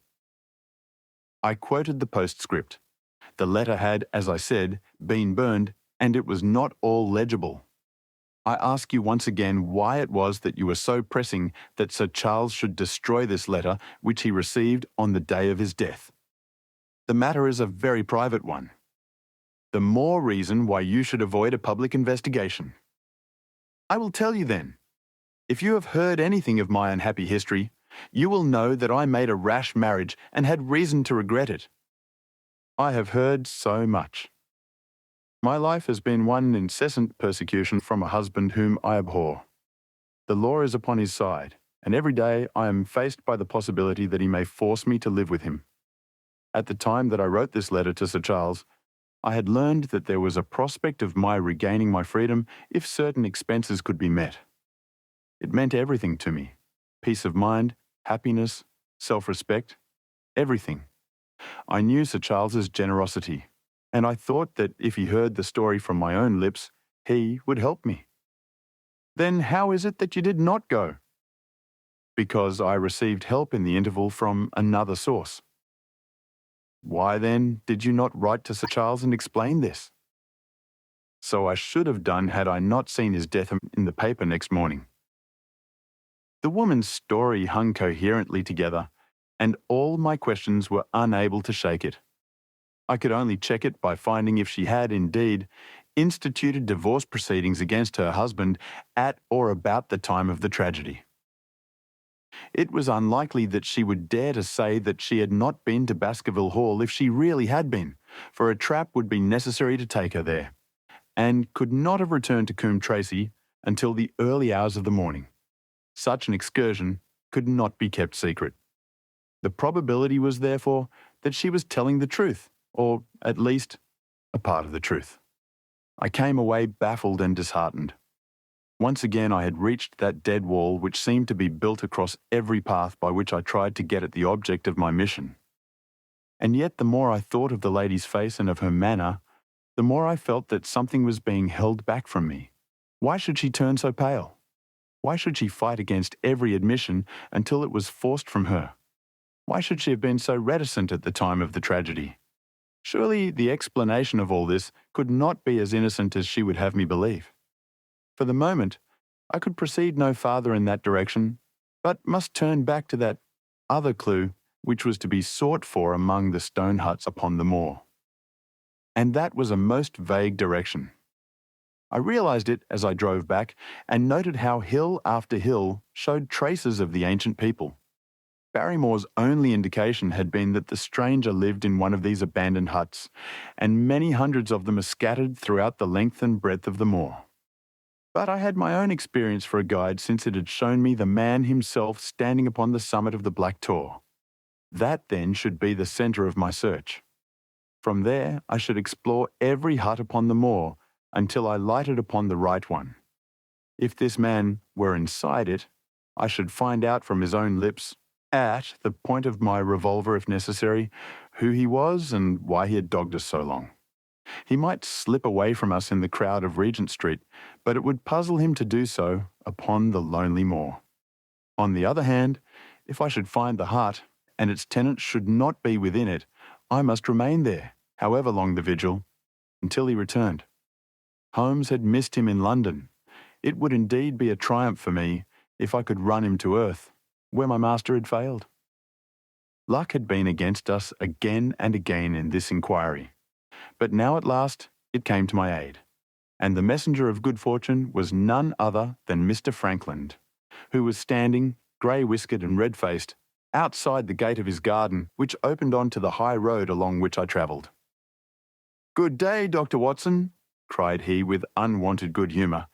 "You must really give your horses a rest and come in to have a glass of wine and to congratulate me."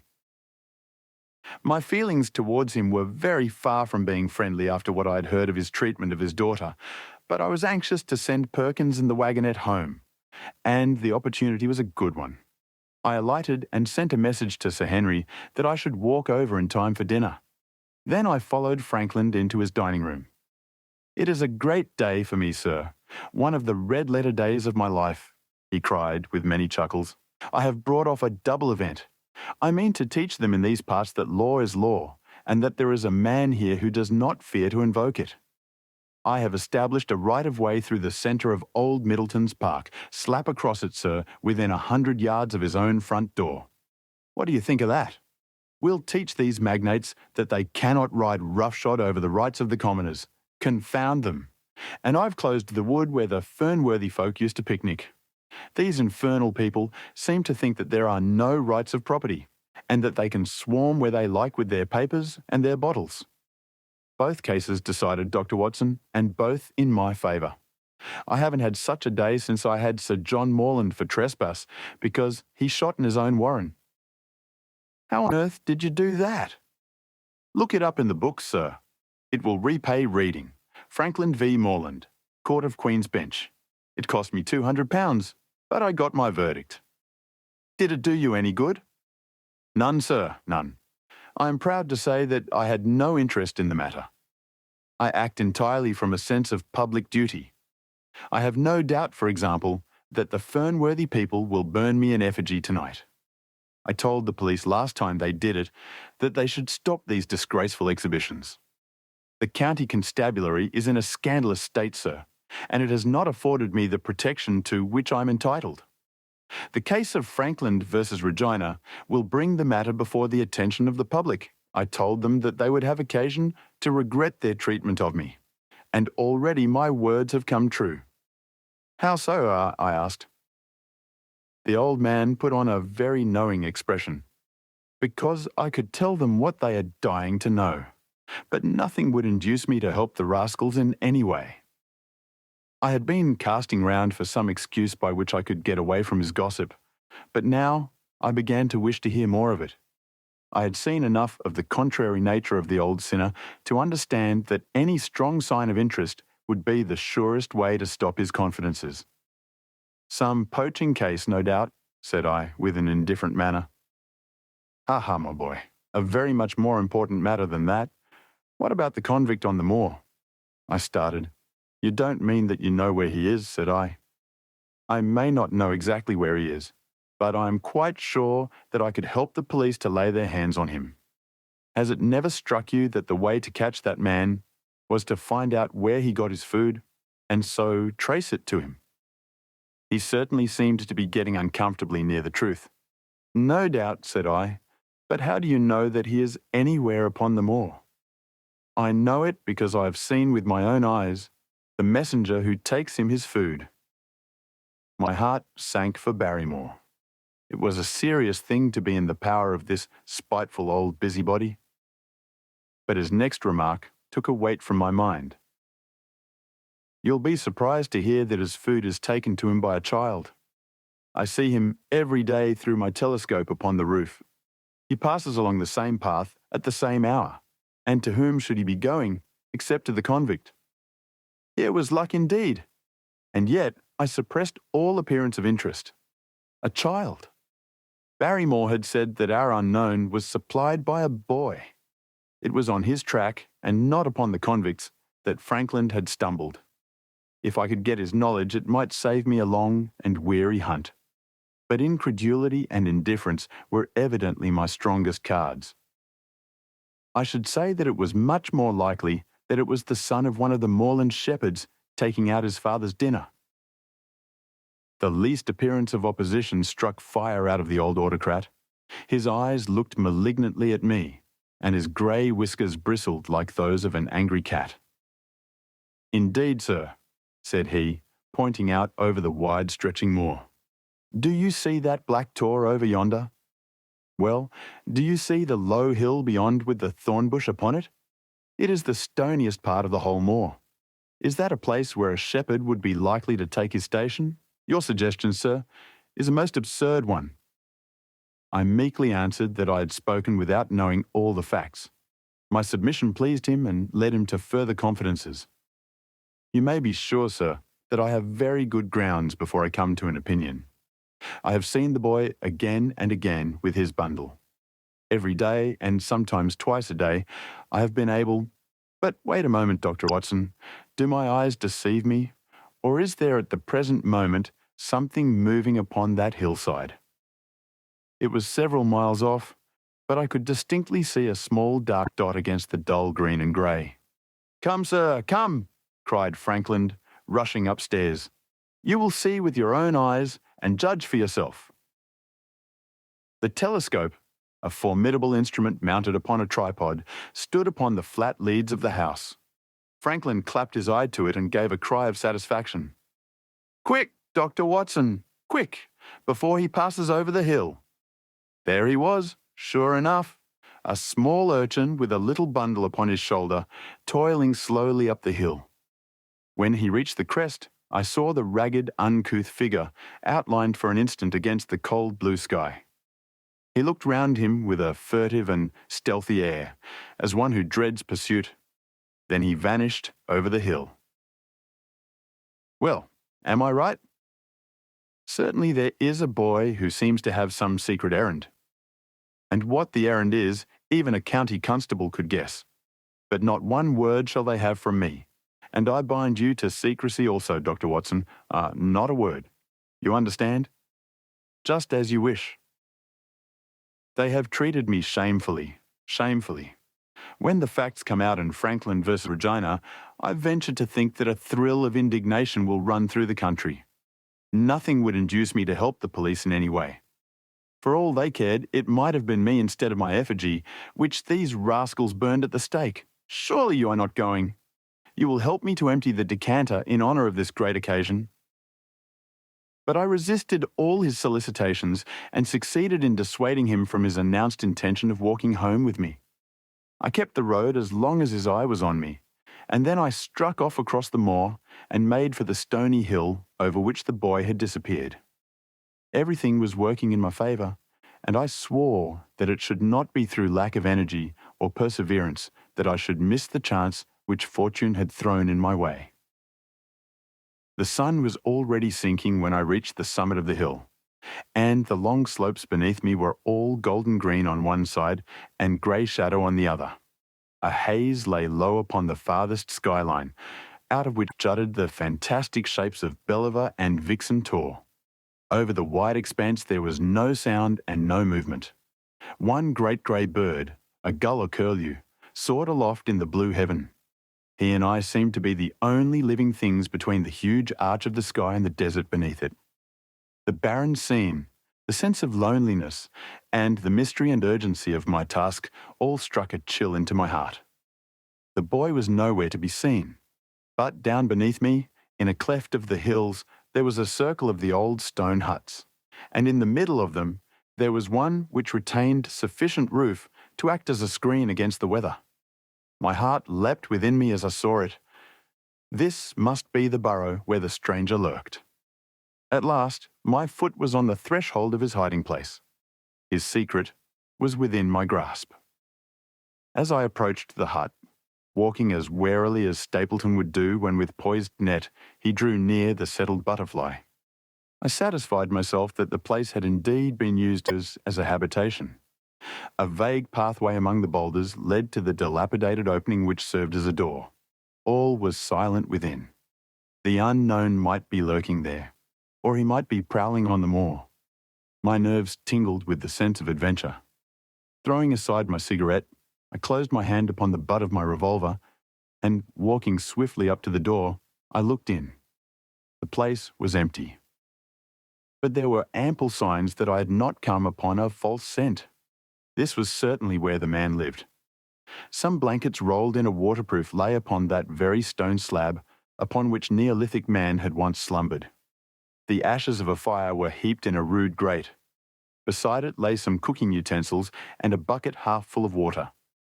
A litter of empty tins showed that the place had been occupied for some time, and I saw, as my eyes became accustomed to the checkered light, a pannikin and a half-full bottle of spirits standing in the corner. In the middle of the hut, a flat stone served the purpose of a table, and upon this stood a small cloth bundle, the same, no doubt, which I had seen through the telescope upon the shoulder of the boy. It contained a loaf of bread, a tinned tongue, and 2 tins of preserved peaches. As I set it down again, after having examined it, my heart leapt to see that beneath it there lay a sheet of paper with writing upon it. I raised it, and this was what I read, roughly scrawled in pencil. Dr. Watson has gone to Coombe Tracy. For a minute I stood there, with the paper in my hands, thinking out the meaning of this curt message. It was I, then, and not Sir Henry, who was being dogged by this secret man. He had not followed me himself, but he had set an agent, the boy perhaps, upon my track. And this was his report. Possibly I had taken no steps since I had been upon the moor which had not been observed and reported. Always there was this feeling of an unseen force, a fine net drawn round us with infinite skill and delicacy, holding us so lightly that it was only at some supreme moment that one realized that one was indeed entangled in its meshes. If there was one report, there might be others, so I looked round the hut in search of them. There was no trace, however, of anything of the kind, nor could I discover any sign which might indicate the character or intentions of the man who lived in this singular place, save that he must be of Spartan habits and cared little for the comforts of life. When I thought of the heavy rains and looked at the gaping roof, I understood how strong and immutable must be the purpose which had kept him in that inhospitable abode. Was he our malignant enemy, or was he by chance our guardian angel? I swore that I would not leave the hut until I knew. Outside, the sun was sinking low, and the west was blazing with scarlet and gold. Its reflection was shot back in ruddy patches by the distant pools which lay amid the great Grimpen mire.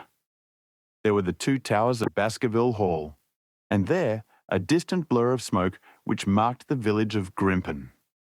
Between the two, behind the hill, was the house of the Stapletons.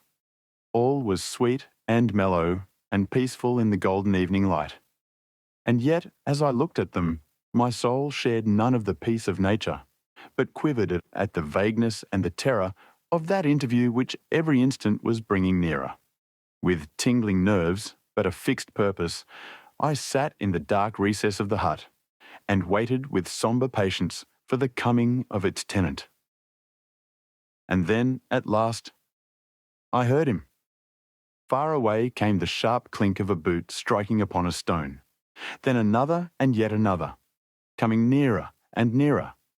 I shrank back into the darkest corner and cocked the pistol in my pocket, determined not to discover myself until I had an opportunity of seeing something of the stranger.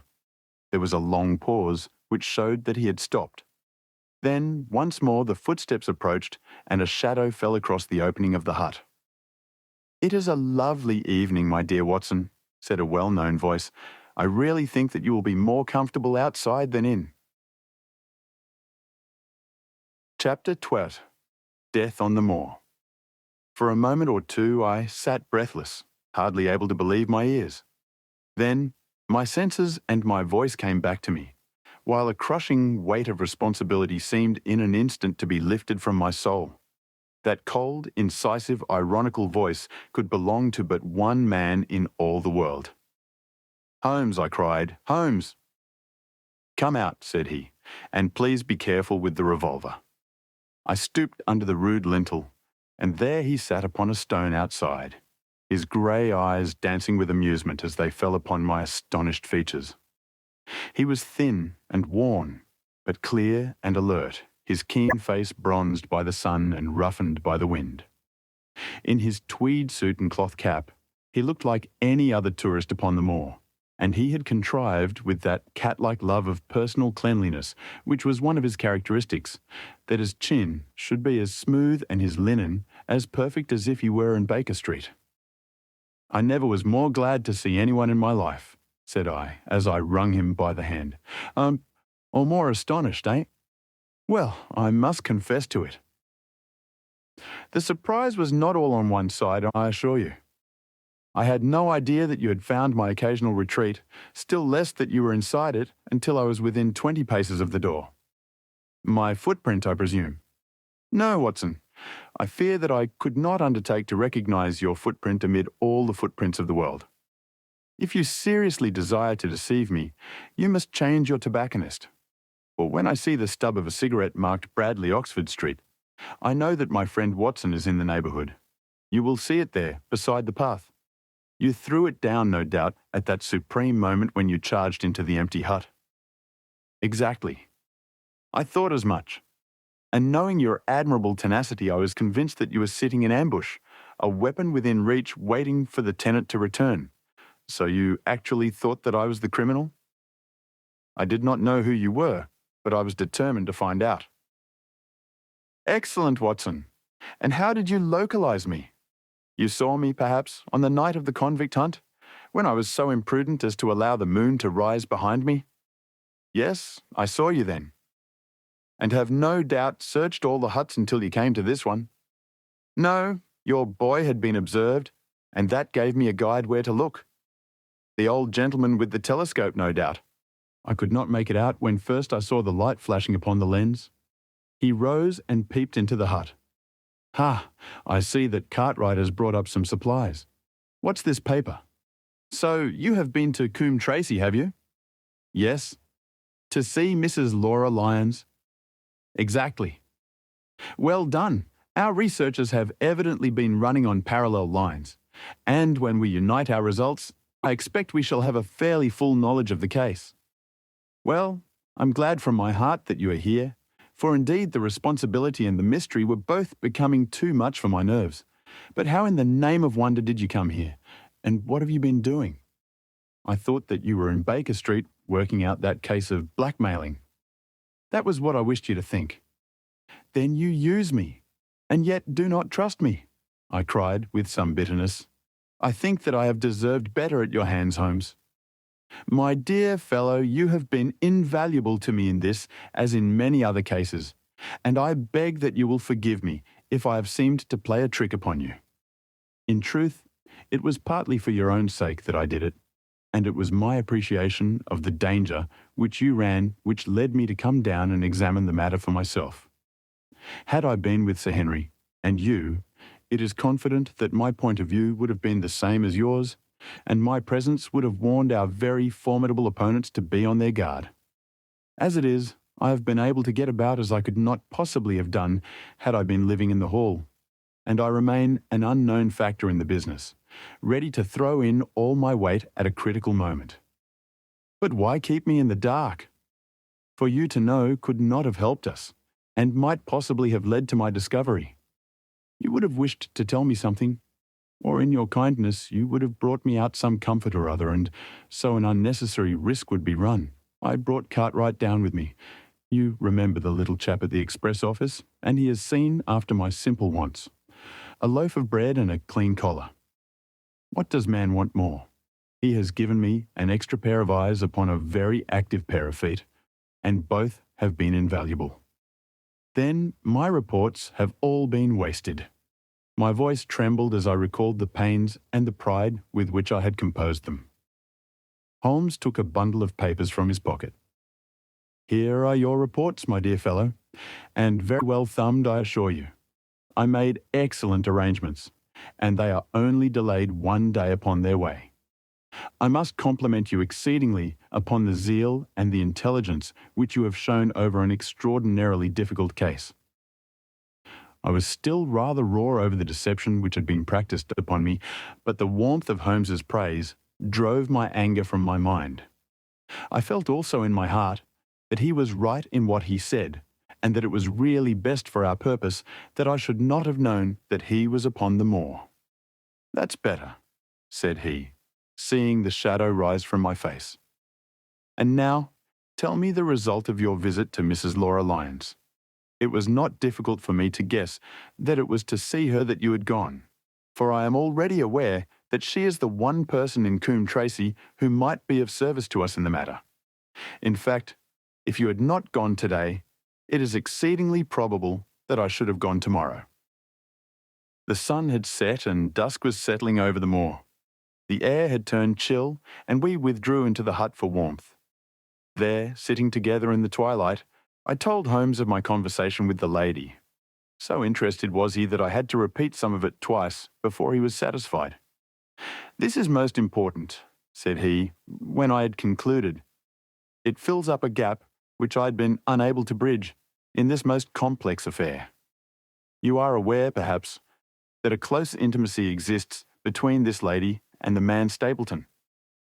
I did not know of a close intimacy. There can be no doubt about the matter. They meet, they write, there is a complete understanding between them. Now, this puts a very powerful weapon into our hands.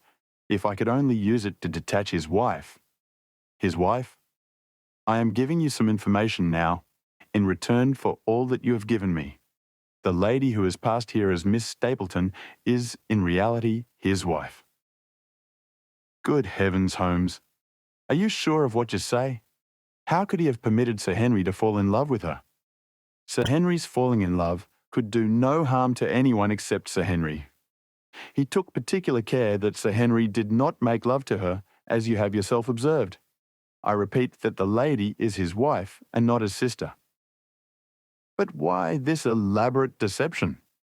"Because he foresaw that she would be very much more useful to him in the character of a free woman." All my unspoken instincts, my vague suspicions, suddenly took shape and centred upon the naturalist. In that impassive, colourless man, with his straw hat and his butterfly net, I seemed to see something terrible, a creature of infinite patience and craft, with a smiling face and a murderous heart. It is he, then, who is our enemy. It is he who dogged us in London. So I read the riddle. And the warning, it must have come from her. Exactly. The shape of some monstrous villainy, half seen, half guessed, loomed through the darkness which had girt me so long. But are you sure of this, Holmes? How do you know that the woman is his wife? Because he so far forgot himself as to tell you a true piece of autobiography upon the occasion when he first met you. And I dare say he has many a time regretted it since. He was once a schoolmaster in the north of England. Now, there is no one more easy to trace than a schoolmaster. There are scholastic agencies by which one may identify any man who has been in the profession. A little investigation showed me that a school had come to grief under atrocious circumstances, and that the man who had owned it, the name was different, had disappeared with his wife. The descriptions agreed. When I learned that the missing man was devoted to entomology, the identification was complete. The darkness was rising, but much was still hidden by the shadows. If this woman is in truth his wife, where does Mrs. Laura Lyons come in? I asked. That is one of the points upon which your own researchers have shed a light. Your interview with the lady has cleared the situation very much. I did not know about a projected divorce between herself and her husband. In that case, regarding Stapleton as an unmarried man, she counted no doubt upon becoming his wife. And when she is undeceived? Why, then we may find the lady of service. It must be our first duty to see her, both of us, tomorrow. Don't you think, Watson, that you are away from your charge rather long? Your place should be at Baskerville Hall. The last red streaks had faded away in the west, and night had settled upon the moor. A few faint stars were gleaming in a violet sky. One last question, Holmes, I said as I rose. Surely there is no need of secrecy between you and me. What is the meaning of it all? What is he after? Holmes's voice sank as he answered. It is murder, Watson. Refined, cold-blooded, deliberate murder. Do not ask me for particulars. My nets are closing upon him even as his are upon Sir Henry. And with your help, he is already almost at my mercy. There is but one danger which can threaten us. It is that he should strike before we are ready to do so. Another day, 2 at the most, and I have my case complete, but until then guard your charge as closely as ever a fond mother watched her ailing child. Your mission today has justified itself, and yet I could almost wish that you had not left his side. Hark! A terrible scream, a prolonged yell of horror and anguish, burst out of the silence of the moor. That frightful cry turned the blood to ice in my veins. "Oh, my God," I gasped. "What is it? What does it mean?" Holmes had sprung to his feet, and I saw his dark, athletic outline at the door of the hut, his shoulders stooping, his head thrust forward, his face peering into the darkness. "Hush," he whispered. "Hush." The cry had been loud on account of its vehemence, but it had pealed out from somewhere far off on the shadowy plain. Now it burst upon our ears, nearer, louder, more urgent than before. "Where is it?" Holmes whispered, and I knew from the thrill of his voice that he, the man of iron, was shaken to the soul. "Where is it, Watson?" "There, I think." I pointed into the darkness. "No, there."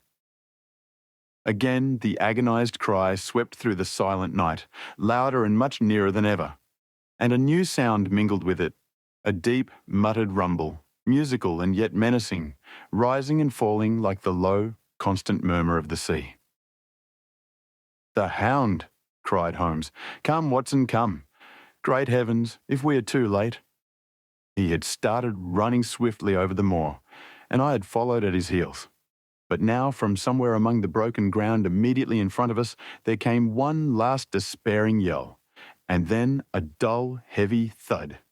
We halted and listened. Not another sound broke the heavy silence of the windless night.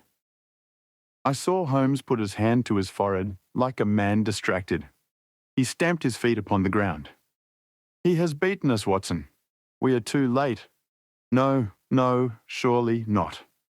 Fool that I was to hold my hand. "And you, Watson, see what comes of abandoning your charge. But by heaven, if the worst has happened, we'll avenge him." Blindly, we ran through the gloom, blundering against boulders, forcing our way through gorse bushes, panting up hills and rushing down slopes, heading always in the direction whence those dreadful sounds had come. At every rise, Holmes looked eagerly round him, but the shadows were thick upon the moor, and nothing moved upon its dreary face. "Can you see anything?" "Nothing. But hark, what is that?" A low moan had fallen upon our ears. There it was, again upon our left. On that side, a ridge of rocks ended in a sheer cliff which overlooked a stone-strewn slope. On its jagged face was spread-eagled some dark, irregular object. As we ran towards it, the vague outline hardened into a definite shape. It was a prostrate man face downward upon the ground, the head doubled under him at a horrible angle, the shoulders rounded and the body hunched together, as if in the act of throwing a somersault. So grotesque was the attitude that I could not for the instant realize that that moan had been the passing of his soul.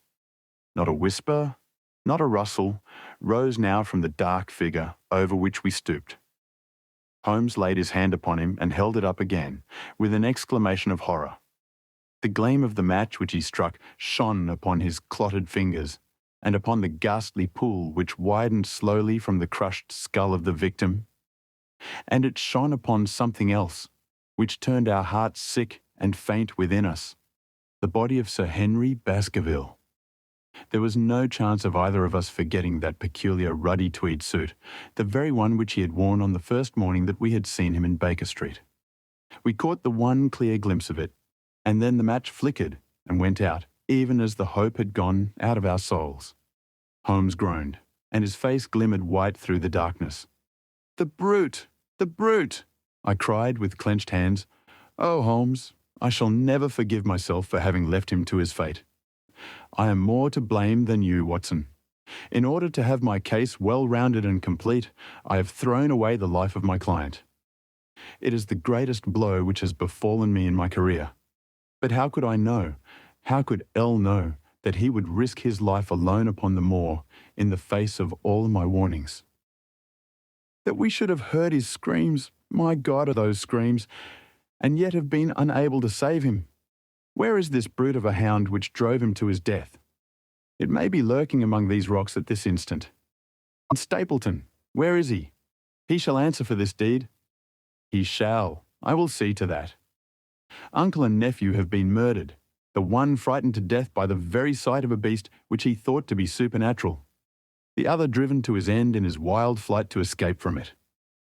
But now we have to prove the connection between the man and the beast. Save from what we heard, we cannot even swear to the existence of the latter, since Sir Henry has evidently died from the fall. But by heavens, cunning as he is, the fellow shall be in my power before another day is past.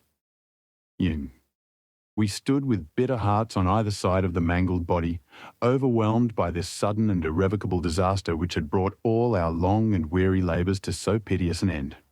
Then, as the moon rose, we climbed to the top of the rocks over which our poor friend had fallen. And from the summit we gazed out over the shadowy moor, half silver and half gloom. Far away, miles off, in the direction of Grimpen, a single steady yellow light was shining. It could only come from the lonely abode of the Stapletons. With a bitter curse, I shook my fist at it as I gazed. Why should we not seize him at once? Our case is not complete. The fellow is wary and cunning to the last degree. It is not what we know, but what we can prove. If we make one false move, the villain may escape us yet. What can we do? There will be plenty for us to do tomorrow. Tonight we can only perform the last offices to our poor friend. Together, we made our way down the precipitous slope and approached the body, black and clear against the silvered stones. The agony of those contorted limbs struck me with a spasm of pain and blurred my eyes with tears. We must send for help, Holmes. We cannot carry him all the way to the hall. Good heavens, are you mad? He had uttered a cry and bent over the body.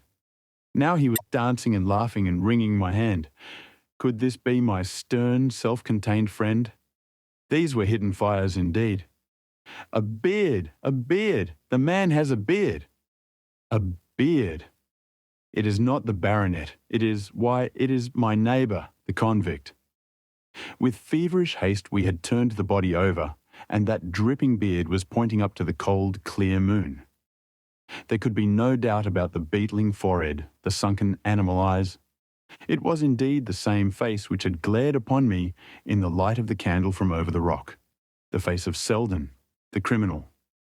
Then, in an instant, it was all clear to me. I remembered how the baronet had told me that he had handed his old wardrobe to Barrymore. Barrymore had passed it on in order to help Selden in his escape. Boots, shirt, cap, it was all Sir Henry's. The tragedy was still black enough, but this man had at least deserved death by the laws of his country. I told Holmes how the matter stood, my heart bubbling over with thankfulness and joy. Then the clothes have been the poor devil's death, said he. It is clear enough that the hound has been laid on from some article of Sir Henry's, the boot which was abstracted in the hotel, in all probability, and so ran this man down. There is one very singular thing, however. How came Selden, in the darkness, to know that the hound was on his trail? He heard him. To hear a hound upon the moor would not work a hard man like this convict into such a paroxysm of terror that he would risk recapture by screaming wildly for help. By his cries, he must have run a long way after he knew the animal was on his track. How did he know? A greater mystery to me is why this hound, presuming that all our conjectures are correct. I presume nothing. Well then, why this hound should be loose tonight. I suppose that it does not always run loose upon the moor. Stapleton would not let it go unless he had reason to think that Sir Henry would be there. My difficulty is the more formidable of the two, for I think that we shall very shortly get an explanation of yours, while mine may remain forever a mystery. The question now is, what shall we do with this poor wretch's body? We cannot leave it here to the foxes and the ravens. I suggest that we put it in one of the huts until we can communicate with the police. Exactly. I have no doubt that you and I could carry it so far. Halloa, Watson, what's this? It's the man himself, by all that's wonderful and audacious. Not a word to show your suspicions, not a word. All my plans crumble to the ground. A figure was approaching us over the moor, and I saw the dull red glow of a cigar. The moon shone upon him, and I could distinguish the dapper shape and jaunty walk of the naturalist. He stopped when he saw us, and then came on again. "Why, Dr. Watson, that's not you, is it? You are the last man that I should have expected to see out on the moor at this time of night. But dear me, what's this? Somebody hurt? Not. Don't tell me that it is our friend Sir Henry." He hurried past me and stooped over the dead man. I heard a sharp intake of his breath, and the cigar fell from his fingers. Who's this?" he stammered. "It is Selden, the man who escaped from Princetown." Stapleton turned a ghastly face upon us, but by a supreme effort he had overcome his amazement and his disappointment. He looked sharply from Holmes to me. "Dear me, what a very shocking affair. How did he die?" "He appears to have broken his neck by falling over these rocks. My friend and I were strolling on the moor when we heard a cry." "I heard a cry also. That was what brought me out. I was uneasy about Sir Henry." "Why about Sir Henry in particular?" I could not help asking. "Because I had suggested that he should come over. When he did not come, I was surprised, and I naturally became alarmed for his safety when I heard cries upon the moor. By the way," his eyes darted again from my face to Holmes's, "did you hear anything else besides a cry?" "No," said Holmes. "Did you?" "No." "What do you mean then?" "Oh, you know the stories that the peasants tell about a phantom hound and so on. It is said to be heard at night upon the moor. I was wondering if there were any evidence of such a sound tonight." "We heard nothing of the kind," said I. "And what is your theory of this poor fellow's death?" "I have no doubt that anxiety and exposure have driven him off his head. He has rushed about the moor in a crazy state and eventually fallen over here and broken his neck." "That seems the most reasonable theory," said Stapleton, and he gave a sigh which I took to indicate his relief. "What do you think about it, Mr. Sherlock Holmes?" My friend bowed his compliments. "You are quick at identification," said he. "We have been expecting you in these parts since Dr. Watson came down. You are in time to see a tragedy." "Yes, indeed. I have no doubt that my friend's explanation will cover the facts. I will take an unpleasant remembrance back to London with me tomorrow." "Oh, you return tomorrow?" "That is my intention. I hope your visit has cast some light upon those occurrences which have puzzled us." Holmes shrugged his shoulders.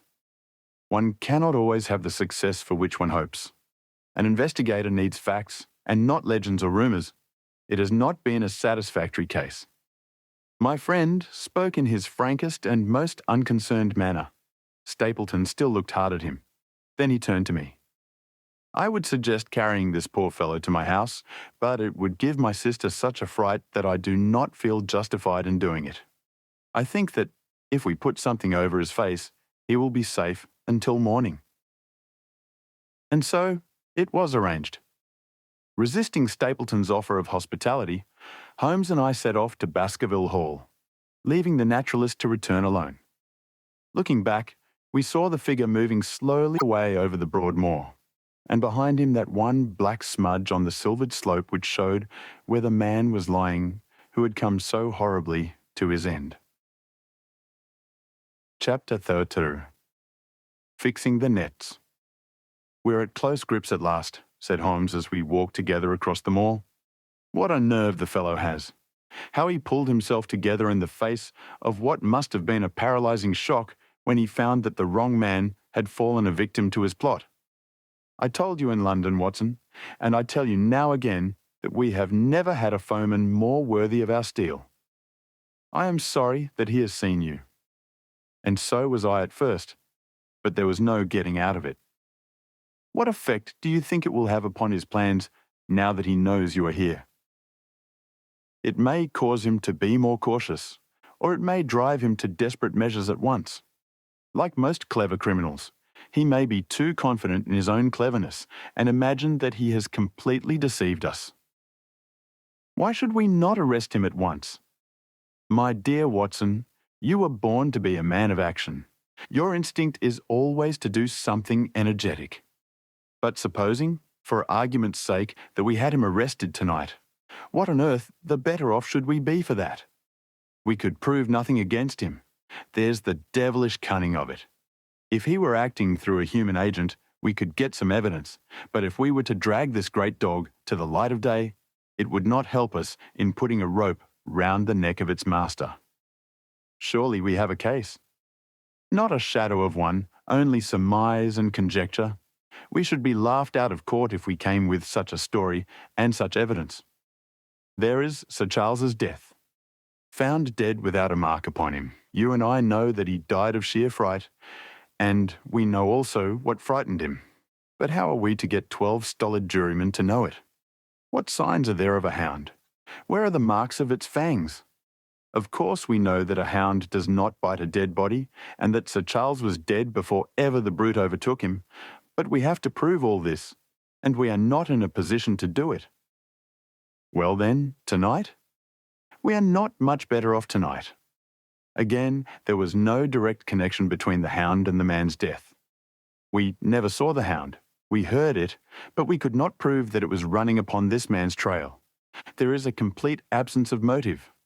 No, my dear fellow, we must reconcile ourselves to the fact that we have no case at present, and that it is worth our while to run any risk in order to establish one. And how do you propose to do so? I have great hopes of what Mrs. Laura Lyons may do for us when the position of affairs is made clear to her. And I have my own plan as well. Sufficient for tomorrow is the evil thereof, but I hope before the day is past to have the upper hand at last. I could draw nothing further from him, and he walked, lost in thought, as far as the Baskerville gates.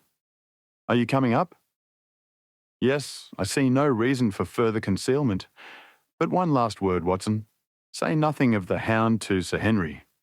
Let him think that Selden's death was as Stapleton would have us believe. He will have a better nerve for the ordeal which he will have to undergo tomorrow when he is engaged, if I remember your report aright, to dine with these people. And so am I. Then you must excuse yourself, and he must go alone. That will be easily arranged. And now, if we are too late for dinner, I think that we are both ready for our suppers. Sir Henry was more pleased than surprised to see Sherlock Holmes, for he had for some days been expecting that recent events would bring him down from London. He did raise his eyebrows, however, when he found that my friend had neither any luggage nor any explanations for its absence. Between us, we soon supplied his wants, and then, over a belated supper, we explained to the baronet as much of our experience as it seemed desirable that he should know. But first, I had the unpleasant duty of breaking the news to Barrymore and his wife. To him, it may have been an unmitigated relief, but she wept bitterly in her apron. To all the world, he was the man of violence, half animal and half demon. But to her he always remained the little wilful boy of her own girlhood, the child who had clung to her hand. Evil indeed is the man who has not one woman to mourn him. I've been moping in the house all day since Watson went off in the morning, said the baronet. I guess I should have some credit, for I have kept my promise. If I hadn't sworn not to go about alone, I might have had a more lively evening, for I had a message from Stapleton asking me over there. I have no doubt that you would have had a more lively evening, said Holmes dryly.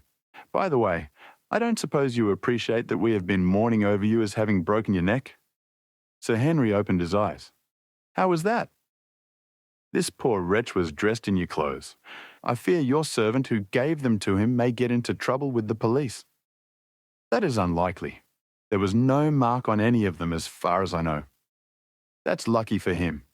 In fact, it's lucky for all of you, since you are all on the wrong side of the law in this matter. I'm not sure that, as a conscientious detective, my first duty is not to arrest the whole household.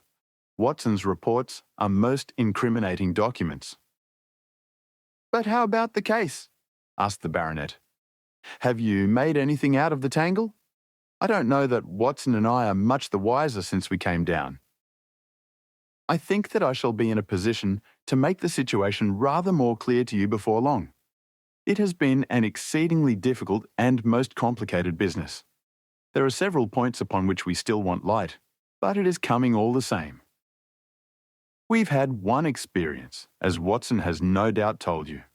We heard the hound on the moor, so I can swear that it is not all empty superstition. I had something to do with dogs when I was out west, and I know one when I hear one.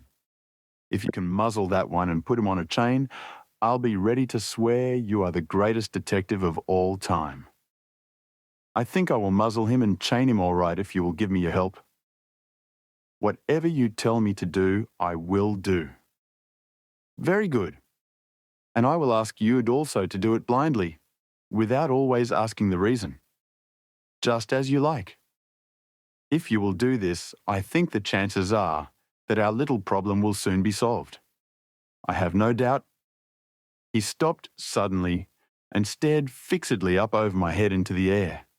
The lamp beat upon his face, and so intent was it, and so still that it might have been that of a clear-cut classical statue, a personification of alertness and expectation. "What is it?" we both cried. I could see as he looked down that he was repressing some internal emotion. His features were still composed, but his eyes shone with amused exultation. "Excuse the admiration of a connoisseur," said he, as he waved his hand towards the line of portraits which covered the opposite wall. "Watson won't allow that I know anything of art, but that is mere jealousy, because our views upon the subject differ. Now, these are a really very fine series of portraits." "Well, I'm glad to hear you say so," said Sir Henry, glancing with some surprise at my friend. "I don't pretend to know much about these things, and I'd be a better judge of a horse or a steer than of a picture. I didn't know that you found time for such things." "I know what is good when I see it, and I see it now.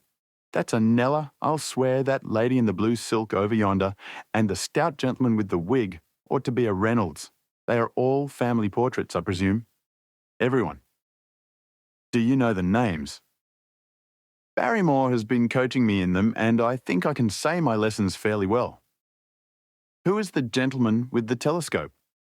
"That is Rear Admiral Baskerville, who served under Rodney in the West Indies. The man with the blue coat and the roll of paper is Sir William Baskerville, who was chairman of committees of the House of Commons under Pitt. And this cavalier opposite to me, the one with the black velvet and the lace? Ah, you have a right to know about him. That is the cause of all the mischief. The wicked Hugo, who started the Hound of the Baskervilles. We're not likely to forget him." I gazed with interest and some surprise upon the portrait. "Dear me," said Holmes. "He seems a quiet, meek-mannered man enough, but I dare say that there was a lurking devil in his eyes. I had pictured him as a more robust and ruffianly person. There's no doubt about the authenticity, for the name and the date, 1647, are on the back of the canvas." Holmes said little more, but the picture of the old roisterer seemed to have a fascination for him, and his eyes were continually fixed upon it during supper. It was not until later, when Sir Henry had gone to his room, that I was able to follow the trend of his thoughts. He led me back into the banqueting hall, his bedroom candle in his hand, and he held it up against the time-stained portrait on the wall. "Do you see anything there?" I looked at the broad-plumed hat, the curling love-locks, the white lace collar, and the straight, severe face which was framed between them. It was not a brutal countenance, but it was prim, hard, and stern, with a firm-set, thin-lipped mouth and a coldly intolerant eye. "Is it like anyone you know?" "There is something of Sir Henry about the jaw." "Just a suggestion, perhaps, but wait an instant." He stood upon a chair, and, holding up the light in his left hand, he curved his right arm over the broad hat and round the long ringlets. "Good heavens!" I cried, in amazement. The face of Stapleton had sprung out of the canvas. "Ha! You see it now. My eyes have been trained to examine faces and not their trimmings. It is the first quality of a criminal investigator that he should see through a disguise. But this is marvellous. It might be his portrait. Yes, it is an interesting instance of a throwback, which appears to be both physical and spiritual. A study of family portraits is enough to convert a man to to the doctrine of reincarnation. The fellow is a Baskerville, that is evident. With designs upon the succession. Exactly. This chance of the picture has supplied us with one of our most obvious missing links. We have him, Watson, we have him, and I dare swear that before tomorrow night he will be fluttering in our net as helpless as one of his own butterflies. A pin, a cork, and a card, and we add him to the Baker Street collection. He burst into one of his rare fits of laughter as he turned away from the picture. I have not heard him laugh often, and it has always boded ill to somebody. I was up betimes in the morning, but Holmes was a foot earlier still, for I saw him as I dressed, coming up the drive. Yes, we should have a full day today, he remarked, and he rubbed his hands with the joy of action. The nets are all in place, and the drag is about to begin. We'll know before the day is out whether we have caught our big, lean-jawed pike, or whether he has got through the meshes. Have you been on the moor already? I have sent a report from Grimpen to Princetown as to the death of Selden. I think I can promise that none of you will be troubled in the matter. And I have also communicated with my faithful Cartwright, who would certainly have pined away at the door of my hut, as a dog does at his master's grave, if I had not set his mind at rest about my safety.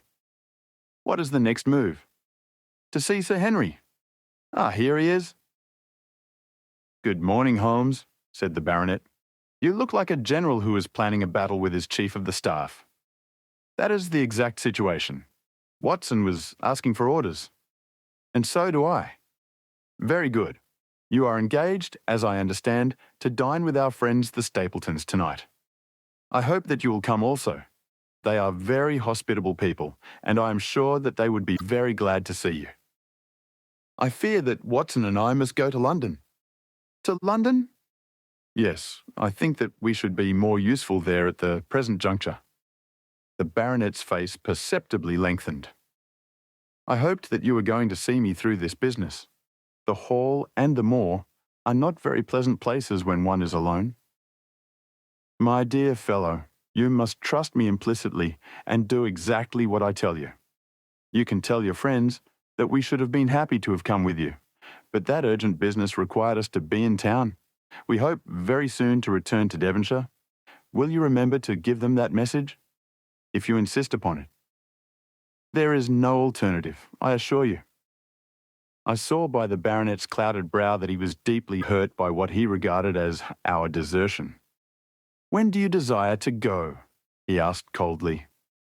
Immediately after breakfast.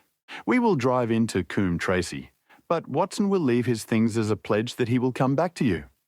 Watson, you will send a note to Stapleton to tell him that you regret that you cannot come. I have a good mind to go to London with you, said the baronet. Why should I stay here alone? Because it is your post of duty. Because you gave me your word that you would do as you were told, and I'd tell you to stay. All right then, I'll stay. One more direction. I wish you to drive to Merripit House. Send back your trap, however, and let them know that you intend to walk home. To walk across the moor? Yes. But that is the very thing which you have so often cautioned me not to do. This time, you may do it with safety. If I had not every confidence in your nerve and courage, I would not suggest it, but it is essential that you should do it. Then I will do it. And as you value your life, do not go across the moor in any direction, save along the straight path which leads from Merripit House to the Grimpen Road, and is your natural way home. I will do just what you say. Very good. I should be glad to get away as soon after breakfast as possible, so as to reach London in the afternoon. I was much astounded by this programme, though I remembered that Holmes had said to Stapleton on the night before that his visit would terminate next day. It had not crossed my mind, however, that he would wish me to go with him, nor could I understand how we could both be absent at a moment which he himself declared to be critical. There was nothing for it, however, but implicit obedience. So we bade goodbye to our rueful friend, and a couple of hours afterwards we were at the station of Coombe Tracy, and had dispatched the trap upon its return journey. A small boy was waiting upon the platform. Any orders, sir? You will take this train to town, Cartwright. The moment you arrive, you will send a wire to Sir Henry Baskerville in my name to say that if he finds the pocketbook which I have dropped, he is to send it by registered post to Baker Street. Yes, sir. And ask at the station office if there is a message for me. The boy returned with a telegram, which Holmes handed to me. It ran, "Wire received. Coming down with unsigned warrant. Arrive 5:40. Lestrade." That is an answer to mine of this morning. He is the best of the professionals, I think, and we may need his assistance. Now, Watson, I think that we cannot employ our time better than by calling upon your acquaintance, Mrs. Laura Lyons. His plan of campaign was beginning to be evident. He would use the baronet in order to convince the Stapletons that we were really gone, while we should actually return at the instant when we were likely to be needed. That telegram from London, if mentioned by Sir Henry to the Stapletons, must remove the last suspicions from their minds. Already I seemed to see our nets drawing closer around that lean-jawed pike. Mrs. Laura Lyons was in her office, and Sherlock Holmes opened his interview with a frankness and directness which considerably amazed her. "I am investigating the circumstances which attended the death of the late Sir Charles Baskerville," said he. "My friend here, Dr. Watson, has informed me of what you have communicated, and also of what you have withheld in connection with that matter." "What have I withheld?" she asked defiantly. "You have confessed that you asked Sir Charles to be at the gate at 10 o'clock. We know that that was the place and hour of his death. You have withheld what the connection is between these events. There is no connection. In that case, the coincidence must indeed be an extraordinary one, but I think that we shall succeed in establishing a connection after all. I wish to be perfectly frank with you, Mrs. Lyons. We regard this case as one of murder, and the evidence may implicate not only your friend Mr. Stapleton, but his wife as well." The lady sprang from her chair. "His wife!" she cried. "The fact is no longer a secret. The person who has passed for his sister is really his wife." Mrs. Lyons had resumed her seat. Her hands were grasping the arms of her chair, and I saw that the pink nails had turned white with the pressure of her grip. "His wife," she said again. "His wife. He is not a married man." Sherlock Holmes shrugged his shoulders. "Prove it to me. Prove it to me. And if you can do so—" The fierce flash of her eyes said more than any words. "I have come prepared to do so," said Holmes, drawing several papers from his pocket. "Here is a photograph of the couple taken in York 4 years ago. It is endorsed Mr. and Mrs. Vandeleur, but you will have no difficulty in recognizing him, and her also, if you know her by sight. Here are 3 written descriptions by trustworthy witnesses of Mr. and Mrs. Vandeleur, who at that time kept St. Oliver's private school. Read them and see if you can doubt the identity of these people." She glanced at them, and then looked up at us with the set, rigid face of a desperate woman. "Mr. Holmes," she said, "this man had offered me marriage on condition that I could get a divorce from my husband. He has lied to me, the villain, in every conceivable way. Not one word of truth has he ever told me. And why? Why? I imagined that all was for my own sake. But now I see that I was never anything but a tool in his hands. Why should I preserve faith with him who never kept any with me? Why should I try to shield him from the consequences of his own wicked acts? Ask me what you like, and there is nothing which I shall hold back. One thing I swear to you, and that is that when I wrote the letter, I never dreamed of any harm to the old gentleman who had been my kindest friend." "I entirely believe you, madam," said Sherlock Holmes. "The recital of these events must be very painful to you, and perhaps it will make it easier if I tell you what occurred, and you can check me if I make any material mistake. The sending of this letter was suggested to you by Stapleton? He dictated it. I presume that the reason he gave was that you would receive help from Sir Charles for the legal expenses connected with your divorce? Exactly. And then, after you had sent the letter, he dissuaded you from keeping the appointment. He told me that it would hurt his self-respect that any other man should find the money for such an object, and that though he was a poor man himself, he would devote his last penny to removing the obstacles which divided us. He appears to be a very consistent character. And then you heard nothing until you read the reports of the death in the paper? No.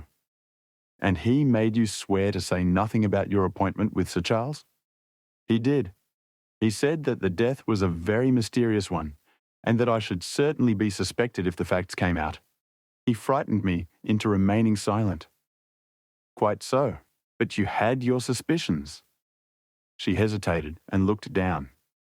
I knew him, she said, but if he had kept faith with me, I should always have done so with him. I think that, on the whole, you have had a fortunate escape, said Sherlock Holmes. You have had him in your power, and he knew it, and yet you are alive. You have been walking for some months very near to the edge of a precipice. We must wish you good morning now, Mrs. Lyons, and it is probable that you will very shortly hear from us again. Our case becomes rounded off, and difficulty after difficulty thins away in front of us, said Holmes, as we stood waiting for the arrival of the express from town. I shall soon be in the position of being able to put into a single, connected narrative one of the most singular and sensational crimes of modern times.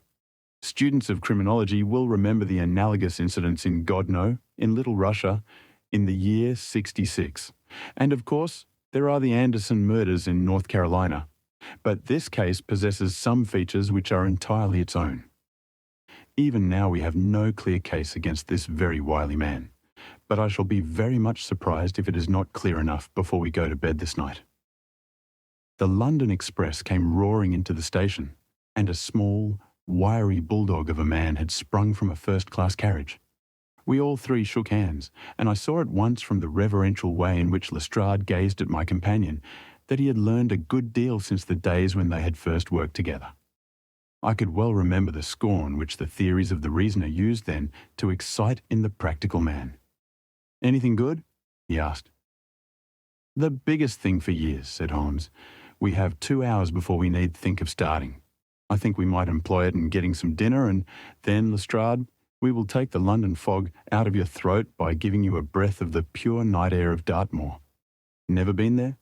Ah, well, I don't suppose you will forget your first visit." Chapter 14. The Hound of the Baskervilles. One of Sherlock Holmes's defects, if indeed one may call it a defect, was that he was exceedingly loath to communicate his full plans to any other person until the instant of their fulfilment. Partly, it came no doubt from his own masterful nature, which loved to dominate and surprise those who were around him. Partly also from his professional caution, which urged him never to take any chances. The result, however, was very trying for those who were acting as his agents and assistants. I had often suffered under it, but never more so than during that long drive in the darkness. The great ordeal was in front of us. At last we were about to make our final effort, and yet Holmes had said nothing, and I could only surmise what his course of action would be. My nerves thrilled with anticipation when at last the cold wind upon our faces and the dark, void spaces on either side of the narrow road told me that we were back upon the moor once again. Every stride of the horses and every turn of the wheels was taking us nearer to our supreme adventure. Our conversation was hampered by the presence of the driver of the hired wagonette, so that we were forced to talk of trivial matters when our nerves were tense with emotion and anticipation. It was a relief to me, after that unnatural restraint, when we at last passed Franklin's house and knew that we were drawing near to the hall and to the scene of action. We did not drive up to the door, but got down near the gate of the avenue. The wagonette was paid off and ordered to return to Coombe Tracy forthwith, while we started to walk to Merripit House. "Are you armed, Lestrade?" The little detective smiled. "As long as I have my trousers, I have a hip pocket, and as long as I have my hip pocket, I have something in it." "Good. My friend and I are also ready for emergencies." "You're mighty close about this affair, Mr. Holmes. What's the game now?" "A waiting game." "My word, it does not seem a very cheerful place," said the detective with a shiver, glancing round him at the gloomy slopes of the hill and at the huge lake of fog which lay over the Grimpen mire. "I see the lights of a house ahead of us. That is Merripit House and the end of our journey." I must request you to walk on tiptoe and not to talk above a whisper." We moved cautiously along the track, as if we were bound for the house, but Holmes halted us when we were about 200 yards from it. "This will do," said he. "These rocks upon the right make an admirable screen." "We are to wait here?" "Yes, we shall make our little ambush here. Get into this hollow, Lestrade. You have been inside the house, have you not, Watson? Can you tell the position of the rooms? What are those latticed windows at this end?" "I think they are the kitchen windows." "And the one beyond which shines so brightly?" "That is certainly the dining room." "The blinds are up. You know the lie of the land best. Creep forward quietly and see what they're doing. But for heaven's sake, don't let them know that they are watched." I tiptoed down the path and stooped behind the low wall which surrounded the stunted orchard. Creeping in its shadow, I reached a point whence I could look straight through the uncurtained window. There were only two men in the room, Sir Henry and Stapleton. They sat with their profiles towards me on either side of the round table. Both of them were smoking cigars, and coffee and wine were in front of them. Stapleton was talking with animation, but the baronet looked pale and distrait. Perhaps the thought of that lonely walk across the ill-omened moor was weighing heavily upon his mind. As I watched them, Stapleton rose and left the room, while Sir Henry filled his glass again and leaned back in his chair, puffing at his cigar. I heard the creak of a door and the crisp sound of boots upon gravel. The steps passed along the path on the other side of the wall, under which I crouched. Looking over, I saw the naturalist pause at the door of an outhouse in the corner of the orchard. A key turned in a lock, and as he passed in, there was a curious scuffling noise from within. He was only a minute or so inside, and then I heard the key turn once more and he passed me and re-entered the house. I saw him rejoin his guest, and I crept quietly back to where my companions were waiting to tell them what I'd seen. "You say, Watson, that the lady is not there?" Holmes asked when I'd finished my report. "No." "Where can she be then, since there is no light in any other room except the kitchen?" "I cannot think where she is." "I have said that over the great Grimpen Mire there hung a dense white fog. It was drifting slowly in our direction, and banked itself up like a wall on that side of us, low but thick and well defined. The moon shone on it, and it looked like a great shimmering ice field, with the heads of the distant tors as rocks borne upon its surface. Holmes's face was turned towards it, and he muttered impatiently as he watched its sluggish drift. "It's moving towards us, Watson." "Is that serious?" "Very serious indeed. The one thing upon earth which could have disarranged my plans. He can't be very long now. It is already 10 o'clock. Our success and even his life may depend upon his coming out before the fog is over the path." The night was clear and fine above us. The stars shone cold and bright, while a half-moon bathed the whole scene in a soft, uncertain light. Before us lay the dark bulk of the house, its serrated roof and bristling chimneys hard outlined against the silver-spangled sky.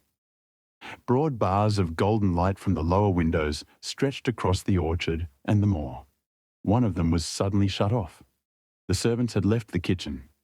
There only remained the lamp in the dining room, where the two men, the murderous host and the unconscious guest, still chatted over their cigars. Every minute that white woolly plain which covered one half of the moor was drifting closer and closer to the house. Already the first thin wisps of it were curling across the golden square of the lighted window.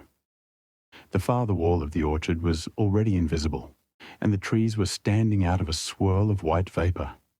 As we watched it, the fog wreaths came crawling round both corners of the house and rolled slowly into one dense bank, on which the upper floor and the roof floated like a strange ship upon a shadowy sea. Holmes struck his hand passionately upon the rock in front of us and stamped his feet in his impatience. "If he isn't out in a quarter of an hour, the path will be covered. In half an hour we won't be able to see our hands in front of us. Shall we move farther back upon higher ground?" "Yes, I think it would be as well." So, as the fog bank flowed onward, We fell back before it until we were half a mile from the house, and still that dense white sea, with the moon silvering its upper edge, swept slowly and inexorably on. "We are going too far," said Holmes. "We dare not take the chance of his being overtaken before he can reach us. At all costs, we must hold our ground where we are." He dropped on his knees and clapped his ear to the ground. "Thank God, I think that I hear him coming." A sound of quick steps broke the silence of the moor. Crouching among the stones, we stared intently at the silver-tipped bank in front of us. The steps grew louder, and through the fog, as through a curtain, there stepped the man whom we were awaiting. He looked round him in surprise as he emerged into the clear, starlit night. Then he came swiftly along the path, passed close to where we lay, and went on up the long slope behind us. As he walked, he glanced continually over either shoulder, like a man who is ill at ease. "Hist!" cried Holmes, and I heard the sharp click of a cocking pistol. "Look out! It's coming!" There was a thin, crisp, continuous patter from somewhere in the heart of that crawling bank. The cloud was within 50 yards of where we lay, and we glared at it, all three uncertain what horror was about to break from the heart of it. I was at Holmes's elbow, and I glanced for an instant at his face. It was pale and exultant, his eyes shining brightly in the moonlight, but suddenly they started forward in a rigid, fixed stare, and his lips parted in amazement. At the same instant, Lestrade gave a yell of terror and threw himself face downward upon the ground. I sprang to my feet, my inert hand grasping my pistol, my mind paralysed by the dreadful shape which had sprung out upon us from the shadows of the fog. A hound it was, an enormous coal-black hound, but not such a hound as mortal eyes have ever seen. Fire burst from its open mouth, its eyes glowed with a smouldering glare. Its muzzle and hackles and dewlap were outlined in flickering flame. Never in the delirious dream of a disordered brain could anything more savage, more appalling, more hellish be conceived than that dark form and savage face which broke upon us out of the wall of fog. With long bounds, the huge black creature was leaping down the track, following hard upon the footsteps of our friend. So paralysed were we by the apparition that we allowed him to pass before we had recovered our nerve. Then Holmes and I both fired together, and the creature gave a hideous howl which showed that one at least had hit him. He did not pause, however, but bounded onward. Far away on the path we saw Sir Henry looking back, his face white in the moonlight, his hands raised in horror, glaring helplessly at the frightful thing which was hunting him down. But that cry of pain from the hound had blown all our fears to the winds. If he was vulnerable, he was mortal, and if we could wound him, we could kill him. Never have I seen a man run as Holmes ran that night. I am reckoned fleet of foot, but he outpaced me as much as I outpaced the little professional. In front of us, as we flew up the track, we heard scream after scream from Sir Henry, and the deep roar of the hound. I was in time to see the beast spring upon its victim, hurl him to the ground, and worry at his throat. But the next instant, Holmes had emptied 5 barrels of his revolver into the creature's flank. With a last howl of agony and a vicious snap in the air, it rolled upon its back, 4 feet pouring furiously, and then fell limp upon its side. I stooped, panting, and pressed my pistol to the dreadful, shimmering head, but it was useless to press the trigger. The giant hound was dead. Sir Henry lay insensible where he had fallen. We tore away his collar, and Holmes breathed a prayer of gratitude when we saw that there was no sign of a wound, and that the rescue had been in time. Already our friend's eyelids shivered, and he made a feeble effort to move. Lestrade thrust his brandy flask between the baronet's teeth, and 2 frightened eyes were looking up at us. "My God," he whispered. "What was it? What, in heaven's name, was it?" "It's dead, whatever it is," said Holmes. "We've laid the family ghost once and forever." In mere size and strength, it was a terrible creature which was lying stretched before us. It was not a pure bloodhound, and it was not a pure mastiff, but it appeared to be a combination of the two, gaunt, savage, and as large as a small lioness. Even now, in the stillness of death, The huge jaws seemed to be dripping with a bluish flame, and the small, deep-set, cruel eyes were ringed with fire. I placed my hand upon the glowing muzzle, and as I held them up, my own fingers smouldered and gleamed in the darkness. "Phosphorus," I said. "A cunning preparation of it," said Holmes, sniffing at the dead animal. "There is no smell which might have interfered with his power of scent. We owe you a deep apology, Sir Henry, for having exposed you to this fright. I was prepared for a hound, but not for such a creature as this, and the fog gave us little time to receive him. You have saved my life. Having first endangered it, are you strong enough to stand? Give me another mouthful of that brandy, and I shall be ready for anything. So, now, if you will help me up, what do you propose to do?" "To leave you here. You are not fit for further adventures tonight. If you will wait, one or other of us will go back with you to the hall."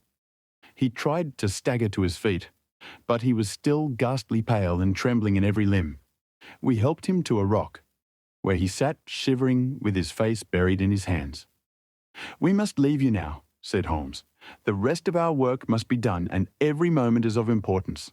We have our case, and now we only want our man. It's 1,000 to 1 against our finding him at the house," he continued as we retraced our steps swiftly down the path. "Those shots must have told him that the game was up. We were some distance off, and this fog may have deadened them. He followed the hound to call him off, of that you may be certain. No, he's gone by this time, but we'll search the house and make sure." The front door was open, so we rushed in and hurried from room to room to the amazement of a doddering old manservant who met us in the passage. There was no light save in the dining room, but Holmes caught up the lamp and left no corner of the house unexplored. No sign could we see of the man whom we were chasing. On the upper floor, however, one of the bedroom doors was locked. "There's someone in here," cried Lestrade. "I can hear a movement. Open this door." A faint moaning and rustling came from within. Holmes struck the door just over the lock with the flat of his foot, and it flew open.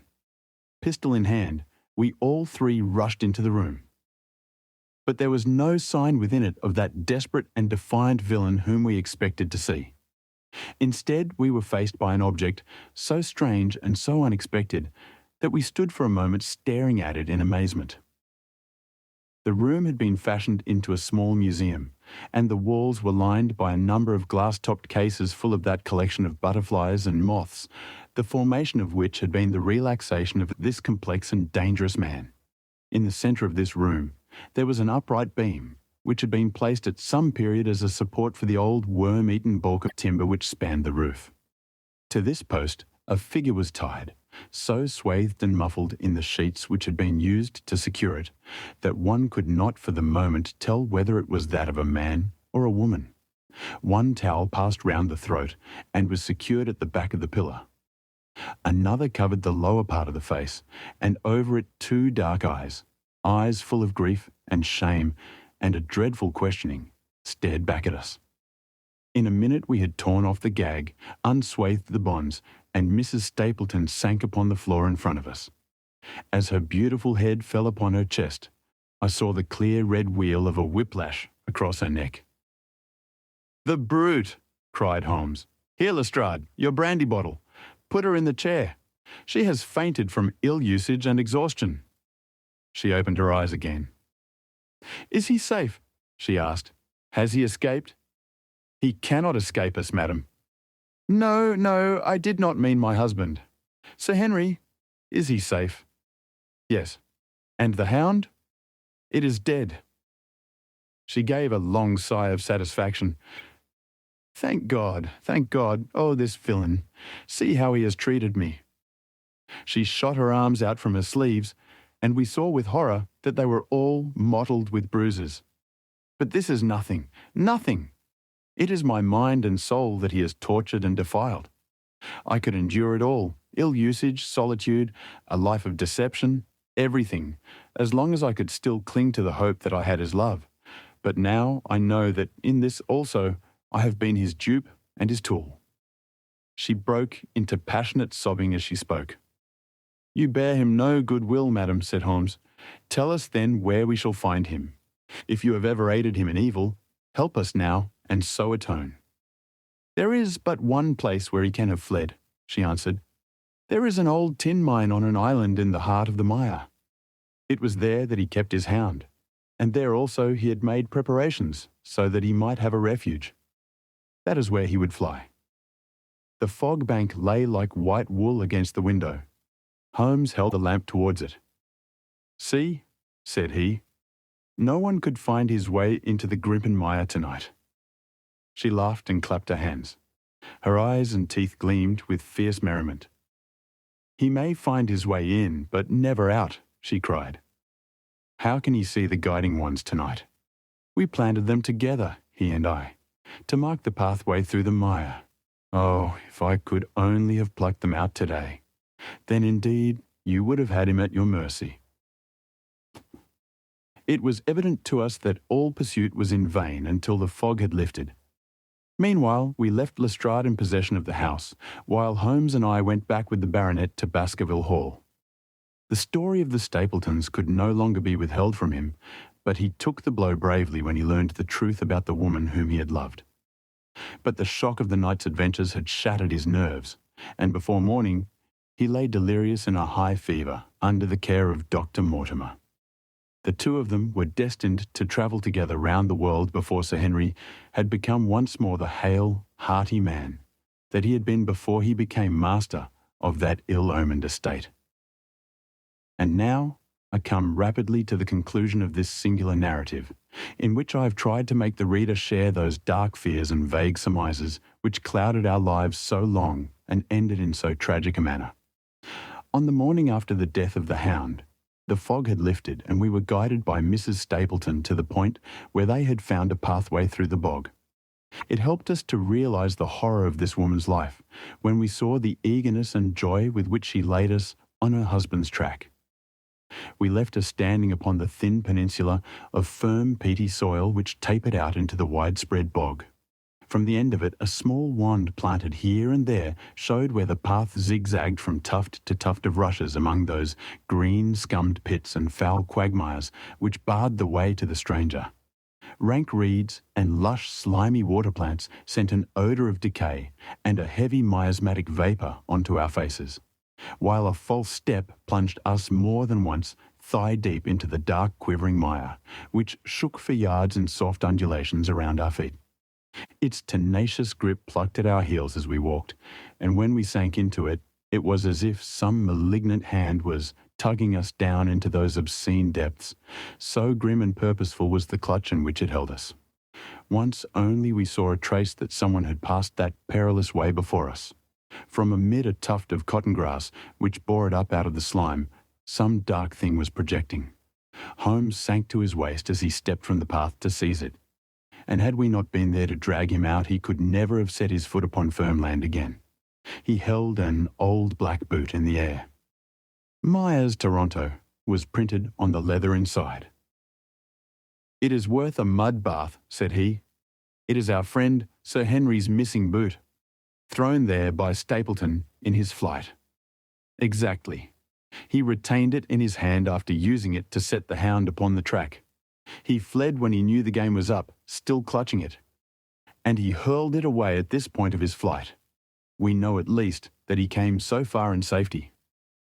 But more than that, we were never destined to know, though there was much which we might surmise.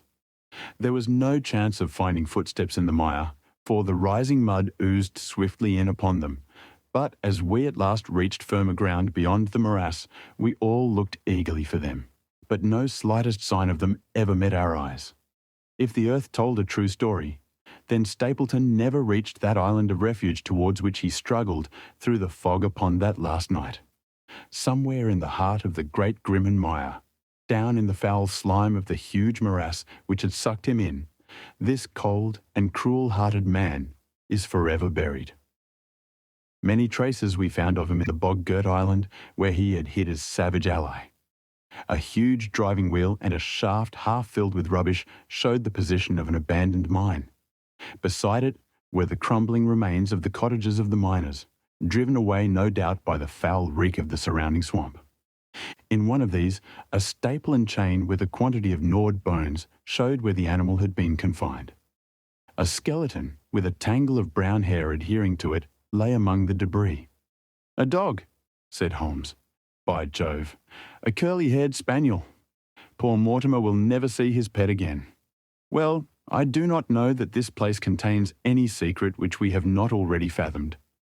He could hide his hound, but he could not hush its voice, and hence came those cries which, even in daylight, were not pleasant to hear.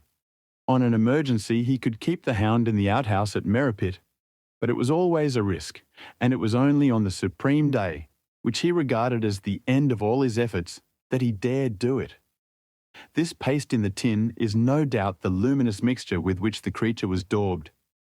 It was suggested, of course, by the story of the family hellhound, and by the desire to frighten old Sir Charles to death. No wonder the poor devil of a convict ran and screamed, even as our friend did, and as we ourselves might have done when he saw such a creature bounding through the darkness of the moor upon his track. It was a cunning device, for apart from the chance of driving your victim to his death, what peasant would venture to inquire too closely into such a creature should he get sight of it, as many have done, upon the moor?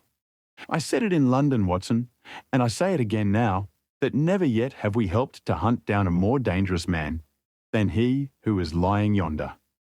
He swept his long arm towards the huge mottled expanse of green splotched bog which stretched away until it merged into the russet slopes of the moor. Chapter 15. A Retrospection. It was the end of November, and Holmes and I sat upon a raw and foggy night on either side of a blazing fire in our sitting room in Baker Street.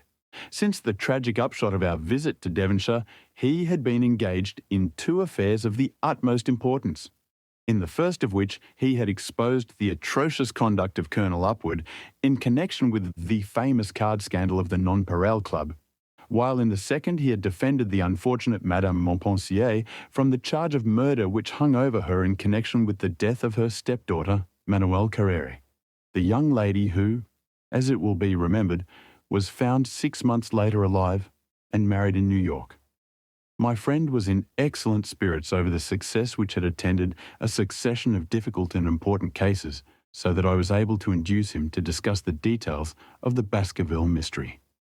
I had waited patiently for the opportunity, for I was aware that he would never permit cases to overlap, and that his clear and logical mind would not be drawn from its present work to dwell upon memories of the past. Sir Henry and Dr. Mortimer were, however, in London, on their way to that long voyage which had been recommended for the restoration of his shattered nerves. They had called upon us that very afternoon, so that it was natural that the subject should come up for discussion. "The whole course of events," said Holmes, "from the point of view of the man who called himself Stapleton was simple and direct, although to us, who had no means in the beginning of knowing the motives of his actions and could only learn part of the facts, it all appeared exceedingly complex. I have had the advantage of 2 conversations with Mrs. Stapleton, and the case has now been so entirely cleared up that I'm not aware that there is anything which has remained a secret to us. You will find a few notes upon the matter under the heading B in my indexed list of cases. Perhaps you would kindly give me a sketch of the course of events from memory." "Certainly, though I cannot guarantee that I carry all the facts in my mind. Intense mental concentration has a curious way of blotting out what has passed. The barrister who has his case at his fingers' ends and is able to argue with an expert upon his own subject finds that a week or 2 of the courts will drive it all out of his head once more. So each of my cases displaces the last, and Mademoiselle Carrere has blurred my recollection of Baskerville Hall. Tomorrow some other little problem may be submitted to my notice, which will in turn dispossess the fair French lady and the infamous Upward. So far as the case of the Hound goes, however, I will give you the course of events as nearly as I can, and you will suggest anything which I may have forgotten. My inquiries show beyond all question that the family portrait did not lie, and that this fellow was indeed a Baskerville. He was a son of that Roger Baskerville, the younger brother of Sir Charles, who fled with a sinister reputation to South America, where he was said to have died unmarried. He did, as a matter of fact, marry, and had one child, this fellow, whose real name is the same as his father's. He married Beryl Garcia, one of the beauties of Costa Rica, and, having purloined a considerable sum of public money, he changed his name to Vandeleur and fled to England, where he established a school in the east of Yorkshire. His reason for attempting this special line of business was that he had struck up an acquaintance with a consumptive tutor upon the voyage home, and that he had used this man's ability to make the undertaking a success. Fraser, the tutor, died, however, and the school which had begun well sank from disrepute into infamy. The Vandeleurs found it convenient to change their name to Stapleton, and he brought the remains of his fortune, his schemes for the future, and his taste for entomology to the south of England.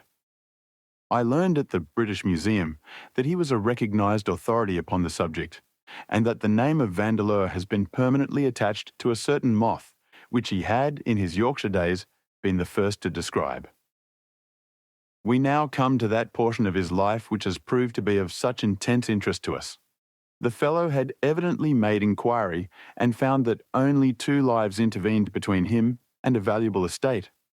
When he went to Devonshire, his plans were, I believe, exceedingly hazy, but that he meant mischief from the first is evident from the way in which he took his wife with him in the character of his sister.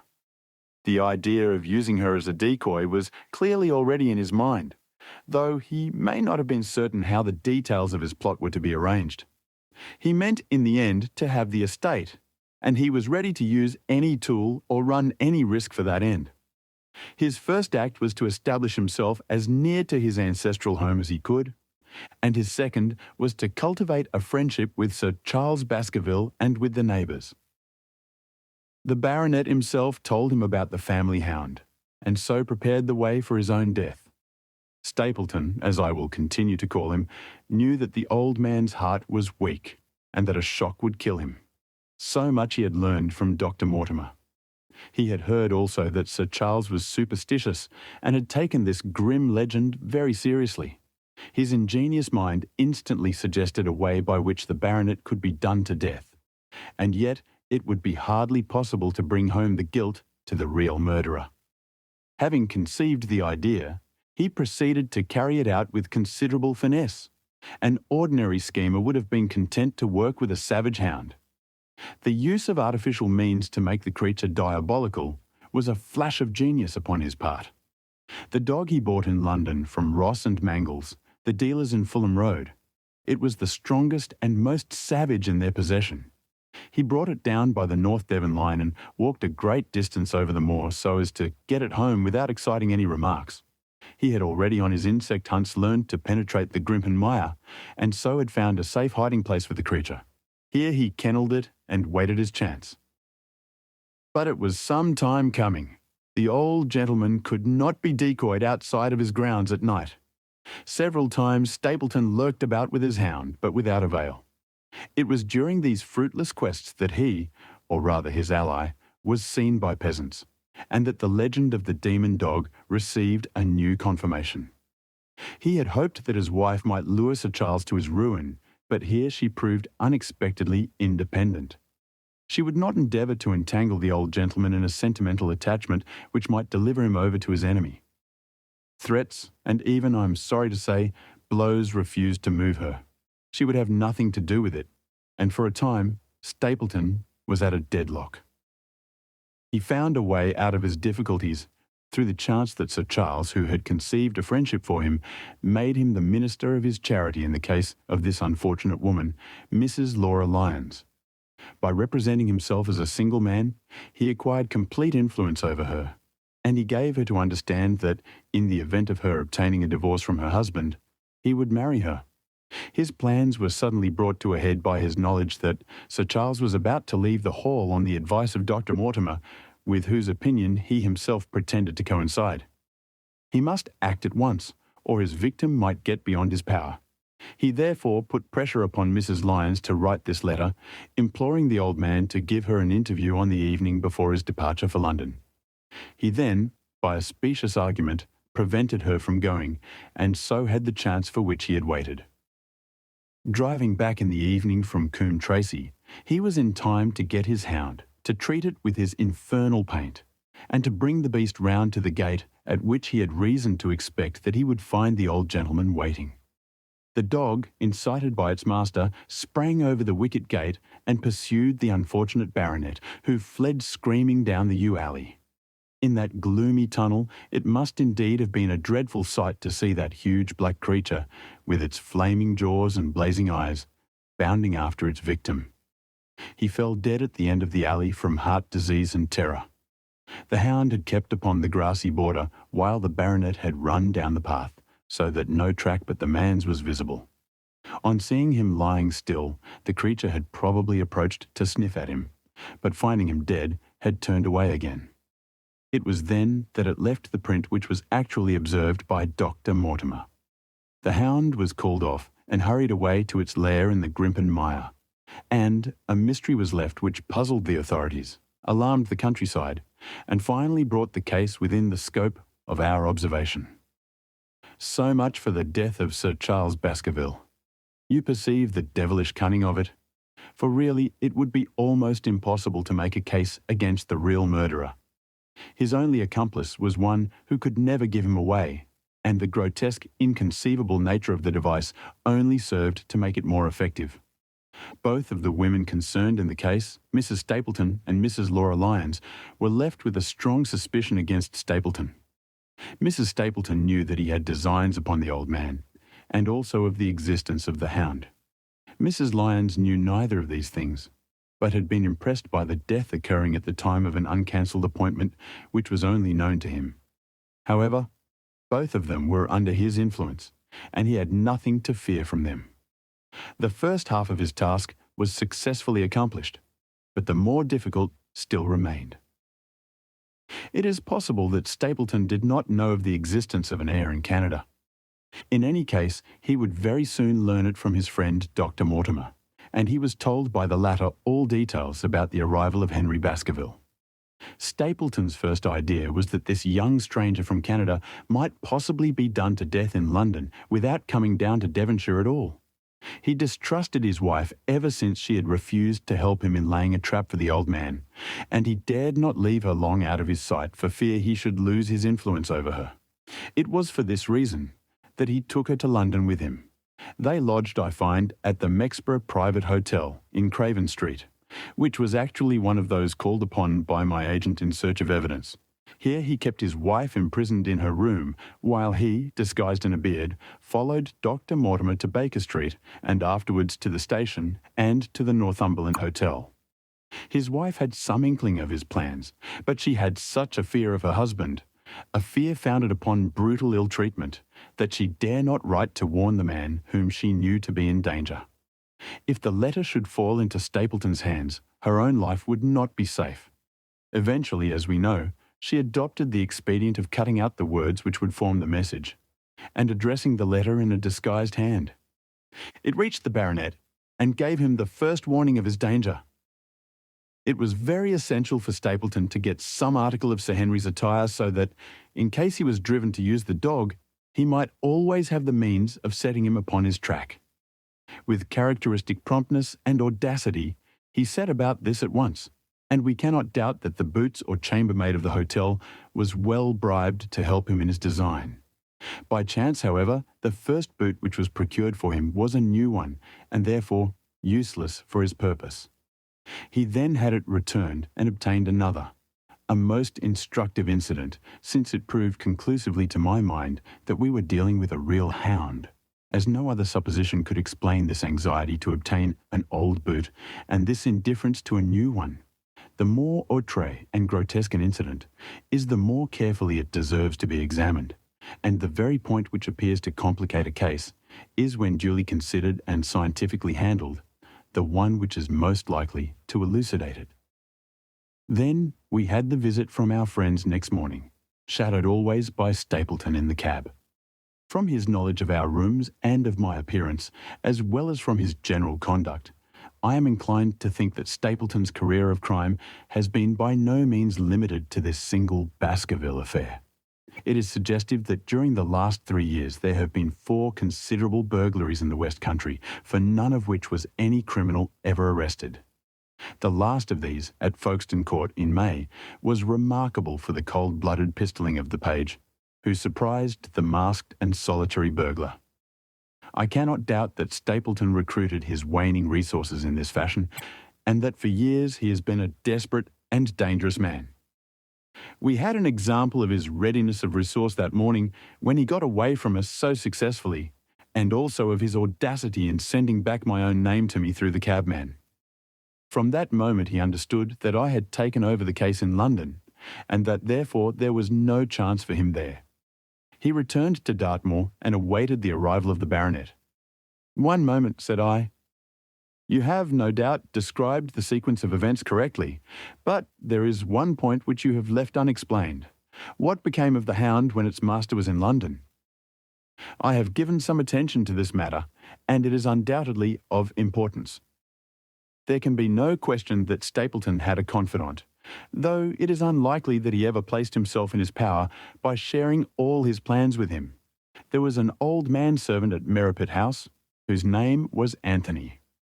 His connection with the Stapletons can be traced for several years, as far back as the schoolmastering days, so that he must have been aware that his master and mistress were really husband and wife.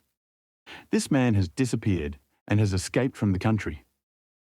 It is suggestive that Anthony is not a common name in England, while Antonio is so in all Spanish or Spanish-American countries. The man, like Mrs. Stapleton herself, spoke good English, but with a curious lisping accent. I have myself seen this old man cross the Grimpen Mire by the path which Stapleton had marked out. It is very probable, therefore, that in the absence of his master it was he who cared for the hound, though he may never have known the purpose for which the beast was used. The Stapletons then went down to Devonshire, whither they were soon followed by Sir Henry and you. One word now as to how I stood myself at that time. It may possibly recur to your memory that when I examined the paper upon which the printed words were fastened, I made a close inspection for the watermark. In doing so, I held it within a few inches of my eyes, and was conscious of a faint smell of the scent known as white jessamine. There are 75 perfumes, which it is very necessary that a criminal expert should be able to distinguish from each other, and cases have more than once within my own experience depended upon their prompt recognition. The scent suggested the presence of a lady, and already my thoughts began to turn towards the Stapletons. Thus I had made certain of the Hound, and had guessed at the criminal before ever we went to the West Country. It was my game to watch Stapleton. It was evident, however, that I could not do this if I were with you, since he would be keenly on his guard. I deceived everybody, therefore, yourself included, and I came down secretly when I was supposed to be in London. My hardships were not so great as you imagined, though such trifling details must never interfere with the investigation of a case. I stayed for the most part at Coombe Tracey, and only used the hut upon the moor when it was necessary to be near the scene of action. Cartwright had come down with me, and in his disguise as a country boy, he was of great assistance to me. I was dependent upon him for food and clean linen. When I was watching Stapleton, Cartwright was frequently watching you, so that I was able to keep my hand upon all the strings. I have already told you that your reports reached me rapidly, being forwarded instantly from Baker Street to Coombe Tracey. They were of great service to me, and especially that one incidentally truthful piece of biography of Stapleton's. I was able to establish the identity of the man and the woman, and knew at last exactly how I stood. The case had been considerably complicated through the incident of the escaped convict and the relations between him and the Barrymores. This also you cleared up in a very effective way, though I had already come to the same conclusions from my own observations. By the time that you discovered me upon the moor, I had a complete knowledge of the whole business, but I had not a case which could go to a jury. Even Stapleton's attempt upon Sir Henry that night, which ended in the death of the unfortunate convict, did not help us much in proving murder against our man. There seemed to be no alternative but to catch him red-handed, and to do so we had to use Sir Henry, alone and apparently unprotected, as a bait. We did so, and at the cost of a severe shock to our client, we succeeded in completing our case and driving Stapleton to his destruction. That Sir Henry should have been exposed to this is, I must confess, a reproach to my management of the case, but we had no means of foreseeing the terrible and paralysing spectacle which the beast presented. Nor could we predict the fog which enabled him to burst upon us at such short notice. We succeeded in our object at a cost which both the specialist and Dr. Mortimer assure me will be a temporary one. A long journey may enable our friend to recover not only from his shattered nerves, but also from his wounded feelings. His love for the lady was deep and sincere, and to him, the saddest part of all this black business was that he should have been deceived by her. It only remains to indicate the part which she had played throughout. There can be no doubt that Stapleton exercised an influence over her which may have been love or may have been fear, or very possibly both, since they are by no means incompatible emotions. It was, at least, absolutely effective. At his command, she consented to pass as his sister, though he found the limits of his power over her when he endeavoured to make her the direct accessory to murder. She was ready to warn Sir Henry so far as she could without implicating her husband, and again she tried to do so. Stapleton himself seems to have been capable of jealousy, and when he saw the baronet paying court to the lady, even though it was part of his own plan, still he could not help interrupting with a passionate outburst which revealed the fiery soul which his self-contained manner so cleverly concealed. By encouraging the intimacy, he made it certain that Sir Henry would frequently come to Merripit House, and that he would sooner or later get the opportunity which he desired. On the day of the crisis, however, his wife turned suddenly against him. She had learned something of the death of the convict, and she knew that the Hound was being kept in the outhouse on the evening that Sir Henry was coming to dinner. She taxed her husband with his intended crime, and a furious scene followed, in which he showed her for the first time that she had a rival in his love. Her fidelity turned in an instant to bitter hatred, and he saw that she would betray him. He tied her up, therefore, that she might have no chance of warning Sir Henry, and he hoped, no doubt, that when the whole countryside put down the baronet's death to the curse of his family, as they certainly would do, he could win his wife back to accept an accomplished fact, and to keep silent upon what she knew.